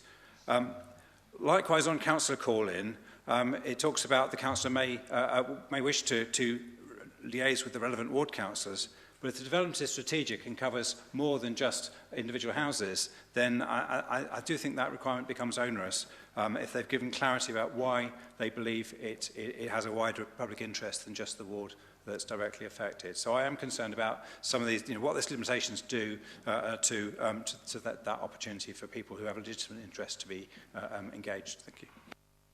Thank you, Councillor Hadley. Councillor Brooke, please. Fine, thank you, Chair.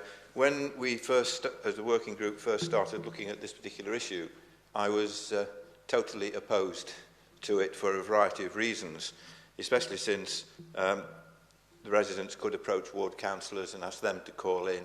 There were allowances for senior officers to call in as well under certain circumstances. However, as it's come back once, twice, or a number of times,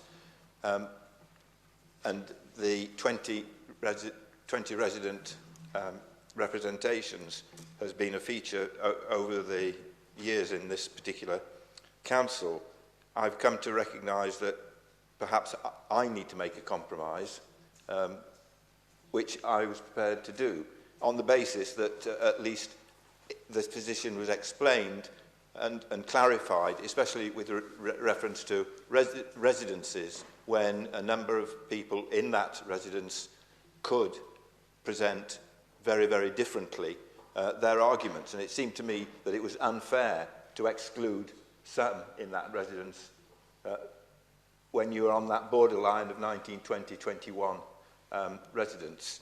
And so the wording has been introduced that clarifies that and makes that possible. However, I agree with Councillor Hadley.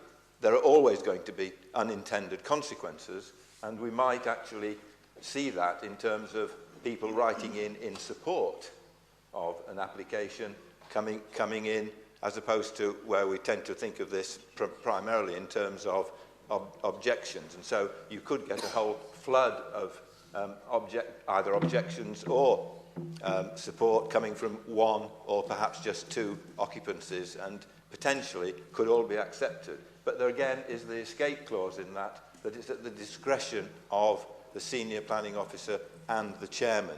So I think overall this does cover basically all aspects of the issue, and I've been prepared therefore to overcome my objections to the process and actually support it, which is how the Working Party managed to get it to be unanimous in the end. So I would urge everyone, please, to support this at this stage. It can be trialled, as others are, and we can suss it out, and there's always that opportunity in the future. If it doesn't work, it can be brought back to the working party and the Audit and Governance to look at it again. And that, let's face it, there are a lot of things wrong with our current constitution, and it'll be up to the next council to actually begin to sort those out as well. So I urge everyone, please, on this to support it. Thank you, Councillor Brooke. Councillor Kelsey, did you indicate? I think you did. Yeah, thank you, Chairman. A lot of what Councillor Brooks says I totally agree with. But firstly, can I thank Audit and Governance for the work that they did on this? It was myself that actually brought this to their attention and, along with officers, asked for the changes to be made. Councillor Hadley says about other people not being able to make reps. There are numerous, and I mean numerous, outside bodies that are statutory consultees on all planning applications. English Heritage, the Emergency Services, the Wessex Water, Bournemouth Water, and all such like. So they will still have the ability to comment on all planning applications. One of the reasons I asked for this is because we did have a little spate in planning where we were getting 100, 150 objections to a letter, to an application, and none of those were from within the area. They were from way outside, or they were from applicants, friends, etc. That's not what it's about. It's about local residents being able to put their views across to an application that is going to affect them. So I fully support this, and I hope everyone else will do so tonight. Thank you. Thank you, Councillor Kelsey. Is there any more contributions, or I ask the proposer to sum up? Councillor, would you like to sum up, please? Yes, thank you, Chairman. I'll be brief. I'd like to thank both Councillors Brooke and Howell for their support here in the Chamber this evening. It is truly cross-party, and what we're trying to do is to enable residents to have a voice, a democratic voice, when it comes to planning issues, and in a way that doesn't restrict them as the current rules do in some circumstances. I'm also grateful to Councillor Kelsey as Chair of the Planning Committee for making the points that he did. I don't share the fears and some of the unintended consequences that have been mentioned this evening, for the very reason that those statutory bodies are consulted anyway. But what it does mean is that it will be truly about residents local to an application site, the people who come into contact with it potentially every day of the week. It doesn't prevent ward councillors calling in. It doesn't stop the other mechanisms that are available. But in consultation with the head of planning and the chair of the planning committee, this seems a logical and sensible way forward. And I hope that I can recommend to members that they have nothing to fear by supporting this. And I hope across the chamber we can get unanimous support for these recommendations. Thank you, Chairman. Thank you, Councillor Beasley. So if we could move to the vote, please. All those in favour of the recommendation, please indicate.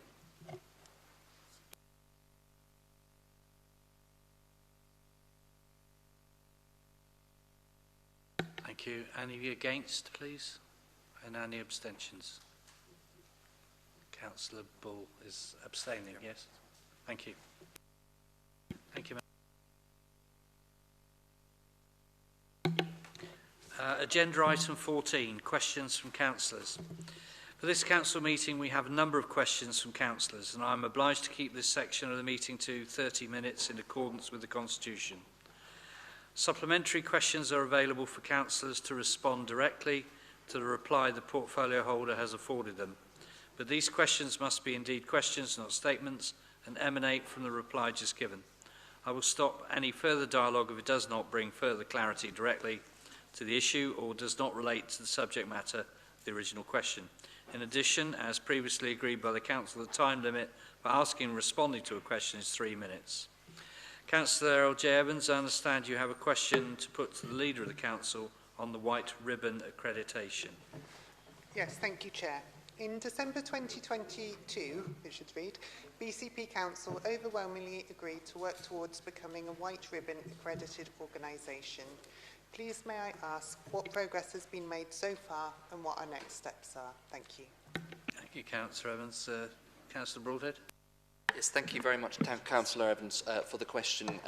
I've reached out to the officers and I can confirm we've made contact with the White Ribbon organisation to establish the criteria and process to seek the accreditation that we approved. Our next steps are to identify a dedicated contact and coordinator to take this forward and also to identify male ambassadors within the organisation. There is a financial commitment, but this can be met within the corporate equalities budget, so will not present a barrier. Thank you. Thank you, Councillor Broadhead. Councillor Evans, do you have a supplementary question? No, thank you. Thank you, Councillor Evans. Councillor Jones, I understand you have a question to put to Councillor Mike Green on cycle lanes. Thank you, Chairman. Following the recent site meeting, could the Cabinet member confirm whether protective wands will be installed along the length of the cycle lanes in Christchurch Road, and if so, when this work will take place, given the ongoing frustration with the volume of illegal parking in this area? Thank you, Councillor Jones. Councillor Mike Green. Thank you, Chairman. Thank Councillor Jones for his question. Following the site meeting, which only took place a couple of weeks ago, I asked officers to investigate the practicalities and costs of segregating the mandatory part of the Christchurch Road cycle lane with wands. That review is currently taking place, and the results, which I expect will come over the next few weeks, will be shared with ward members so they can feed into what action might be taken. Thank you, Chairman. Thank you, Councillor Green. Councillor Jones, do you have a supplementary? Thank you. Councillor Bagwell, I understand you have a question to put to the Leader of the Council on the removal of a historic road sign. Thank you, Chair. Can the Leader please explain to this chamber why a historic piece of street furniture was allowed to be removed by property developers, as it is stated it's in the way of their development? This being a large cast road sign which carried the ancient Poole crest and emblem stating "Welcome to the historic borough of Poole, twinned with Cherbourg." This situated on the Blanford Road. It would seem that planning department allowed this sign to be removed with no consideration of the historic heritage value to Hamworthy, Poole and the continuing twinning link with Cherbourg, or any reference to ward councillors regarding its arbitrary removal. May we also be advised as to where this BCP Council asset is now and why the request by myself and my fellow ward councillor, Dan Butt, to reinstate this historic street furniture has been refused by the Chief Executive because of the wording. The residents of Poole would also like their civic regalia back in Poole and not locked in a cupboard in Bournemouth Town Hall. These belong to the people of Poole, not Bournemouth, and should be kept in Poole. When will these be returned, and when will the Mayor of Poole have a permanent home, which we've covered? But I have to read it. Like the mayors of Bournemouth and Christchurch who enjoy their individual civic office homes in their own hometowns. Thank you very much. Thank you, Councillor Bagwell. Councillor Broadhead? Yes, thank you very much Could you answer to all Councillor those Bagwell. questions, please? Sorry? Could you answer all those questions, please? Well, give it a go. If not, you can collar me afterwards. I'm sure you will. Thanks to Councillor Bagwell for the question. The Welcome to the Borough of Poole sign was removed as part of the legal agreement to enable the development of 556, 558 and 560 Blandford Road. It was located too close to the new pedestrian access to the site, and its removal was actually a condition of the planning permission. The planning department had considered the impact of this, and actually there are conditions that require the developer to arrange a relocation of the sign at its own expense, and it requires to contract the council to actually arrange this. This hasn't actually been done yet because the development is currently in progress, but certainly will be done. With regard to the Poole Mayoralty, the future of the location of the Poole Mayoralty is being considered as part of the ongoing accommodation project. Councillors and Charter Trustees will, of course, be fully engaged in those discussions as we move forward. Mr Chairman, I had then written when I wrote this that Councillor Bagwell may have the assurance, as a fellow Charter Trustee at Poole, that this will happen in Poole and at pace. But after the decisions of earlier on tonight, I can no longer give that guarantee. Thank you. Thank you, Councillor Broadhead. Councillor Bagwell, do you have a supplementary question? Yes, I do, actually. With no consultation of the ward councillors or the community, and you're behind the time because the houses are now for sale, there's a little path, lots of grass, no sign. I would like confirmation of when this sign is being replaced and what sign it's going to be, because obviously we want the welcome to Poole, we want the crest, definitely, and obviously we would appreciate the original sign as it's our heritage for Poole. Thank you. Thank you. I'll reaffirm the commitment. It is a planning condition. I'd been told by the planning team that the development has not yet formally fully completed, but you absolutely have my commitment. So long as I'm leader of the council, I'll make sure that that sign is replaced as soon as it's able to. Thank you. Thank you, Councillor Broadhead. Councillor L.J. Evans, I understand you have a question to put to the Leader of the Council on the recruitment process. Councillor. Yes, thank you, Chair. Serious allegations have been made both in the press and to all councillors about one of our key BCP Council officers. Please could you assure us how BCP Council is committed to upholding the highest standards of honesty and integrity within its recruitment processes, and explain when a proper performance management process will be put in place? Thank you.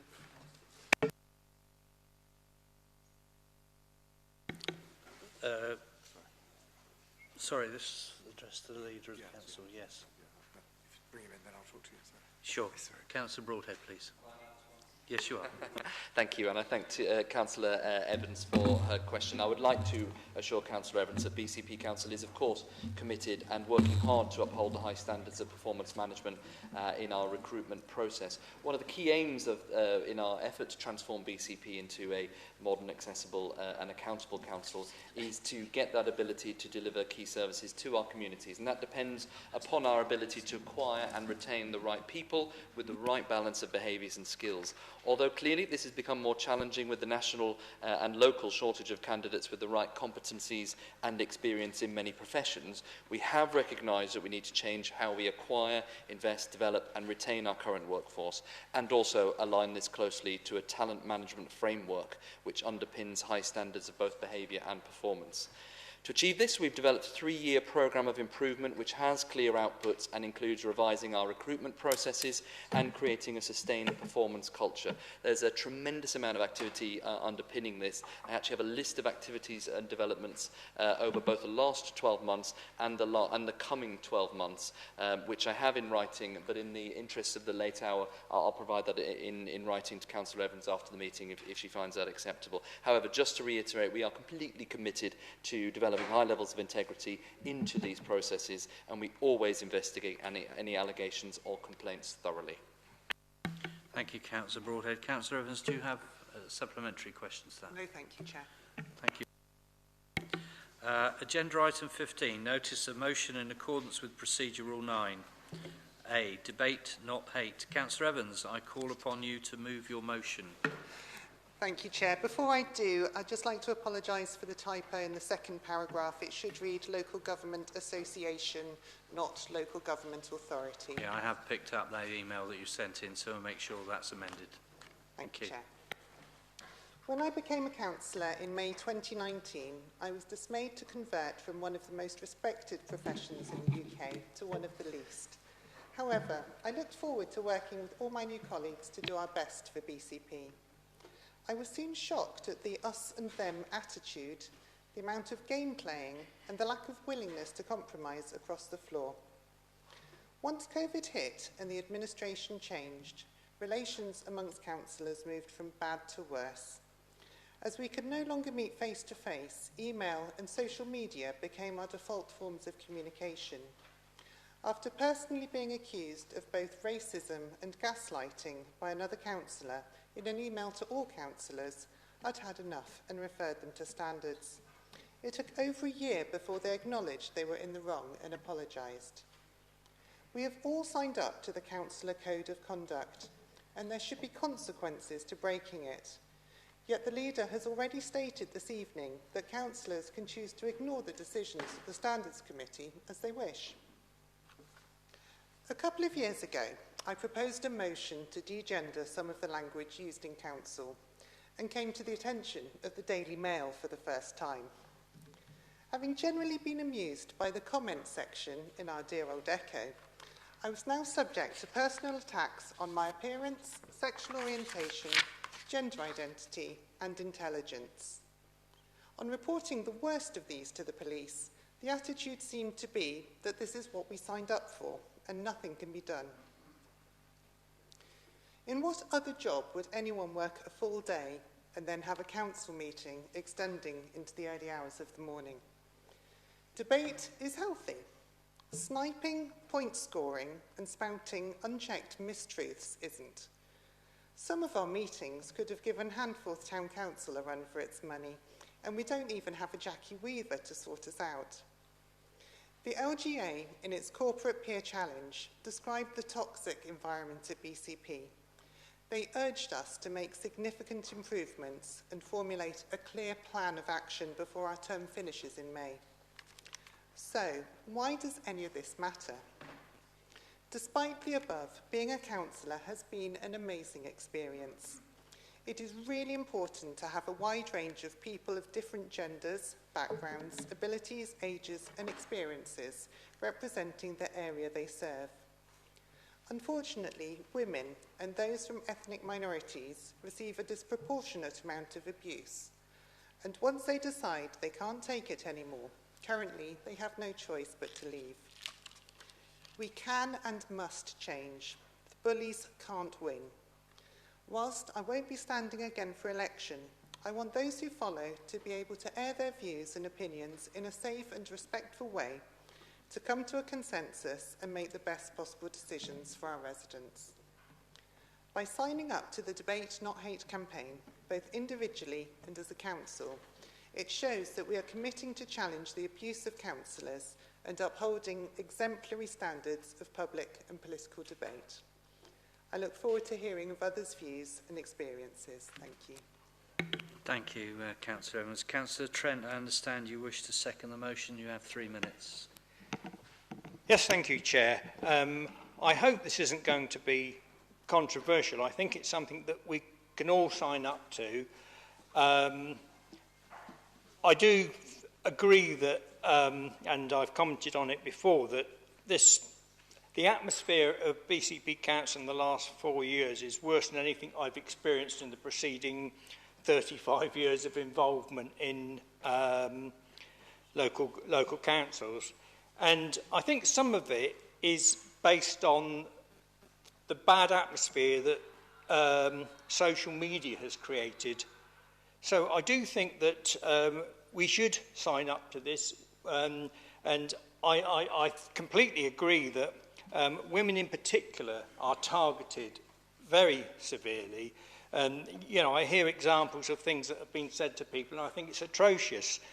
And so I think we should all sign up to this and not, you know, dispute it, that we should try to do our best, all of us, to try to clean up the way that local councils work, and also the public attitude towards councils. Because, as has been said, you know, I remember coming home from sort of work at 7 o'clock in the morning, going in for a meeting at 9:30 in the morning, and sort of losing your sleep because I went back to work at 4 o'clock in the afternoon, and we did a meeting in between all of that. You know, so there is a lot of personal sacrifice made, but I do think that we should respect one another, and we should encourage respect for the position of councillor and not use it as a point-scoring battleground all the time. Thank you, Councillor Trent. Any members like to contribute? Councillor Mike Green, please. Thank you, Mr. Chairman. All members will know from my email that only this weekend I received threats by phone and by text. And the fact that that sort of person is out there should be enough to mean we all support this proposal. The motion says that it's a privilege to serve as an elected representative, and that's very true. It's been my privilege to do so for almost 20 years, with the opportunity to work with some excellent officers and many extremely diligent and effective members. And I've served under some exceptional leaders. John Beasley.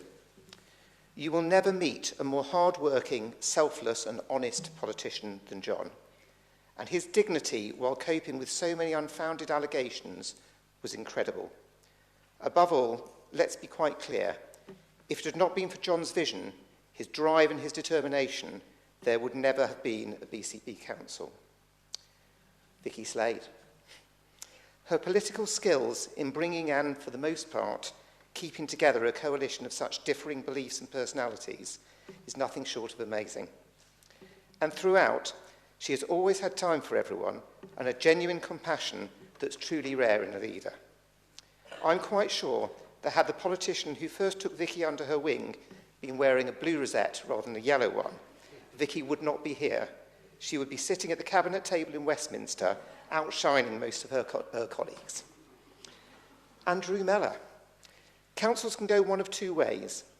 They can try to be the best in the country at collecting bins, or they can have the real ambition to see the area they're leading thrive and flourish, attracting investment, changing the physical landscape, and creating a place we can genuinely be both proud of and excited by.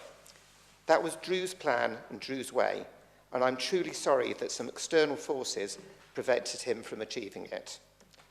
History will not necessarily be kind to these three, but I would like to thank them and Phil for all that they've done for our area.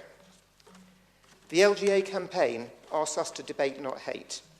And while hatred may be too harsh a word, certainly there has been far too much animosity in this chamber over the last 4 years. So why has the atmosphere here always been so toxic? Why has so much been about personalities rather than politics?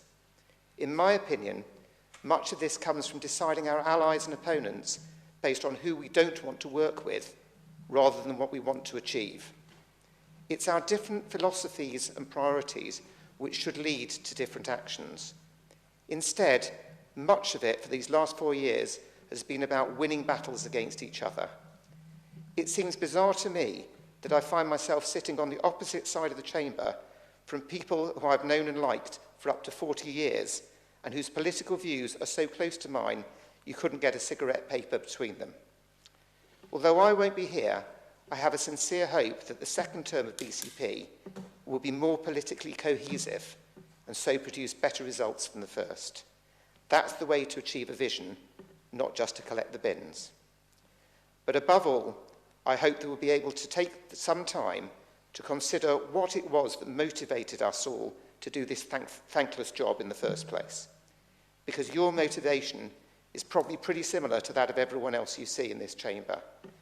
And that means we all need to learn to take the personal out of the politics, to respect what others have to say, even if we don't agree with it, to debate as hard as we like, and then to depart as friends. Thank you, Mr. Chairman.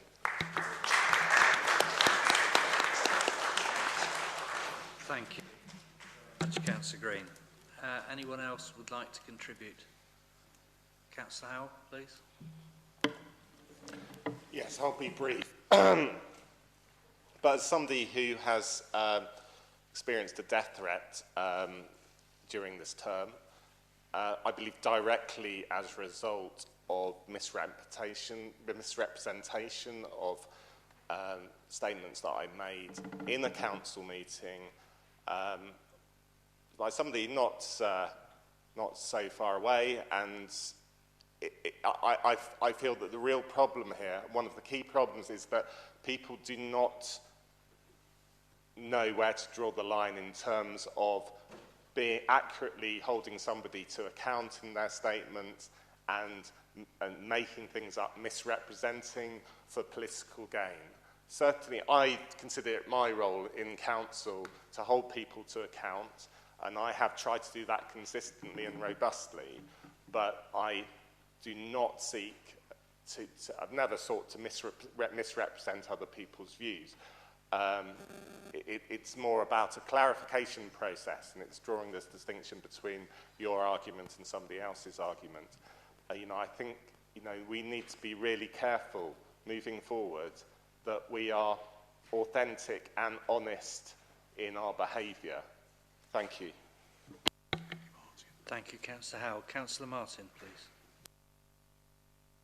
Thank you, Chairman. I wasn't going to speak, but in the spirit of the debate that we're having, I just wanted to say that I'm not sure if Councillor Green was referring to me when he said that he'd known people across here for 40 years. He probably did, because I've known him for 40 years, so I think that probably works out. So I just wanted to say, I know this is your last council meeting and Nicola's last council meeting, so in the spirit of the debate, I just wanted to say that I'm sure lots of people will be grateful for your combined service. I don't know how many years it is, but if it's 20 years, maybe it's 40 years. But I wish you both the best of luck post the council, and thanks. Cheers. Thank you. Councillor Stribley, I think you indicated next. Thank you, Chairman. I too didn't intend to speak on this issue, but I have to actually agree entirely with the proposer and the seconder and most of the comments that have been made. Those members who stand because they wish to serve their communities, we can argue with, we can disagree with, but we shouldn't quarrel with. I have known Councillor Trent and Councillor Evans for a less time, but Tony for a very long time. We haven't always agreed, but I think we've always managed to respect each other across the chamber.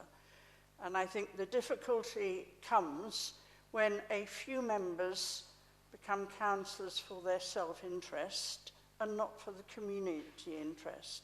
And we are all should be reminded that the privilege of being a councillor is to give community service and public service. And that, indeed, is what it is all about. It has been an immense privilege for me to have been, I believe, the longest-serving pool councillor. And I, too, will regret not standing again, I guess, on many occasions. But I have to say the atmosphere in this authority hasn't been good. And I do hope that our successors learn to respect, if not agree with each other, and be considerate and have at their heart of everything they do, the communities they serve. And I wish our future successors the very best of luck. Thank you, Mr. Mayor. Chairman. Thank you, Councillor Stribley. Councillor Brooke, please. Fine, thank you, Chair.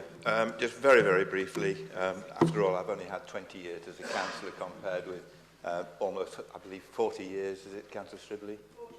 46 years. So I'm still in a junior learning. I have to say I've probably been very fortunate insofar as I have not received, from the public anyway, any significant comments that have been abusive or threatening in any way whatsoever. I don't know the reason for it, but I know that many of my colleagues have actually received very, very harmful and hurtful comments from outside as well as from inside the various chambers. I have to agree with Councillor Trent. In my 20 years, these last 4, but in particular these last 2.5, have been the worst that I've experienced. And I would echo very much Councillor Green's comments. I think he hit the nail right on the head with what he had to say. And it's not always been the case that I've agreed with him or his wife or even Councillor Stribley, but on occasions we have. But when we've disagreed, we have always been able to talk afterwards as if the disagreement didn't exist. And that's what it's all about. It's actually being able to debate the topic, debate the policy, debate the strategy, whatever, not debate or threaten or abuse the people that are involved in that debate. I was wondering earlier on this evening whether I would actually miss council. As you know, I'm not standing again either. 20 years, quite frankly, is enough. Public service is something to be proud of, to be involved in, but there are times when one also needs another life. But that life has to reflect the same sort of standards and characteristics that are expected of councillors. And I will be continuing in voluntary service. I've got Broadstone in Bloom in mind. I've got Dorset Wildlife Trust. There's the Neighbourhood Forum.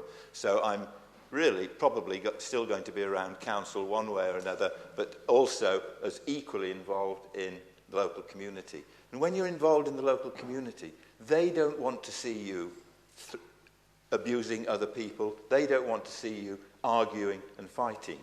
They want very much to see people working together. And I hope that where we've been tonight, and certainly at this particular point in time, where we are really talking and feeling as one, that experience can be passed to the new council, and BCP Council can move on away from what it has been to what it really could be.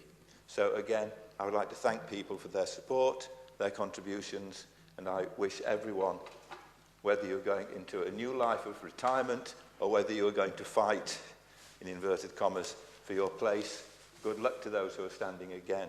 And I wish everyone all the very best. And certainly thank the officers for the support they have given over the years. Thank you.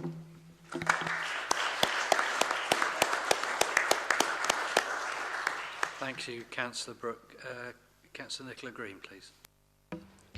Thank you, Chairman. I may be about to demonstrate in speaking what some of you, in particular colleagues, know, that Mike and I never compare notes in advance of a meeting. This may soon become very, very clear. Councillor Evans, thank you for bringing this motion tonight. I think it's really timeful. It's really caused a lot of reflection, and I hope that's helpful to those who are going ahead after the election. But this motion, it recognised the different ways in which we arrive in a council chamber, and I thought I'd actually reflect just for a moment on my own journey and ask for the Chairman's indulgence in doing so. I'd never sought public office. Frankly, I never wanted to speak to an audience more than my own family, so I certainly didn't comply with that thrusting, ambitious wannabe. In fact, the first words I ever heard about standing for election have always stuck in my mind. Don't worry, you'll never get elected in that ward. 16 years on, that doesn't look like the best advice.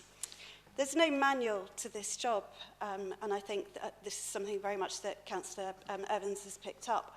One day you're a regular member of the public, and the next you've signed your oath of office and have become an elected representative, albeit that I've chosen to reverse the process. There's training to help, but nothing really to equip you, save your own judgment and your own character.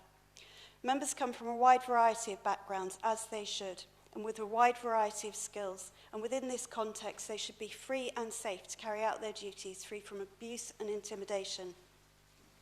I would like, if I may, to make a note on leadership.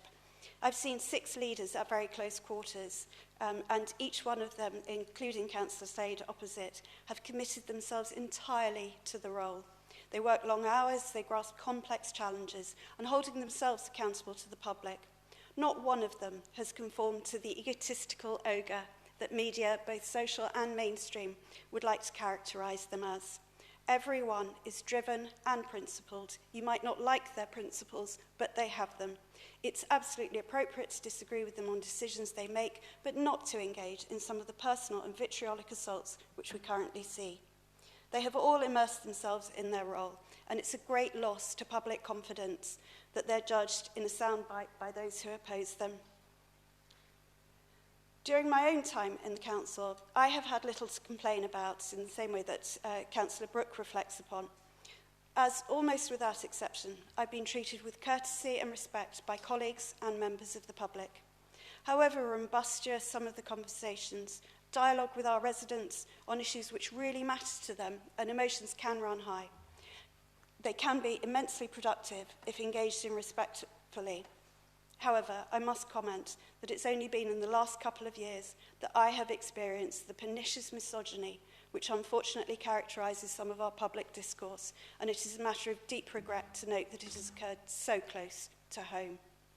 Sadly, and this is a personal reflection, the current standards regime provides no meaningful redress in serious cases, with the system and officers' valuable time clogged up with whimsical and agenda-driven paperwork.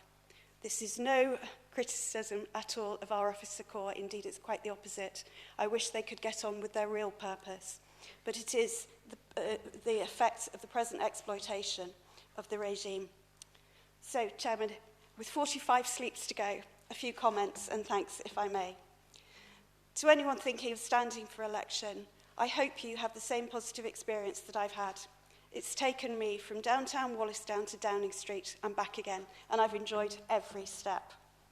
To the public who have elected me, I can never thank you enough for allowing me the chance to be your champion. To you, Chairman, for your patience and good humour in keeping our meetings to order, and to Councillor Flagg for leading us as Chairman through that very difficult time when we made such an abrupt and difficult transition to virtual meetings. To the Chief Executive and his predecessors for the professionalism, enthusiasm and commitment of all your staff. To my ward colleagues for keeping pace with me on the campaign trail. It turns out that I'm hard to catch while on crutches. To my family, some present tonight, for their unstinting support. To the class of 2007 along whom I was elected, and the rest of my peers within the Conservative group. Thanks to the 5 leaders in whose cabinets I've served, each one of whom has seen in me something which I didn't necessarily see myself.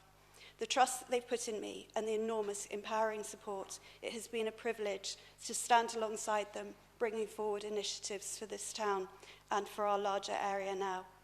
2 of them are in the chamber tonight, and I thank them both for the immense privilege of serving as their deputies, a short apprenticeship, of course, alongside Councillor Beasley, which has enabled me to fulfil my potential alongside Councillor Broadhead. To members of the Council, past and present, I have enjoyed working with you immensely, and I cannot thank you enough for the opportunity. I wish you all well, but it's time for a new chapter. Thank you, Chairman. Thank you, Councillor Green.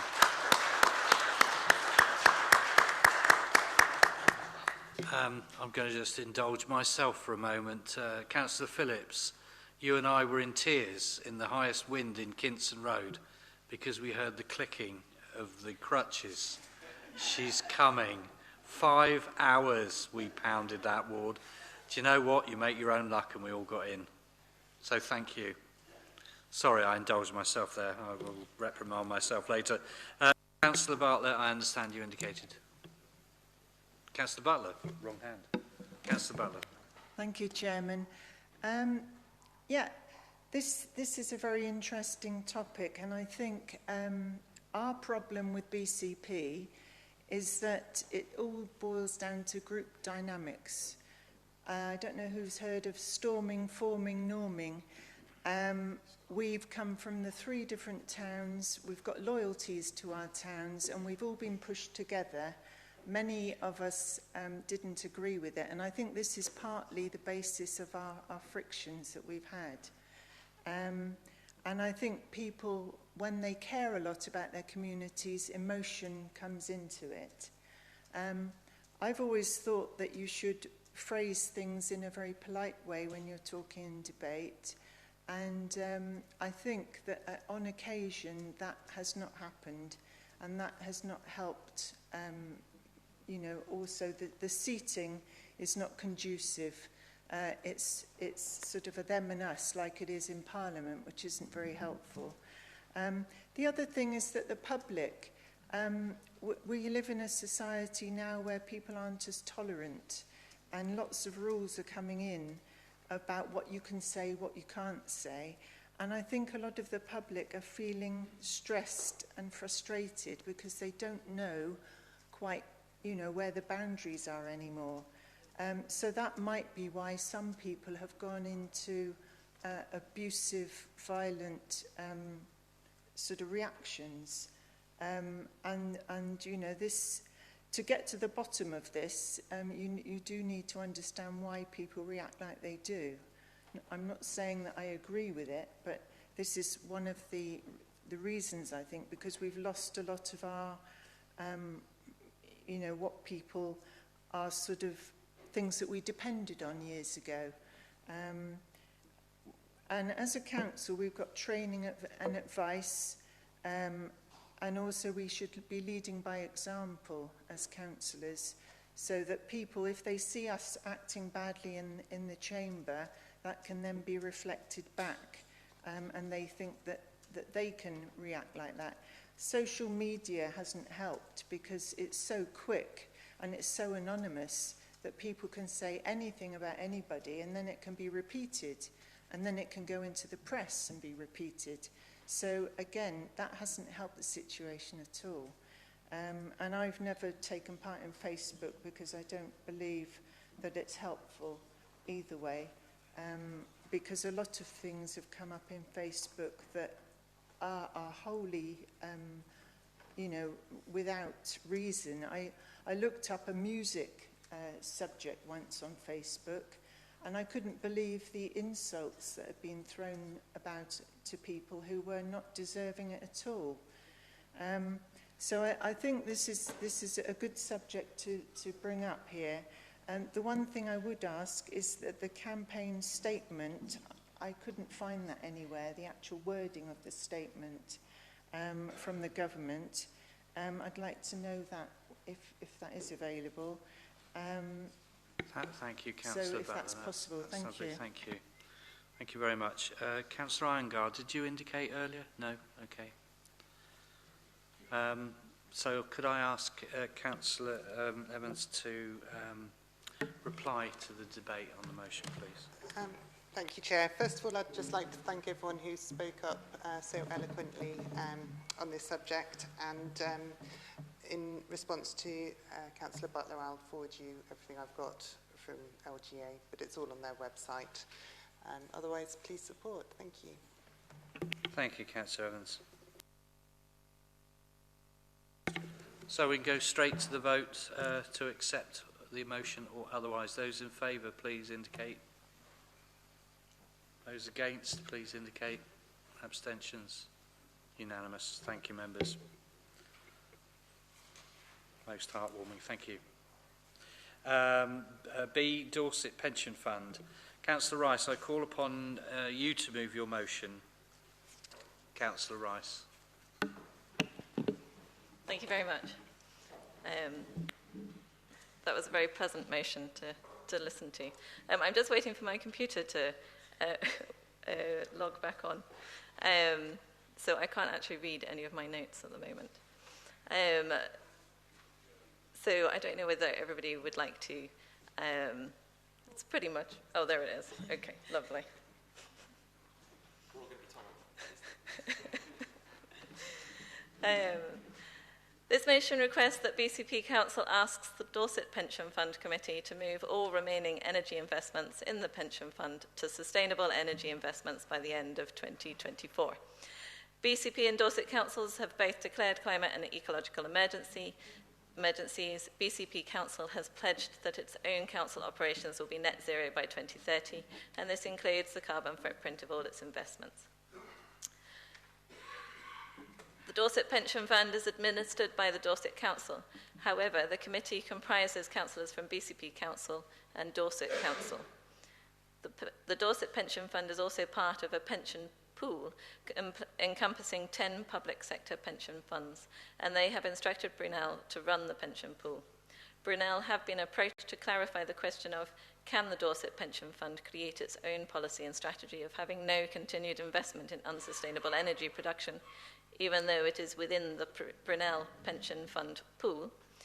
Brunel have confirmed that the pension funds themselves have the power to determine their own strategy and policy position in relation to sector-wide divestments, moving to sustainable energy investments, i.e. non-fossil fuel-based, while day-to-day asset selection rests with the managers that Brunel appoints to the portfolios. Dorset Pension Fund has already made significant changes in the last 3 years, moving £87 million away from unsustainable fossil fuel energy investments within the fund. The last published amount shows a remainder of just £41 million left, still in unsustainable energy investments. It is requested that Council now request the small step required to move the remainder of the carbon-intensive energy investments. There are 80,000 members in the Dorset Pension Fund, which means that if the information provided is correct, every member is currently investing the equivalent of £500 each into coal, oil, gas fracking around the world without particularly knowing about it. When we combine this with the knowledge that we know that 80% of the UK population think that climate emergency is a global crisis, it is appropriate to take action on behalf of the members. NEST, that is National Employment Savings Trust pension fund, which is the largest in the UK, did a survey and found that 65% supported moving away from fossil fuel investments, and only 4% were very against it. And this data was from almost 3 years ago, and a lot has changed in terms of public awareness of the risks of climate change in that time. It's 3 minutes, Councillor Rice. I'll give you a bit more leeway. Please continue. But okay. Time. I have almost finished. Other pension funds within the UK have moved all their energy investments to non-fossil fuel investments, such as Nest, as we mentioned, and Walthamstow Council and Cardiff, which proves that it is financially sound to do so. And the former Bank of England Governor, Mark Carney, stated that assets in the fossil fuel sector could end up worthless. I'll go to the end of what I wanted to say. Across this council, we have a habit of competing on saying who is acting more on climate change, and that it's not just words. This is a great opportunity to show unity and to act on climate change, align our net zero commitments with our investment decisions, and to work to reduce the risks of flooding of our own residents' homes and protect our beaches and wildlife. Thank you. Thank you, Councillor Rice. Councillor Rigby, I understand you wish to second the motion. Yeah, very happy to second, Chair, and I'll reserve my right to speak if I need to use it later. Thank you, Councillor Rigby. Any members wish to contribute, please? Councillor Mike Green. Thank you, Mr. Chairman. Having always been somebody who over those 20 years has said I really don't like the idea of abstaining on stuff, I think unfortunately I'm going to end up doing so 3 times in one meeting. And the reason I have spoken to Councillor Rigby about this before, so I'm hoping that maybe in his when he does speak, he's going to be able to answer the questions. Because my concern with this, so I have two main concerns. The first is what the effect is of moving out of the fossil fuel related, effectively the oil company investments, because purely by selling the shares to somebody else doesn't actually have any effect on their activity. They're still going ahead with that mining.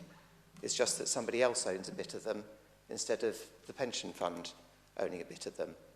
And the second part of my concern about it is that the pension fund it has indeed already been divesting of those assets, but it's doing so partly because it has a commitment to decarbonisation, and each year it removes part of it. I think it's about 7% of its carbon footprint needs to be removed as it goes forward within its portfolio. And what I don't know is what part of that is made up by the oil companies. Now, if that's 50%, then yes, it makes perfect sense to go ahead and change that out now so as to reduce down that carbon footprint. But it may only be 1% of the carbon footprint. I don't know. If I had a lot more information about it, then I might well be able to support outright. And indeed, I may very shortly. But at the moment, I don't think that that information is there. And so I would be more keen if the argument, if the debate had come forward and said, instead of reducing your carbon footprint by 7%, let's do it quicker. Let's match the 2030 date of the councils, or quicker than that, and actually look at the carbon footprint as a whole, as opposed to just one element that makes up part of it. So as it stands at the moment, I'm certainly not going to vote against the motion, but I think I'm probably going to abstain unless I hear something else which gives me the information that I want to hear. Thank you, Chairman. Thank you, Councillor Green. Any other members wish to go? Councillor Iyengar, and then Councillor Howell, and Councillor Brown. Yes, thank you, Chairman, and thank you, Councillor Rice, for the motion. I'm inclined to support this, but one thought, maybe similar to Councillor Green's, that one thing that occurred on this, it does seem, as you've said, that the pension fund provider has gone some way, nearly 90 million over 3 years, divesting fossil fuel-related investments. And now we've got the 41 million left. And I'm inclined to believe that this is not sort of a linear thing, that the 90 million, nearly 90 million that's been divested so far, was the slightly more, I hate to use the word easier, but the slightly more fluid and the more sort of, movable investments. And what they're now down to is the remaining 40 million, which are slightly more sort of locked up and maybe more difficult to get rid of. So I'm not going against the direction of this motion at all, but can you or somebody share with us what do we know about sort of the realism of the date of December 24? Because let's just check we're balancing this against the legitimate needs of, as you said, the 80,000 people who depend on the pension fund. Many of them, and it's been a tough time for pension funds over the last couple of years with the volatility of markets, they have an obligation to the people they provide a pension to. So absolute support for this as long as it's not doing something terribly destabilising to the pension for those in recipient of it. Thank you. Thank you. Thank you, Councillor Iyengar. Councillor Howell, please. Thank you, Chair. Yes, Councillor Green is right that the shares will be continue to be held by somebody, but the reality is that these companies, these corporations, won't be able to access new capital in the same way. They'll essentially become pariahs because their ability to increase value will diminish. The ability of the directors to boost their salaries through bonuses will diminish, and there will be incentive within the companies to divest themselves out of fossil fuels into other industries. And we're seeing at the moment that a lot of these oil companies are not divesting quickly enough because they're still making lots of money. The directors are still making lots of money.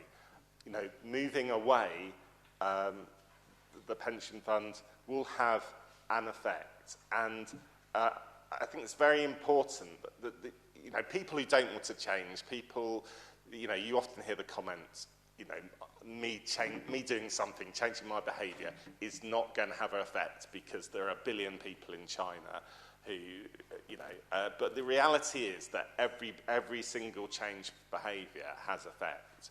What a society is millions of people interacting and their behaviours impacting on each other, and therefore we all need to make steps and take steps, and it doesn't matter how big or small they are, they will have an effect. Thank you. Thank you, Councillor Howell. Councillor Brown, please. Thank you, Chair. Speaking as a member of the Dorset Pension Fund Committee, actually, and I quite welcomed sitting on the Dorset Pension Fund with Councillor Rice. I think it's a breath of fresh air, actually, having her sort of input to the committee when we were on it together. And I support the principle of this, and there was lots of discussions that have been over the last few years of Dorset Pension Fund about this issue. It was decided in September 2020 that the Dorset Pension Fund would go with a decarbonisation strategy as opposed to a divestment strategy. And I think that's borne massive fruit, to be honest. A divestment strategy just divests from sourcing and investments that are sourcing and refining fossil fuels. A decarbonisation strategy looks at reducing investments in companies that are not just supplying fossil fuels, but also they're financing it or increasing demand for it. So all sorts of manufacturers, auto companies, that sort of thing. So the decarbonisation strategy is looking at the entire 3.8 billion, 3.7, 3.8 billion portfolio as opposed to just that small bit that's fossil fuels. And that's what's driven the reduction from about 4% of the portfolio when we started in 2019 on the committee down to about 1%. Unfortunately, I think part of the problem we've got is that figure that we've got there of 41 million is 2 years old already. That was March 2021, that figure, and I have asked for an up-to-date figure but haven't been able to get one. And I suspect it's probably an awful lot less than that now because of the whole decarbonisation strategy. And we've probably just got a handful of investments left in fossil fuels, so it's probably quite an easy move now to sort of fully come away. So I think it's a difficult one because it's a sort of a different organisation, but certainly I hope after May to still be involved in the Dorset Pension Fund, and certainly I'm going to be pushing to get an up-to-date figure to understand what fossil fuel investments are left within the pension fund, because I suspect it's a lot more than what we're talking about there.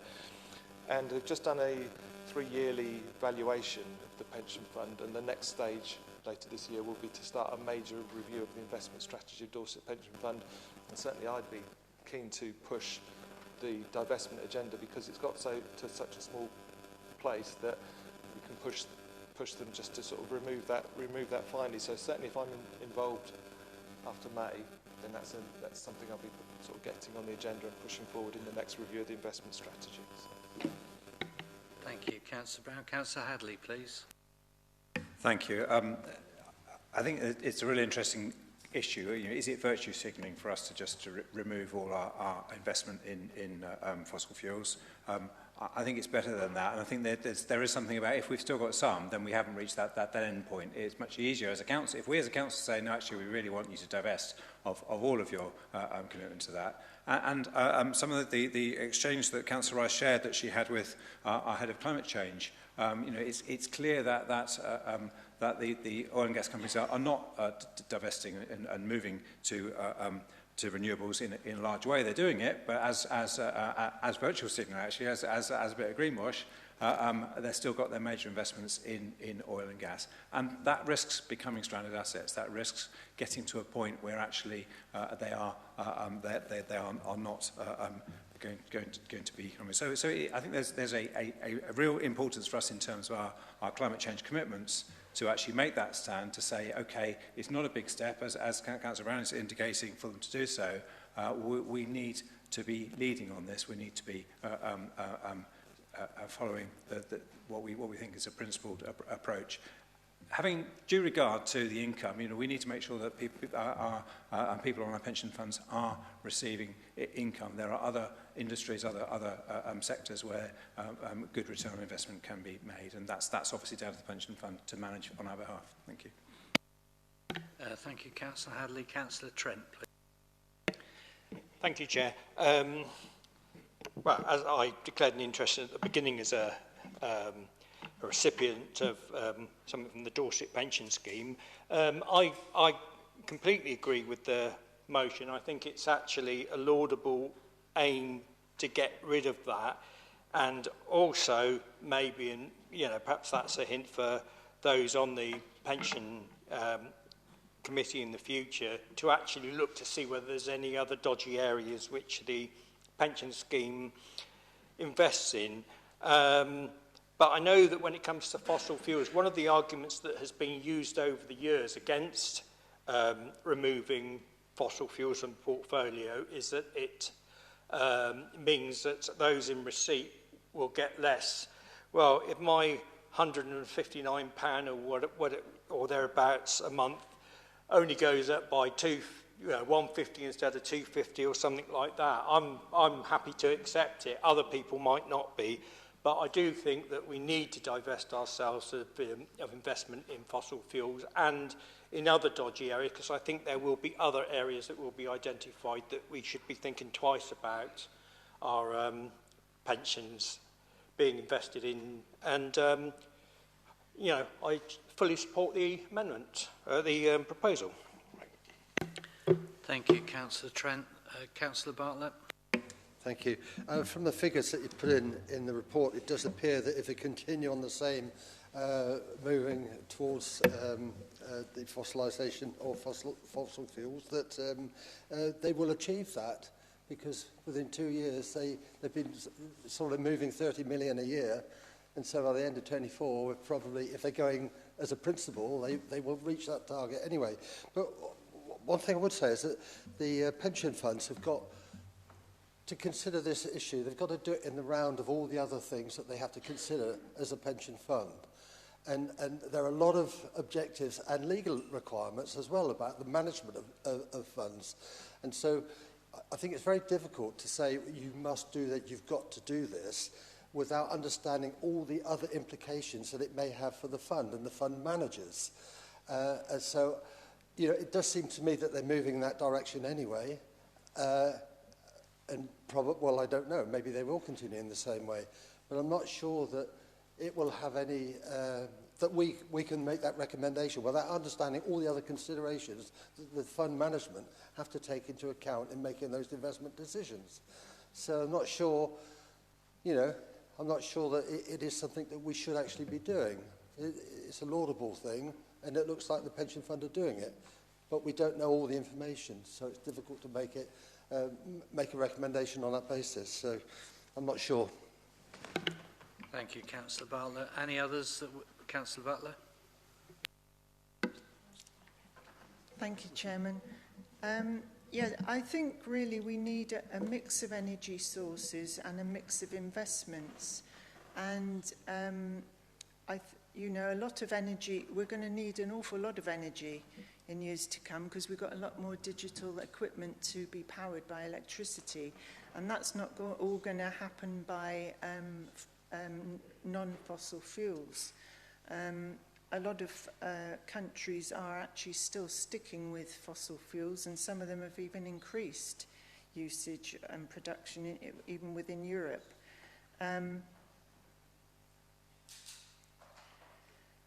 The other thing is, I don't think the last little part of this is, it says 80% of the UK population think that climate emergency is a global crisis. I'd like to know who's been asked that. And also the appropriate to take action on behalf of the members of the fund. 80,000 members. I don't think it's appropriate for 76 councillors to decide for people who are depending on a fund of that number of people and growing, so they could be adversely affected by this. So if you invest in anything, usually you spread your risk. That's what good finance is usually. You don't just put all your eggs in one basket in case that actually fails. So I think this is the danger of this, is that the pension funds already reduced their reliance on the fossil fuels, and to ask them to sort of maybe go down to nothing might be really, you know, not very easy. Thank you. Thank you, Councillor Wilson, please. Yeah, sorry. I don't want to disagree with Councillor Butler on our last council meeting, but you know, I think the argument around 76 councillors not being responsible for making decisions for 80,000 people, we're representing, you know, nearly 500,000 people across the conurbation on a regular basis. So I think we do have a responsibility to make these decisions. I think that another point you made was around kind of countries are sticking to fossil fuels, but there's a lot of countries sticking to a lot of bad practices that we wouldn't necessarily agree with, and I don't think that's necessarily a good point to use. And finally, I think it seems to just make financial sense to me that coming from Councillor Rice's proposal, it seems that many financial economists are saying that this is a dying market, and so it makes sense to divest anyway. Like Councillor Bartlett has said, the fund is moving in that direction. We're just giving it a little push, I feel, from the proposal. So I'm happy to support it. Thank you. Thank you, Councillor Wilson. Anybody else like to contribute before I call on? Councillor Rigby, yes. Thank you, Chair. I'll try and be brief. I think I'll be briefer than I was going to be because, Councillor Green, I can't answer your question that you asked at the start, unfortunately. I was hoping to be able to and find out something after our break, but not quite. But I will say something in that I think I'm actually going to miss you, which I didn't think I was going to say when one of the first conversations we actually had was almost 4 years ago when we were looking to declare the climate and ecological emergency. And I think we had a really similar conversation where you said, I'm not sure if I can support it because I'm not quite sure of the implications. And yet here we are 4 years later. And we've got the climate action plan showing exactly what we're going to be doing to 2030. So there is, where there's a will, there's a way, right? One thing I do want to say on stranded assets, I think it's really valid. And fossil fuel companies aren't getting the easy ride that they used to when it's come with new projects. For example, a few months ago, the Stop Wisting campaign made Equinor pull out of the Wisting oil field in Norway. A couple of years ago, Shell had to pull out of Cambo in the North Sea. The Willow project in Alaska has got 3 legal challenges coming against it, and the Rosebank oil field in the North Sea is also being challenged as well. So oil and gas companies are not getting the same ride that they used to. They are struggling. Although we're seeing them taking vast profits from what they've got, they're finding it more and more difficult to explore new resources. So we should be the ones leading to pull our assets out, even if you're looking at it from a financial point of view. You need to think, if you're not the first to start pulling out, you're going to be left with the stranded assets. So we do need to consider that as well, even if not from the environmental standpoint. The only other thing I really wanted to say on that is that, and I am going to go back to the climate and ecological emergency, back when we did that, we all, 76 of us, had a chance to make an impact on the future. And I think that's really going to shape the future of BCP in a whole. That's something which we managed to do by pulling together and working together. And I kind of wish that the last motion which you had previously was the one after. So we could have had all the nice speeches then about everyone's retirements, you know, rather than it being a little bit of a debate. But I want to go back. When we work together, we get things done. When we agree with each other, we really get things done. So there's an opportunity now to make an impact, a slightly smaller impact, yeah, for 80,000 people, but still an impact as such. And I think working together, we can do that. Thank you. Thank you, Councillor Rigby. Councillor Bull. Thank you, Chair. Obviously, I support this motion. I think it's very important that we make a stand in a way that we're already doing. I think no one can be in denial about the damage that fossil fuels have done or are continue to do to this planet. And I think, sorry, I lost my thread there. That they continue to do to this planet, and we need to make a stand. We need to be divesting from fossil fuel. I couldn't help myself but smile when Councillor Iyengar said about destabilising 80,000 people's funds, and of course we don't want to do that. There are other funds, there are fund managers, but we're talking about destabilising the whole planet. So, you know, for me, it's a no-brainer. Thank you. Thank you, Councillor Bull. Any other councillors wish to contribute before I call on Councillor Rice to sum up debate? Please, Councillor Rice. Thank you. I would just like to highlight, I saw Councillor Butler shaking her head about the 76 councillors declaring a climate emergency. I'm aware it was only 75.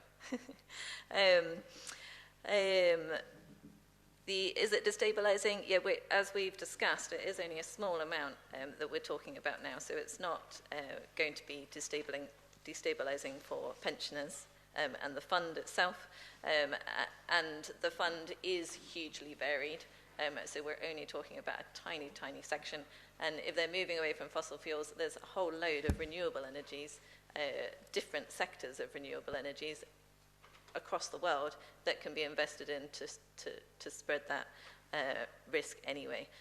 The fact that lots and lots of large pension funds are now moving away from fossil fuels also demonstrates that it's not destabilising, and that fundamentally, financially, even if you don't take into account environmental concerns or ethical concerns, financially it is a sound thing to do.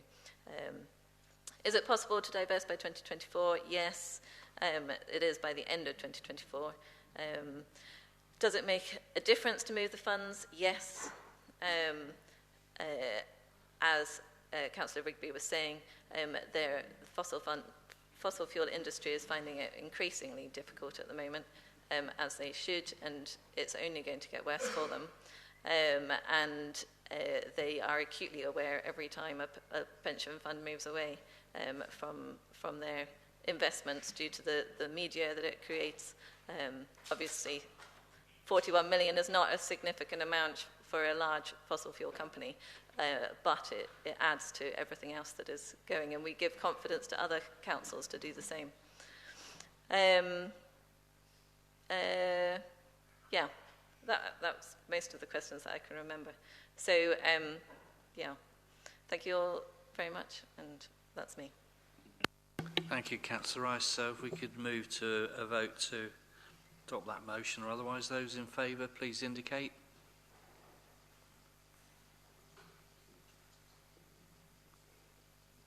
And those against? And those abstain?